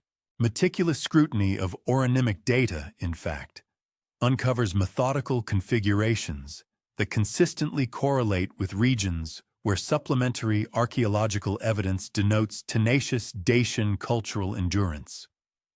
This implies a concerted safeguarding of ancestral geographical cognizance, as opposed to the fortuitous retention of disparate lexical constituents. Consequently, these toponymic patterns furnish crucial corroboration for discerning the spatial dissemination of cultural tenacity and the operational modalities through which ancestral wisdom was perpetuated across successive epochs. Habitative appellations throughout the region feature a multitude of instances integrating Dacian lexical constituents, whether as wholly ancestral appellations or as integral parts within composite nomenclatures that amalgamate Dacian and Latin components. The meticulous scrutiny of habitative onomastics consequently uncovers intricate modalities of ethno-cultural interplay that engendered diverse manifestations of lexical amalgamation, mirroring varying extents of Roman acculturation and societal transformation. Some settlements, for example, steadfastly preserved ancestral Dacian appellations across the entire Roman epoch, while others cultivated composite designations that artfully integrated both Dacian and Roman constituents in ways that robustly evinced their syncretic cultural identity. The intricate cultural character of Roman Dacia presented a fascinating tapestry of indigenous traditions interwoven with imperial influences. Within Roman Dacia, spiritual observances notably retained a multitude of traditional Dacian theological concepts and ceremonial rituals. Even in the face of the official propagation of Roman religious doctrines and the extensive construction of Roman temples and various religious establishments, archaeological investigations consistently unveil the sustained veneration of pre-existing sacred sites, frequently exhibiting architectural modifications that skillfully integrated Roman construction aesthetics while scrupulously preserving the core Dacian ritualistic functions. This enduring adherence to ancestral religious practices unequivocally demonstrates both a profound, genuine spiritual devotion among the populace and a deliberate, concerted effort towards cultural conservation, thereby maintaining a distinctive Dacian identity within the broader, albeit permissible, frameworks of Roman imperial governance.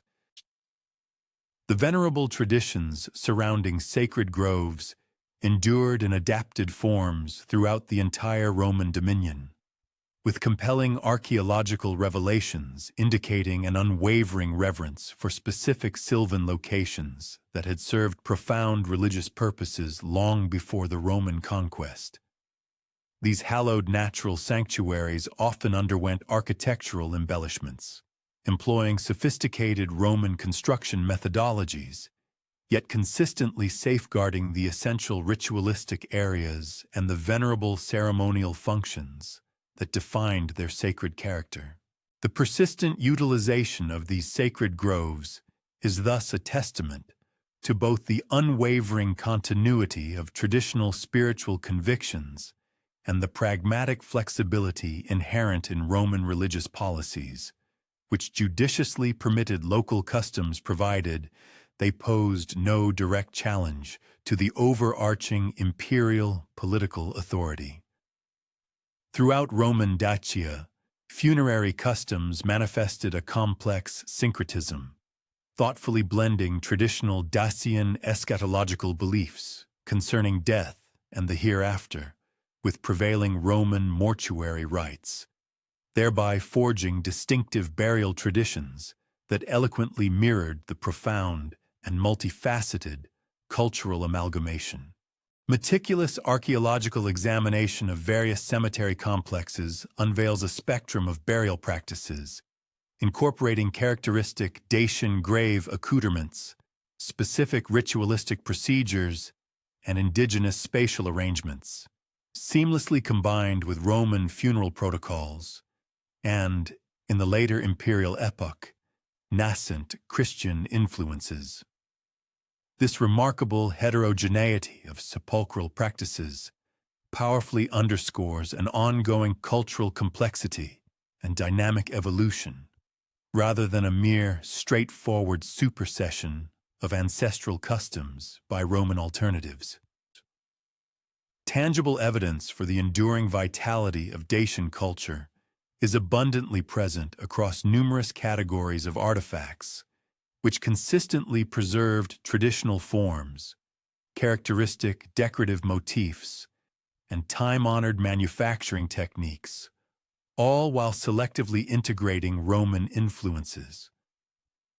Indigenous Dacian jewelry designs, for instance, continued to be produced prolifically throughout the Roman era, with archaeological discoveries unearthing an array of brooches, bracelets, and other elaborate ornamental pieces that meticulously retained distinctive Dacian aesthetic sensibilities, even as they incorporated Roman technical innovations and stylistic decorative patterns. The sustained fabrication of these traditional jewelry styles signifies not only a deeply ingrained cultural preference, but also a demonstrable market demand that actively fostered and supported the perpetuation of traditional Dacian artisanal proficiencies. Similarly, textile production across Roman Dacia faithfully maintained its traditional techniques and intricate decorative patterns, concurrently embracing Roman materials and stylistic inspirations, which collectively gave rise to unique hybrid textile traditions. Archaeological findings pertinent to textile manufacturing, including a wealth of spindle whorls, loom weights, and fragmentary fabric samples, unequivocally attest to the continuous application of traditional production methods alongside the adoption of Roman textile technologies. The remarkable preservation of these traditional textile patterns and techniques can be attributed to both pragmatic considerations, particularly those linked to local environmental conditions and resource availability, and deeply rooted cultural preferences that zealously upheld distinctive Dacian aesthetic traditions. The profound significance of Dacian cultural heritage in shaping the subsequent Daco-Romanian identity represents one of the most pivotal and hotly contested dimensions of Southeastern European ethnogenesis. This intricate process involved complex mechanisms of cultural transmission, linguistic evolution, and the formation of a distinct identity, unfolding over many centuries following the Roman legion's departure from Dacia.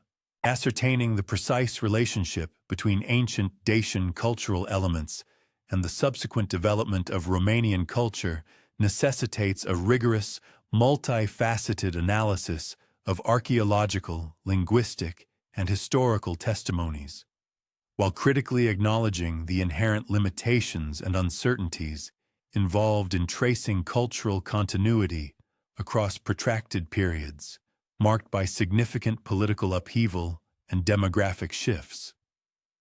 Linguistic insights, offering compelling evidence for a degree of Dacian cultural continuity within the later evolution of the Romanian language, point to the presence of substrate elements within its lexicon that appear to originate from pre-Roman linguistic traditions.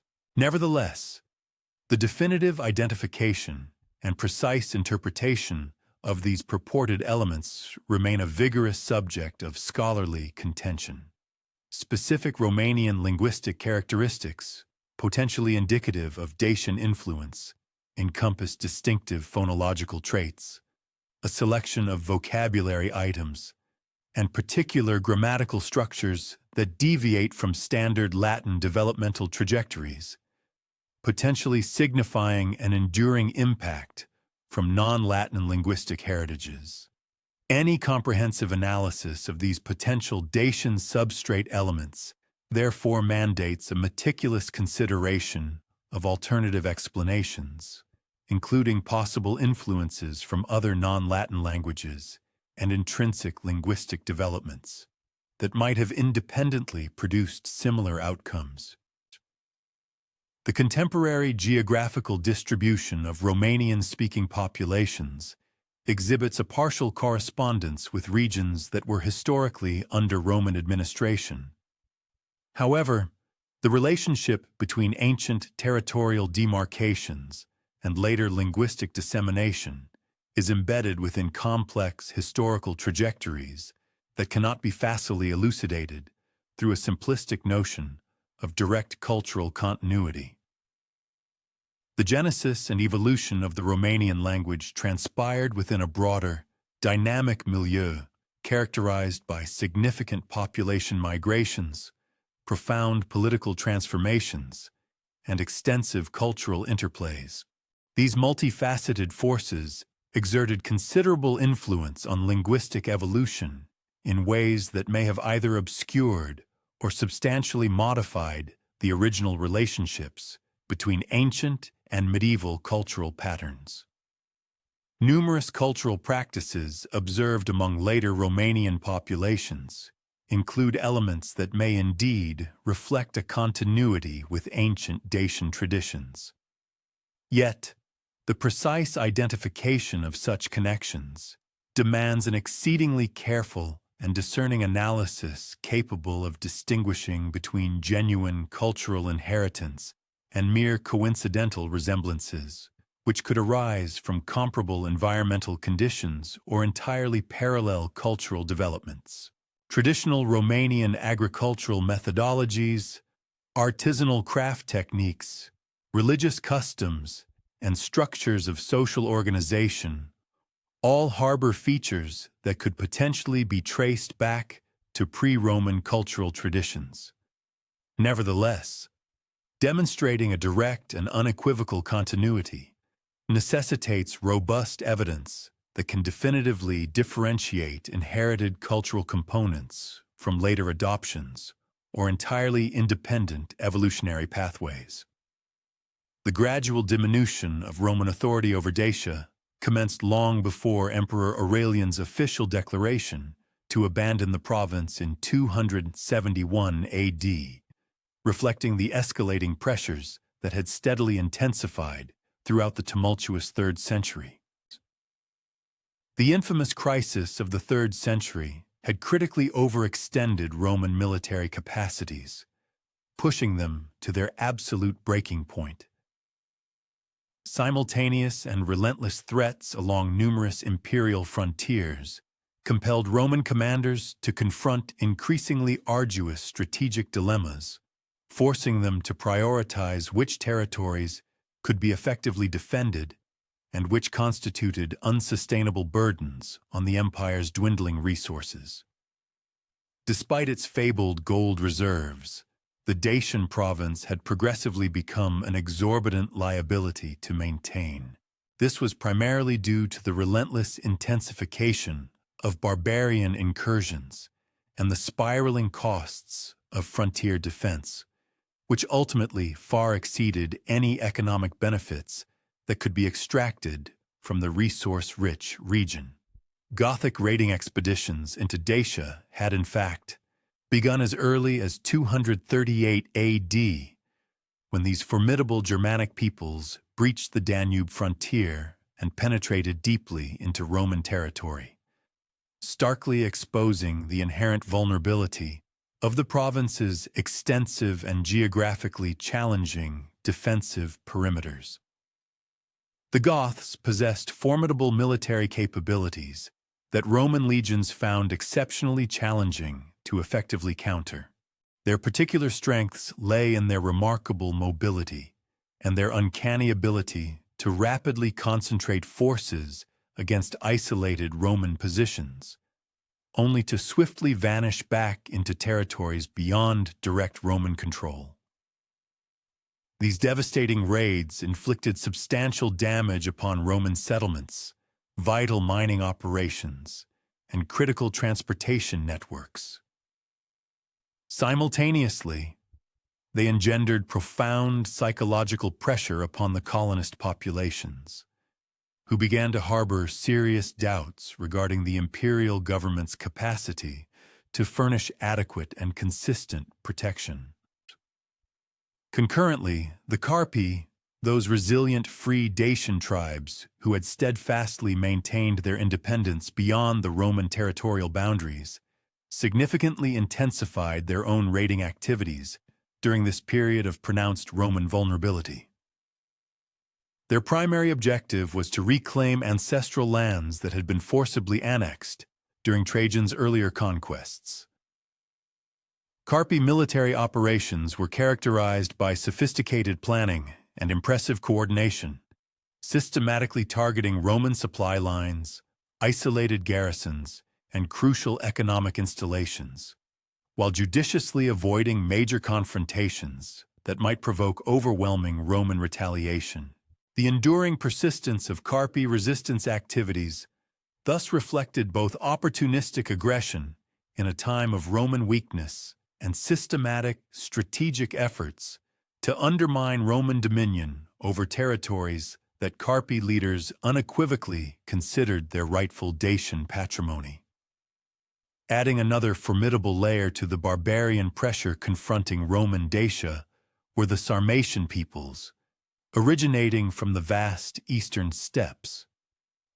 These Sarmatians primarily conducted lightning-fast cavalry raids, skillfully exploiting their superior mobility to strike Roman settlements with devastating effect, and then rapidly withdraw before defensive forces could mount an effective response. Sarmatian military doctrine emphasized swift movement and classic hit-and-run tactics, which effectively disrupted Roman economic activities while deliberately eschewing the sustained, pitched battles that would undoubtedly have favored Roman military organization and superior equipment advantages.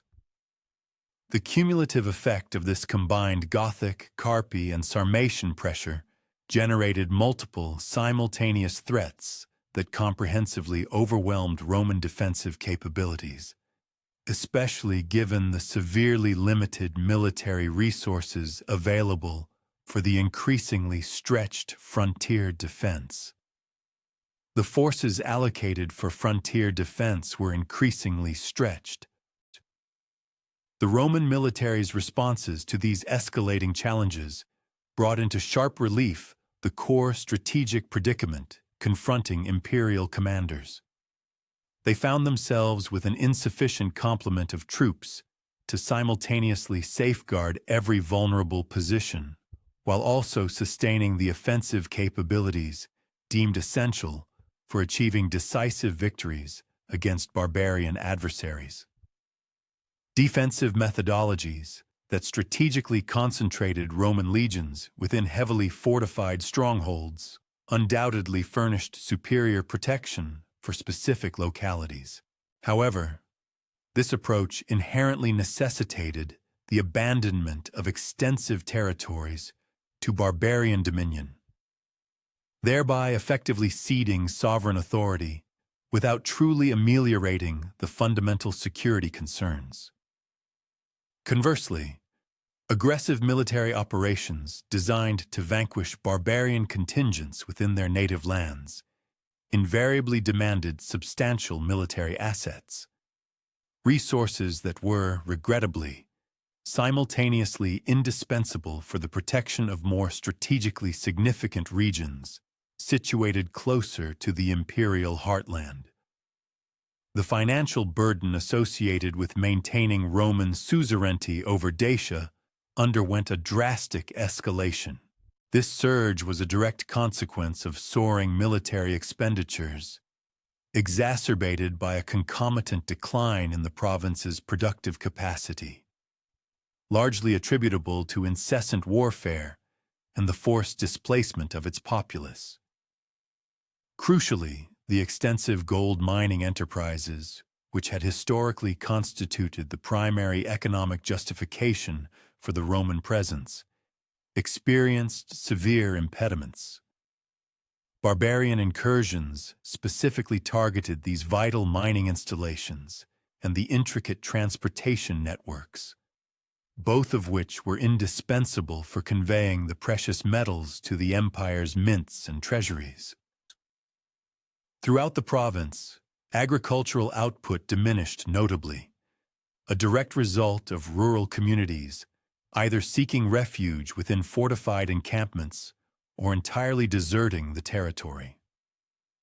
This exodus consequently eroded the fiscal foundation necessary to sustain military outlays.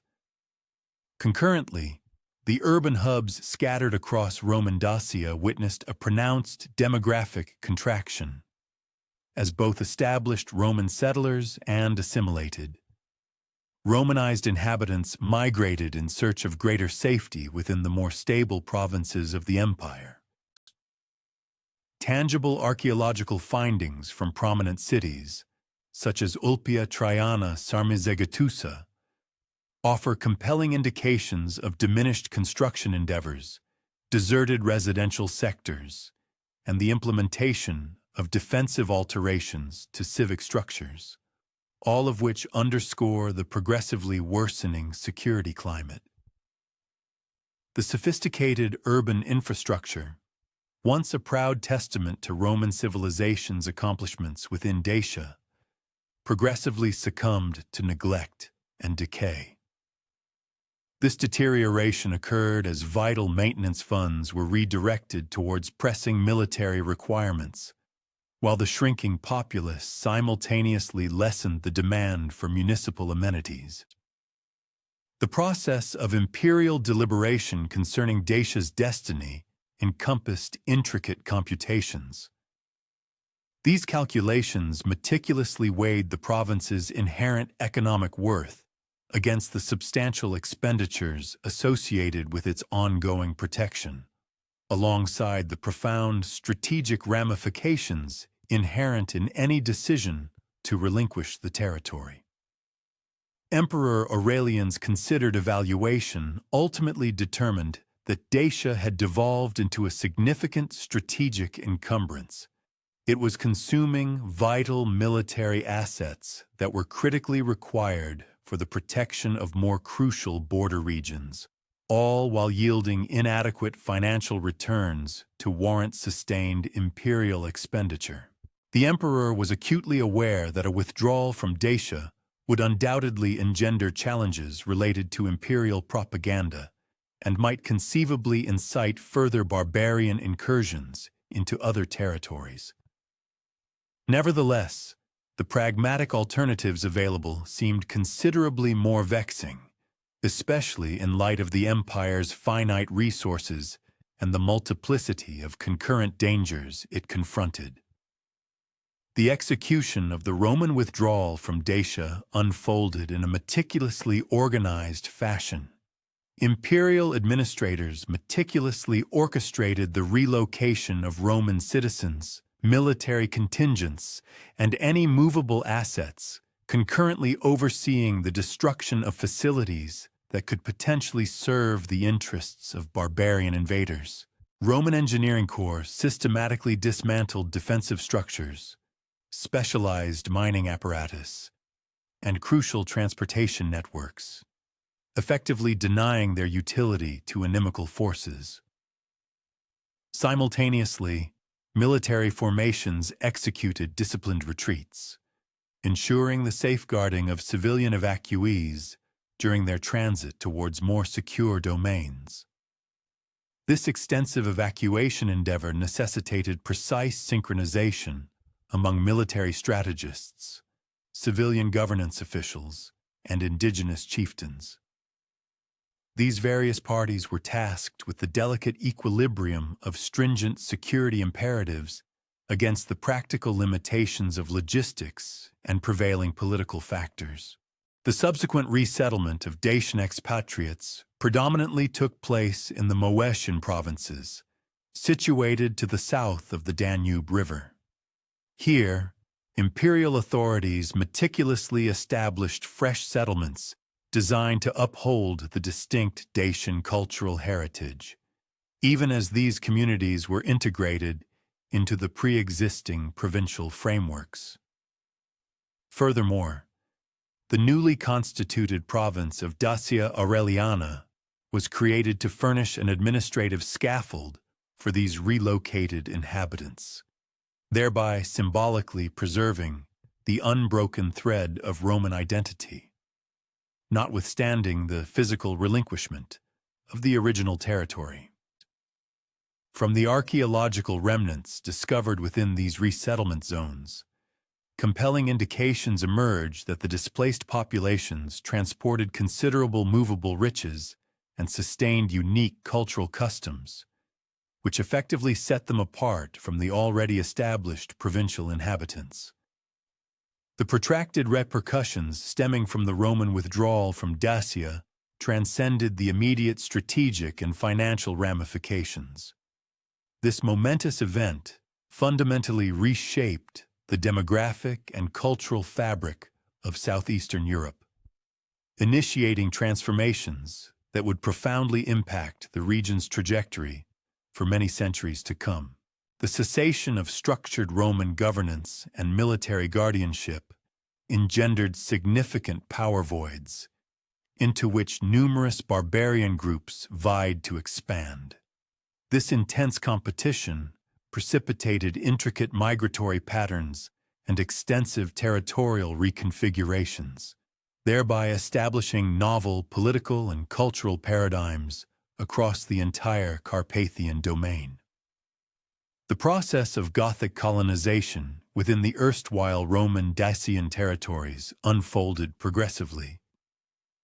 These Germanic populations incrementally asserted their dominion over key strategic points, simultaneously acclimating to the agrarian and commercial prospects presented by areas that had previously flourished under Roman gubernatorial oversight. Gothic enclaves adeptly repurposed existing Roman infrastructure wherever it remained operational, concurrently forging their distinct settlement designs and economic enterprises. These new arrangements were intrinsically reflective of their unique cultural heritage and their specific environmental adjustments. The amalgamation of Gothic populations with the remaining Romanized and Aboriginal constituents fostered an intricate tapestry of cultural intermingling.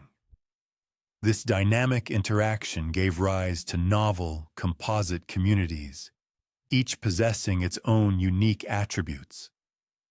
The contentious debate surrounding the persistence versus the rupture of population in post-Roman Dacia stands as one of the most hotly contested subjects within southeastern European historiography. This scholarly discourse carries weighty consequences for comprehending the foundational roots of subsequent Romanian national identity and its evolving cultural trajectory. The continuity theory posits that substantial Romanized communities persisted within Dacia even after the imperial retreat. These enduring groups are believed to have preserved Latin-derived linguistic and cultural customs, thereby laying the groundwork for the subsequent ethnogenesis of the Romanian people. Supporting archaeological corroboration for this continuity encompasses tangible material culture exhibiting uninterrupted developmental trajectories, evidence of continuous occupation at settlement sites, and various cultural practices that seemingly bridge the chronological divide between the Roman and medieval eras. Conversely, advocates of the migration theory contend that the Roman withdrawal entailed an exhaustive population evacuation, leaving Dacia largely devoid of inhabitants until subsequent Slavic and other migratory waves introduced fresh populations. These newcomers are then presumed to have assimilated Latin-derived linguistic components through interaction with extant Romance-speaking enclaves in adjacent territories. This particular interpretation underscores the profound upheaval instigated by barbarian incursions, highlights the methodical character of Roman evacuation protocols, and points to the scant archaeological corroboration for uninterrupted residency at numerous locations spanning the late Roman and early medieval epochs.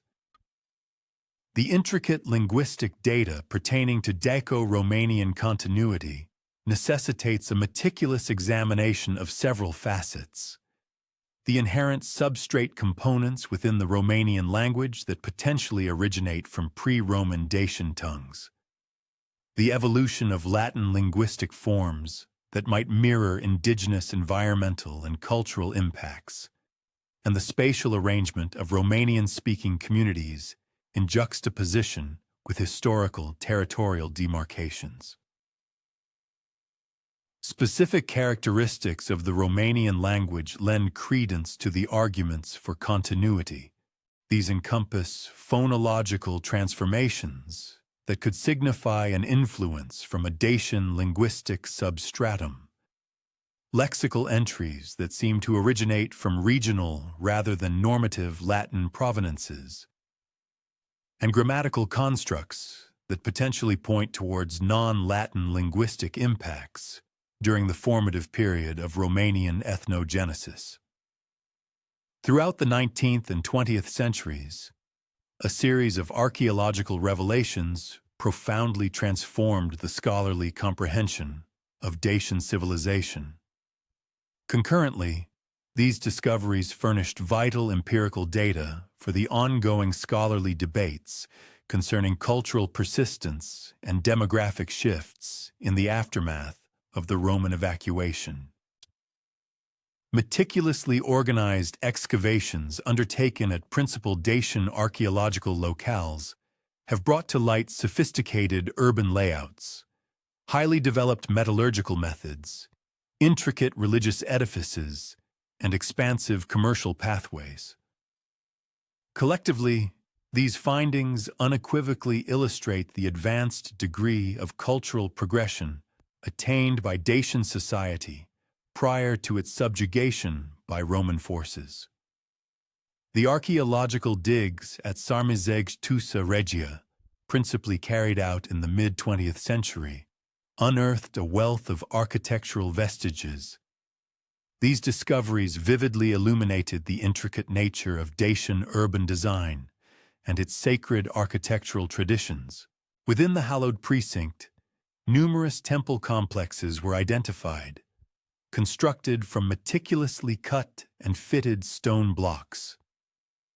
Additionally, circular sanctuaries, precisely oriented with celestial events, and rectilinear edifices, potentially serving either administrative or ceremonial purposes, were revealed.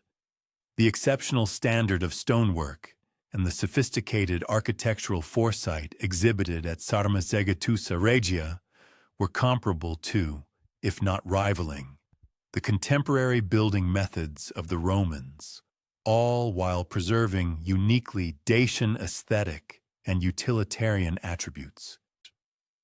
Further archaeological inquests at other significant Dacian strongholds, notably Kostesht, Cetatsuia, Blidaru, and Payatra Roshi, have brought to light the impressive scale and advanced complexity of Dacian defensive frameworks.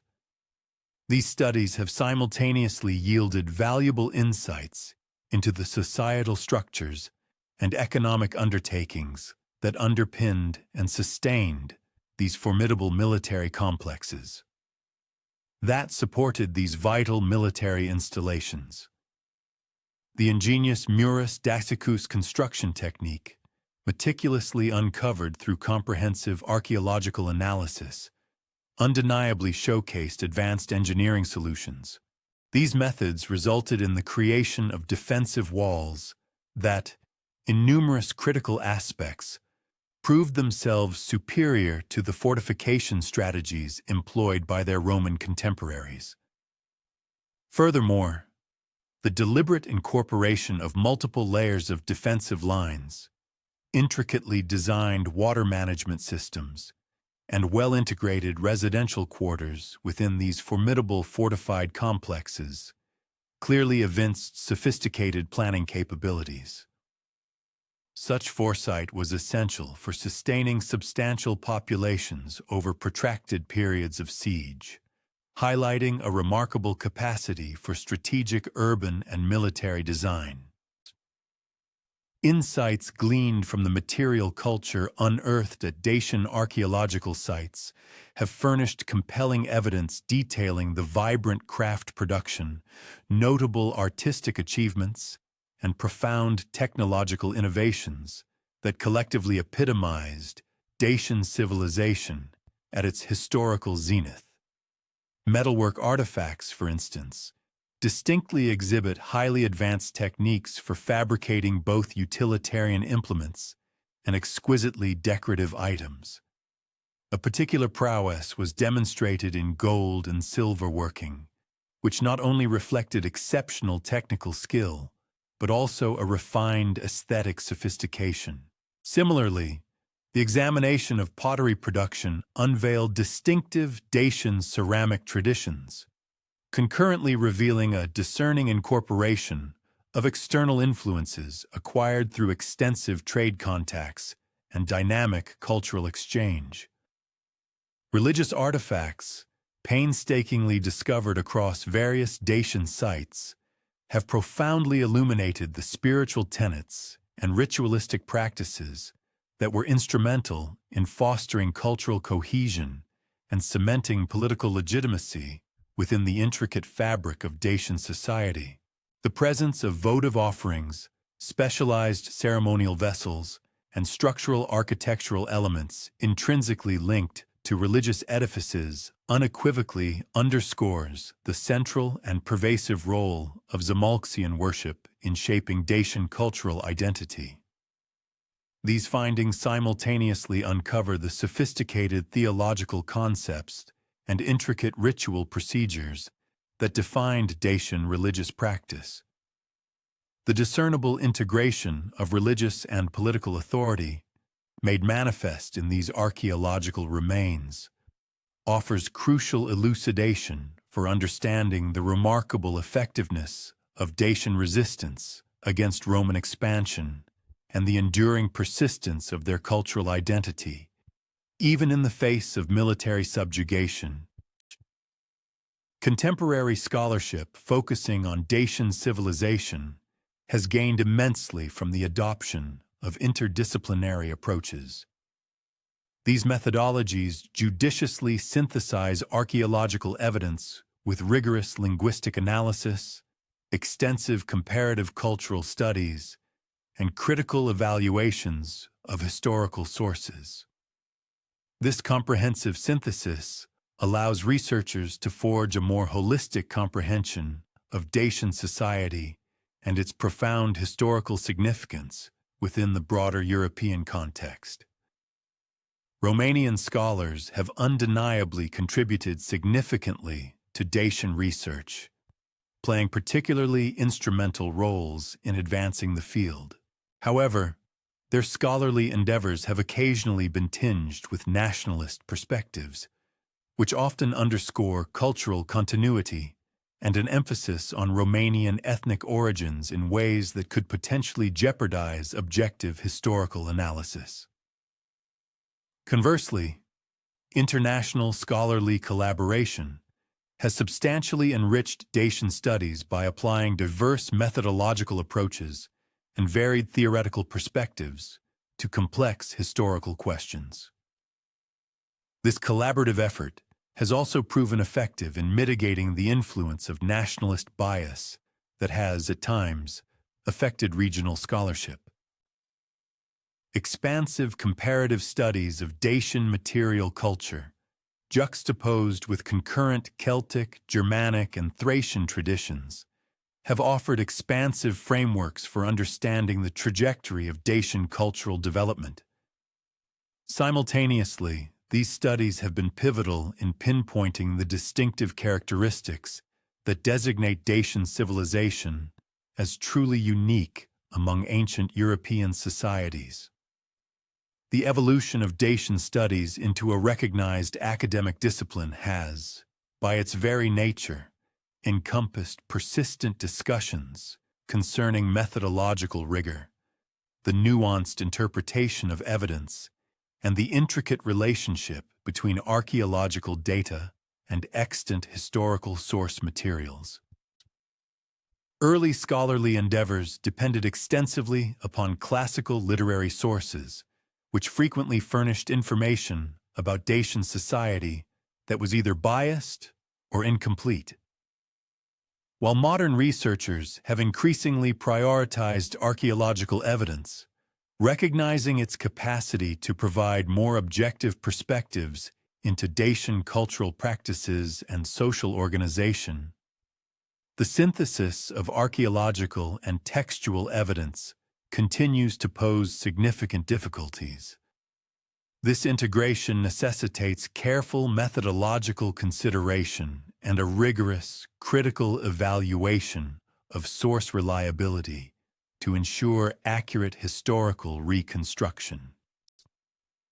The role of Dacian heritage in the modern formation of Romanian national identity stands as a paramount illustration of how ancient history has been strategically employed within the nation-building processes of the 19th and 20th centuries. Romanian intellectuals and political leaders have perennially highlighted the profound connections between ancient Dacian civilization and modern Romanian culture, establishing these links as the cornerstones for national identity assertions and arguments for territorial legitimacy.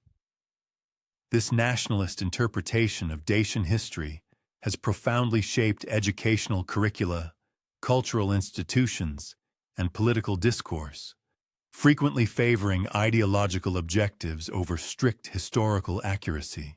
The creation of myth surrounding Dacian history and Romanian national culture has forged heroic narratives, which consistently underscore Dacian resistance to Roman imperialism and depict Decebalus as a valiant defender of Romanian ancestral territories against foreign conquest. These mythological interpretations often oversimplify complex historical processes, imposing modern nationalist concepts onto ancient societies that operated under fundamentally different political and cultural principles. The enduring presence of these mythological elements within popular culture and political rhetoric powerfully evinces the profound impact of historical narratives on contemporary identity formation and political mobilization. Educational policies in modern Romania have steadfastly underscored Dacian history as integral to Romanian national identity, concurrently advocating for continuity theories that bolster assertions of Romanian ethnic authenticity and territorial legitimacy. School textbooks and university curricula have conventionally posited Daco-Romanian continuity as an established historical fact, rather than presenting it as a scholarly hypothesis. This approach has fostered educational environments that tend to dissuade critical examination of alternative interpretations. These pervasive educational approaches have shaped multiple generations of Romanians, thereby feeding into nationalist political movements that leverage historical claims for contemporary political objectives. Cultural institutions across Romania have championed Dacian heritage through a diverse array of museums, monuments, festivals, and artistic productions that commemorate ancient Dacian achievements. While consistently emphasizing connections with contemporary Romanian culture, the National Museum of Romanian History in Bucharest showcases extensive Dacian collections, exhibiting archaeological discoveries within interpretive frameworks that prominently underscore cultural continuity and themes of national identity. Regional museums, situated throughout Transylvania and other former Dacian territories, have curated specialized exhibitions. These displays foster local connections with ancient Dacian civilization, simultaneously bolstering cultural tourism and contributing to regional identity formation. The political leverage of Dacian history has manifested in diverse ways throughout modern Romanian history. Different political movements and leaders have selectively highlighted aspects of Dacian heritage that reinforce their particular ideological objectives and policy programs. Communist-era Romanian politics, particularly under Nicolae Ceausescu, distinctively championed Dacian themes as counterpoints against Soviet-influenced historical narratives, thereby advocating for Romanian independence and cultural authenticity within the Eastern Bloc context. Post-communist Romanian politics has persisted in invoking Dacian heritage in ongoing discussions regarding European integration, minority rights, and territorial disputes with neighboring countries. Concurrently, contemporary archaeological research steadfastly unearths new evidence concerning Dacian civilization, thereby informing perpetual academic discourse about cultural continuity, demographic change, and the intricate relationship between ancient and modern populations in southeastern Europe. Recent discoveries at significant sites, such as Rocia Montana, have uncovered further corroboration for advanced Dacian mining operations. These findings, however, have simultaneously prompted modern policy dilemmas concerning environmental protection and the imperative of cultural heritage preservation. The incorporation of cutting-edge scientific techniques, including radiocarbon dating, sophisticated DNA analysis, and advanced geographic information systems, has significantly augmented archaeological research capacities. This technological integration has also been instrumental in furnishing novel forms of evidence for nuanced historical interpretation. The enduring impact of Dacian civilization reaches far beyond academic historical research and nationalist political movements, extending its influence to shape contemporary cultural production, tourism development, and international perceptions of Romanian history and identity.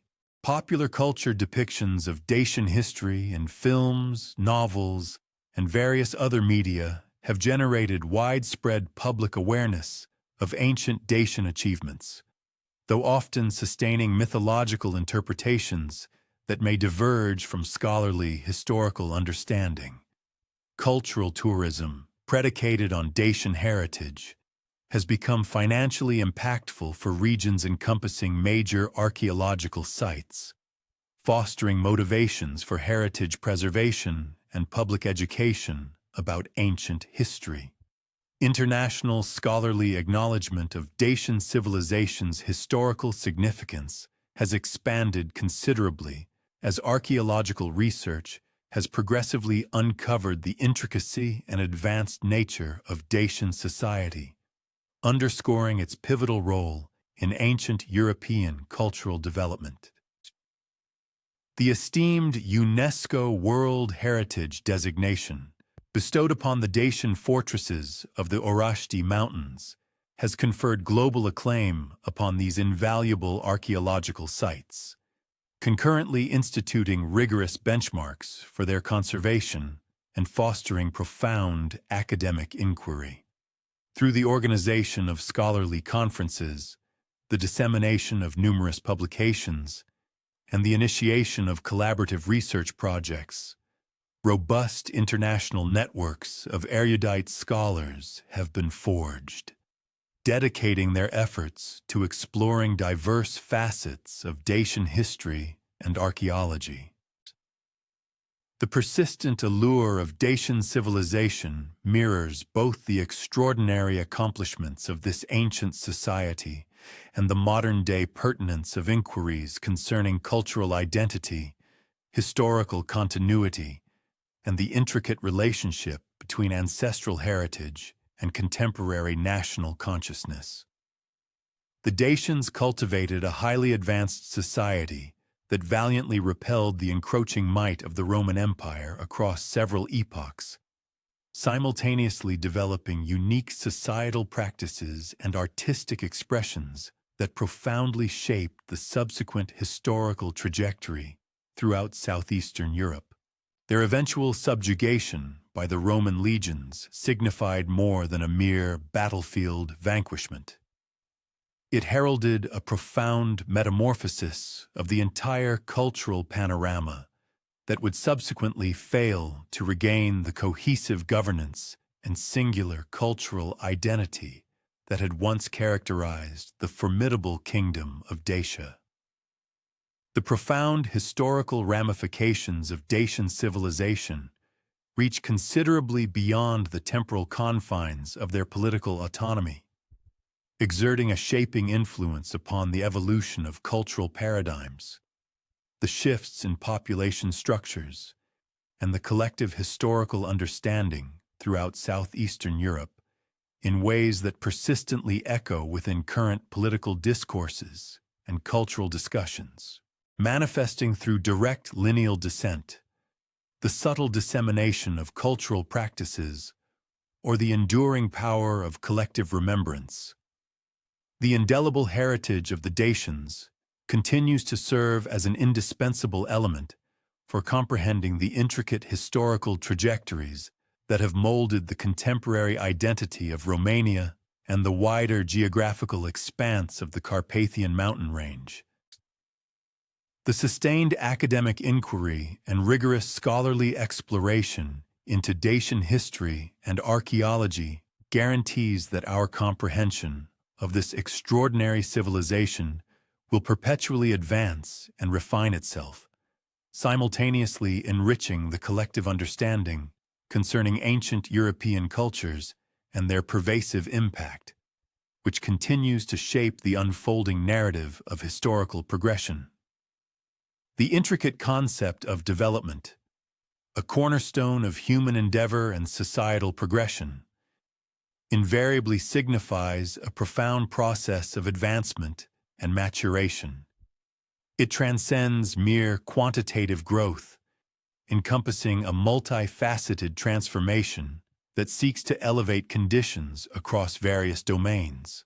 Whether observed in the burgeoning economies of nations striving for enhanced living standards, the intricate evolution of scientific understanding, or the personal journey of an individual acquiring new proficiencies, its essence remains consistent. A purposeful movement towards a more refined, capable, or flourishing state. This progression often entails the systematic cultivation of resources, the strategic implementation of innovative methodologies, and the sustained pursuit of betterment, ultimately aiming to unlock potential and foster a more robust and resilient future for all stakeholders involved.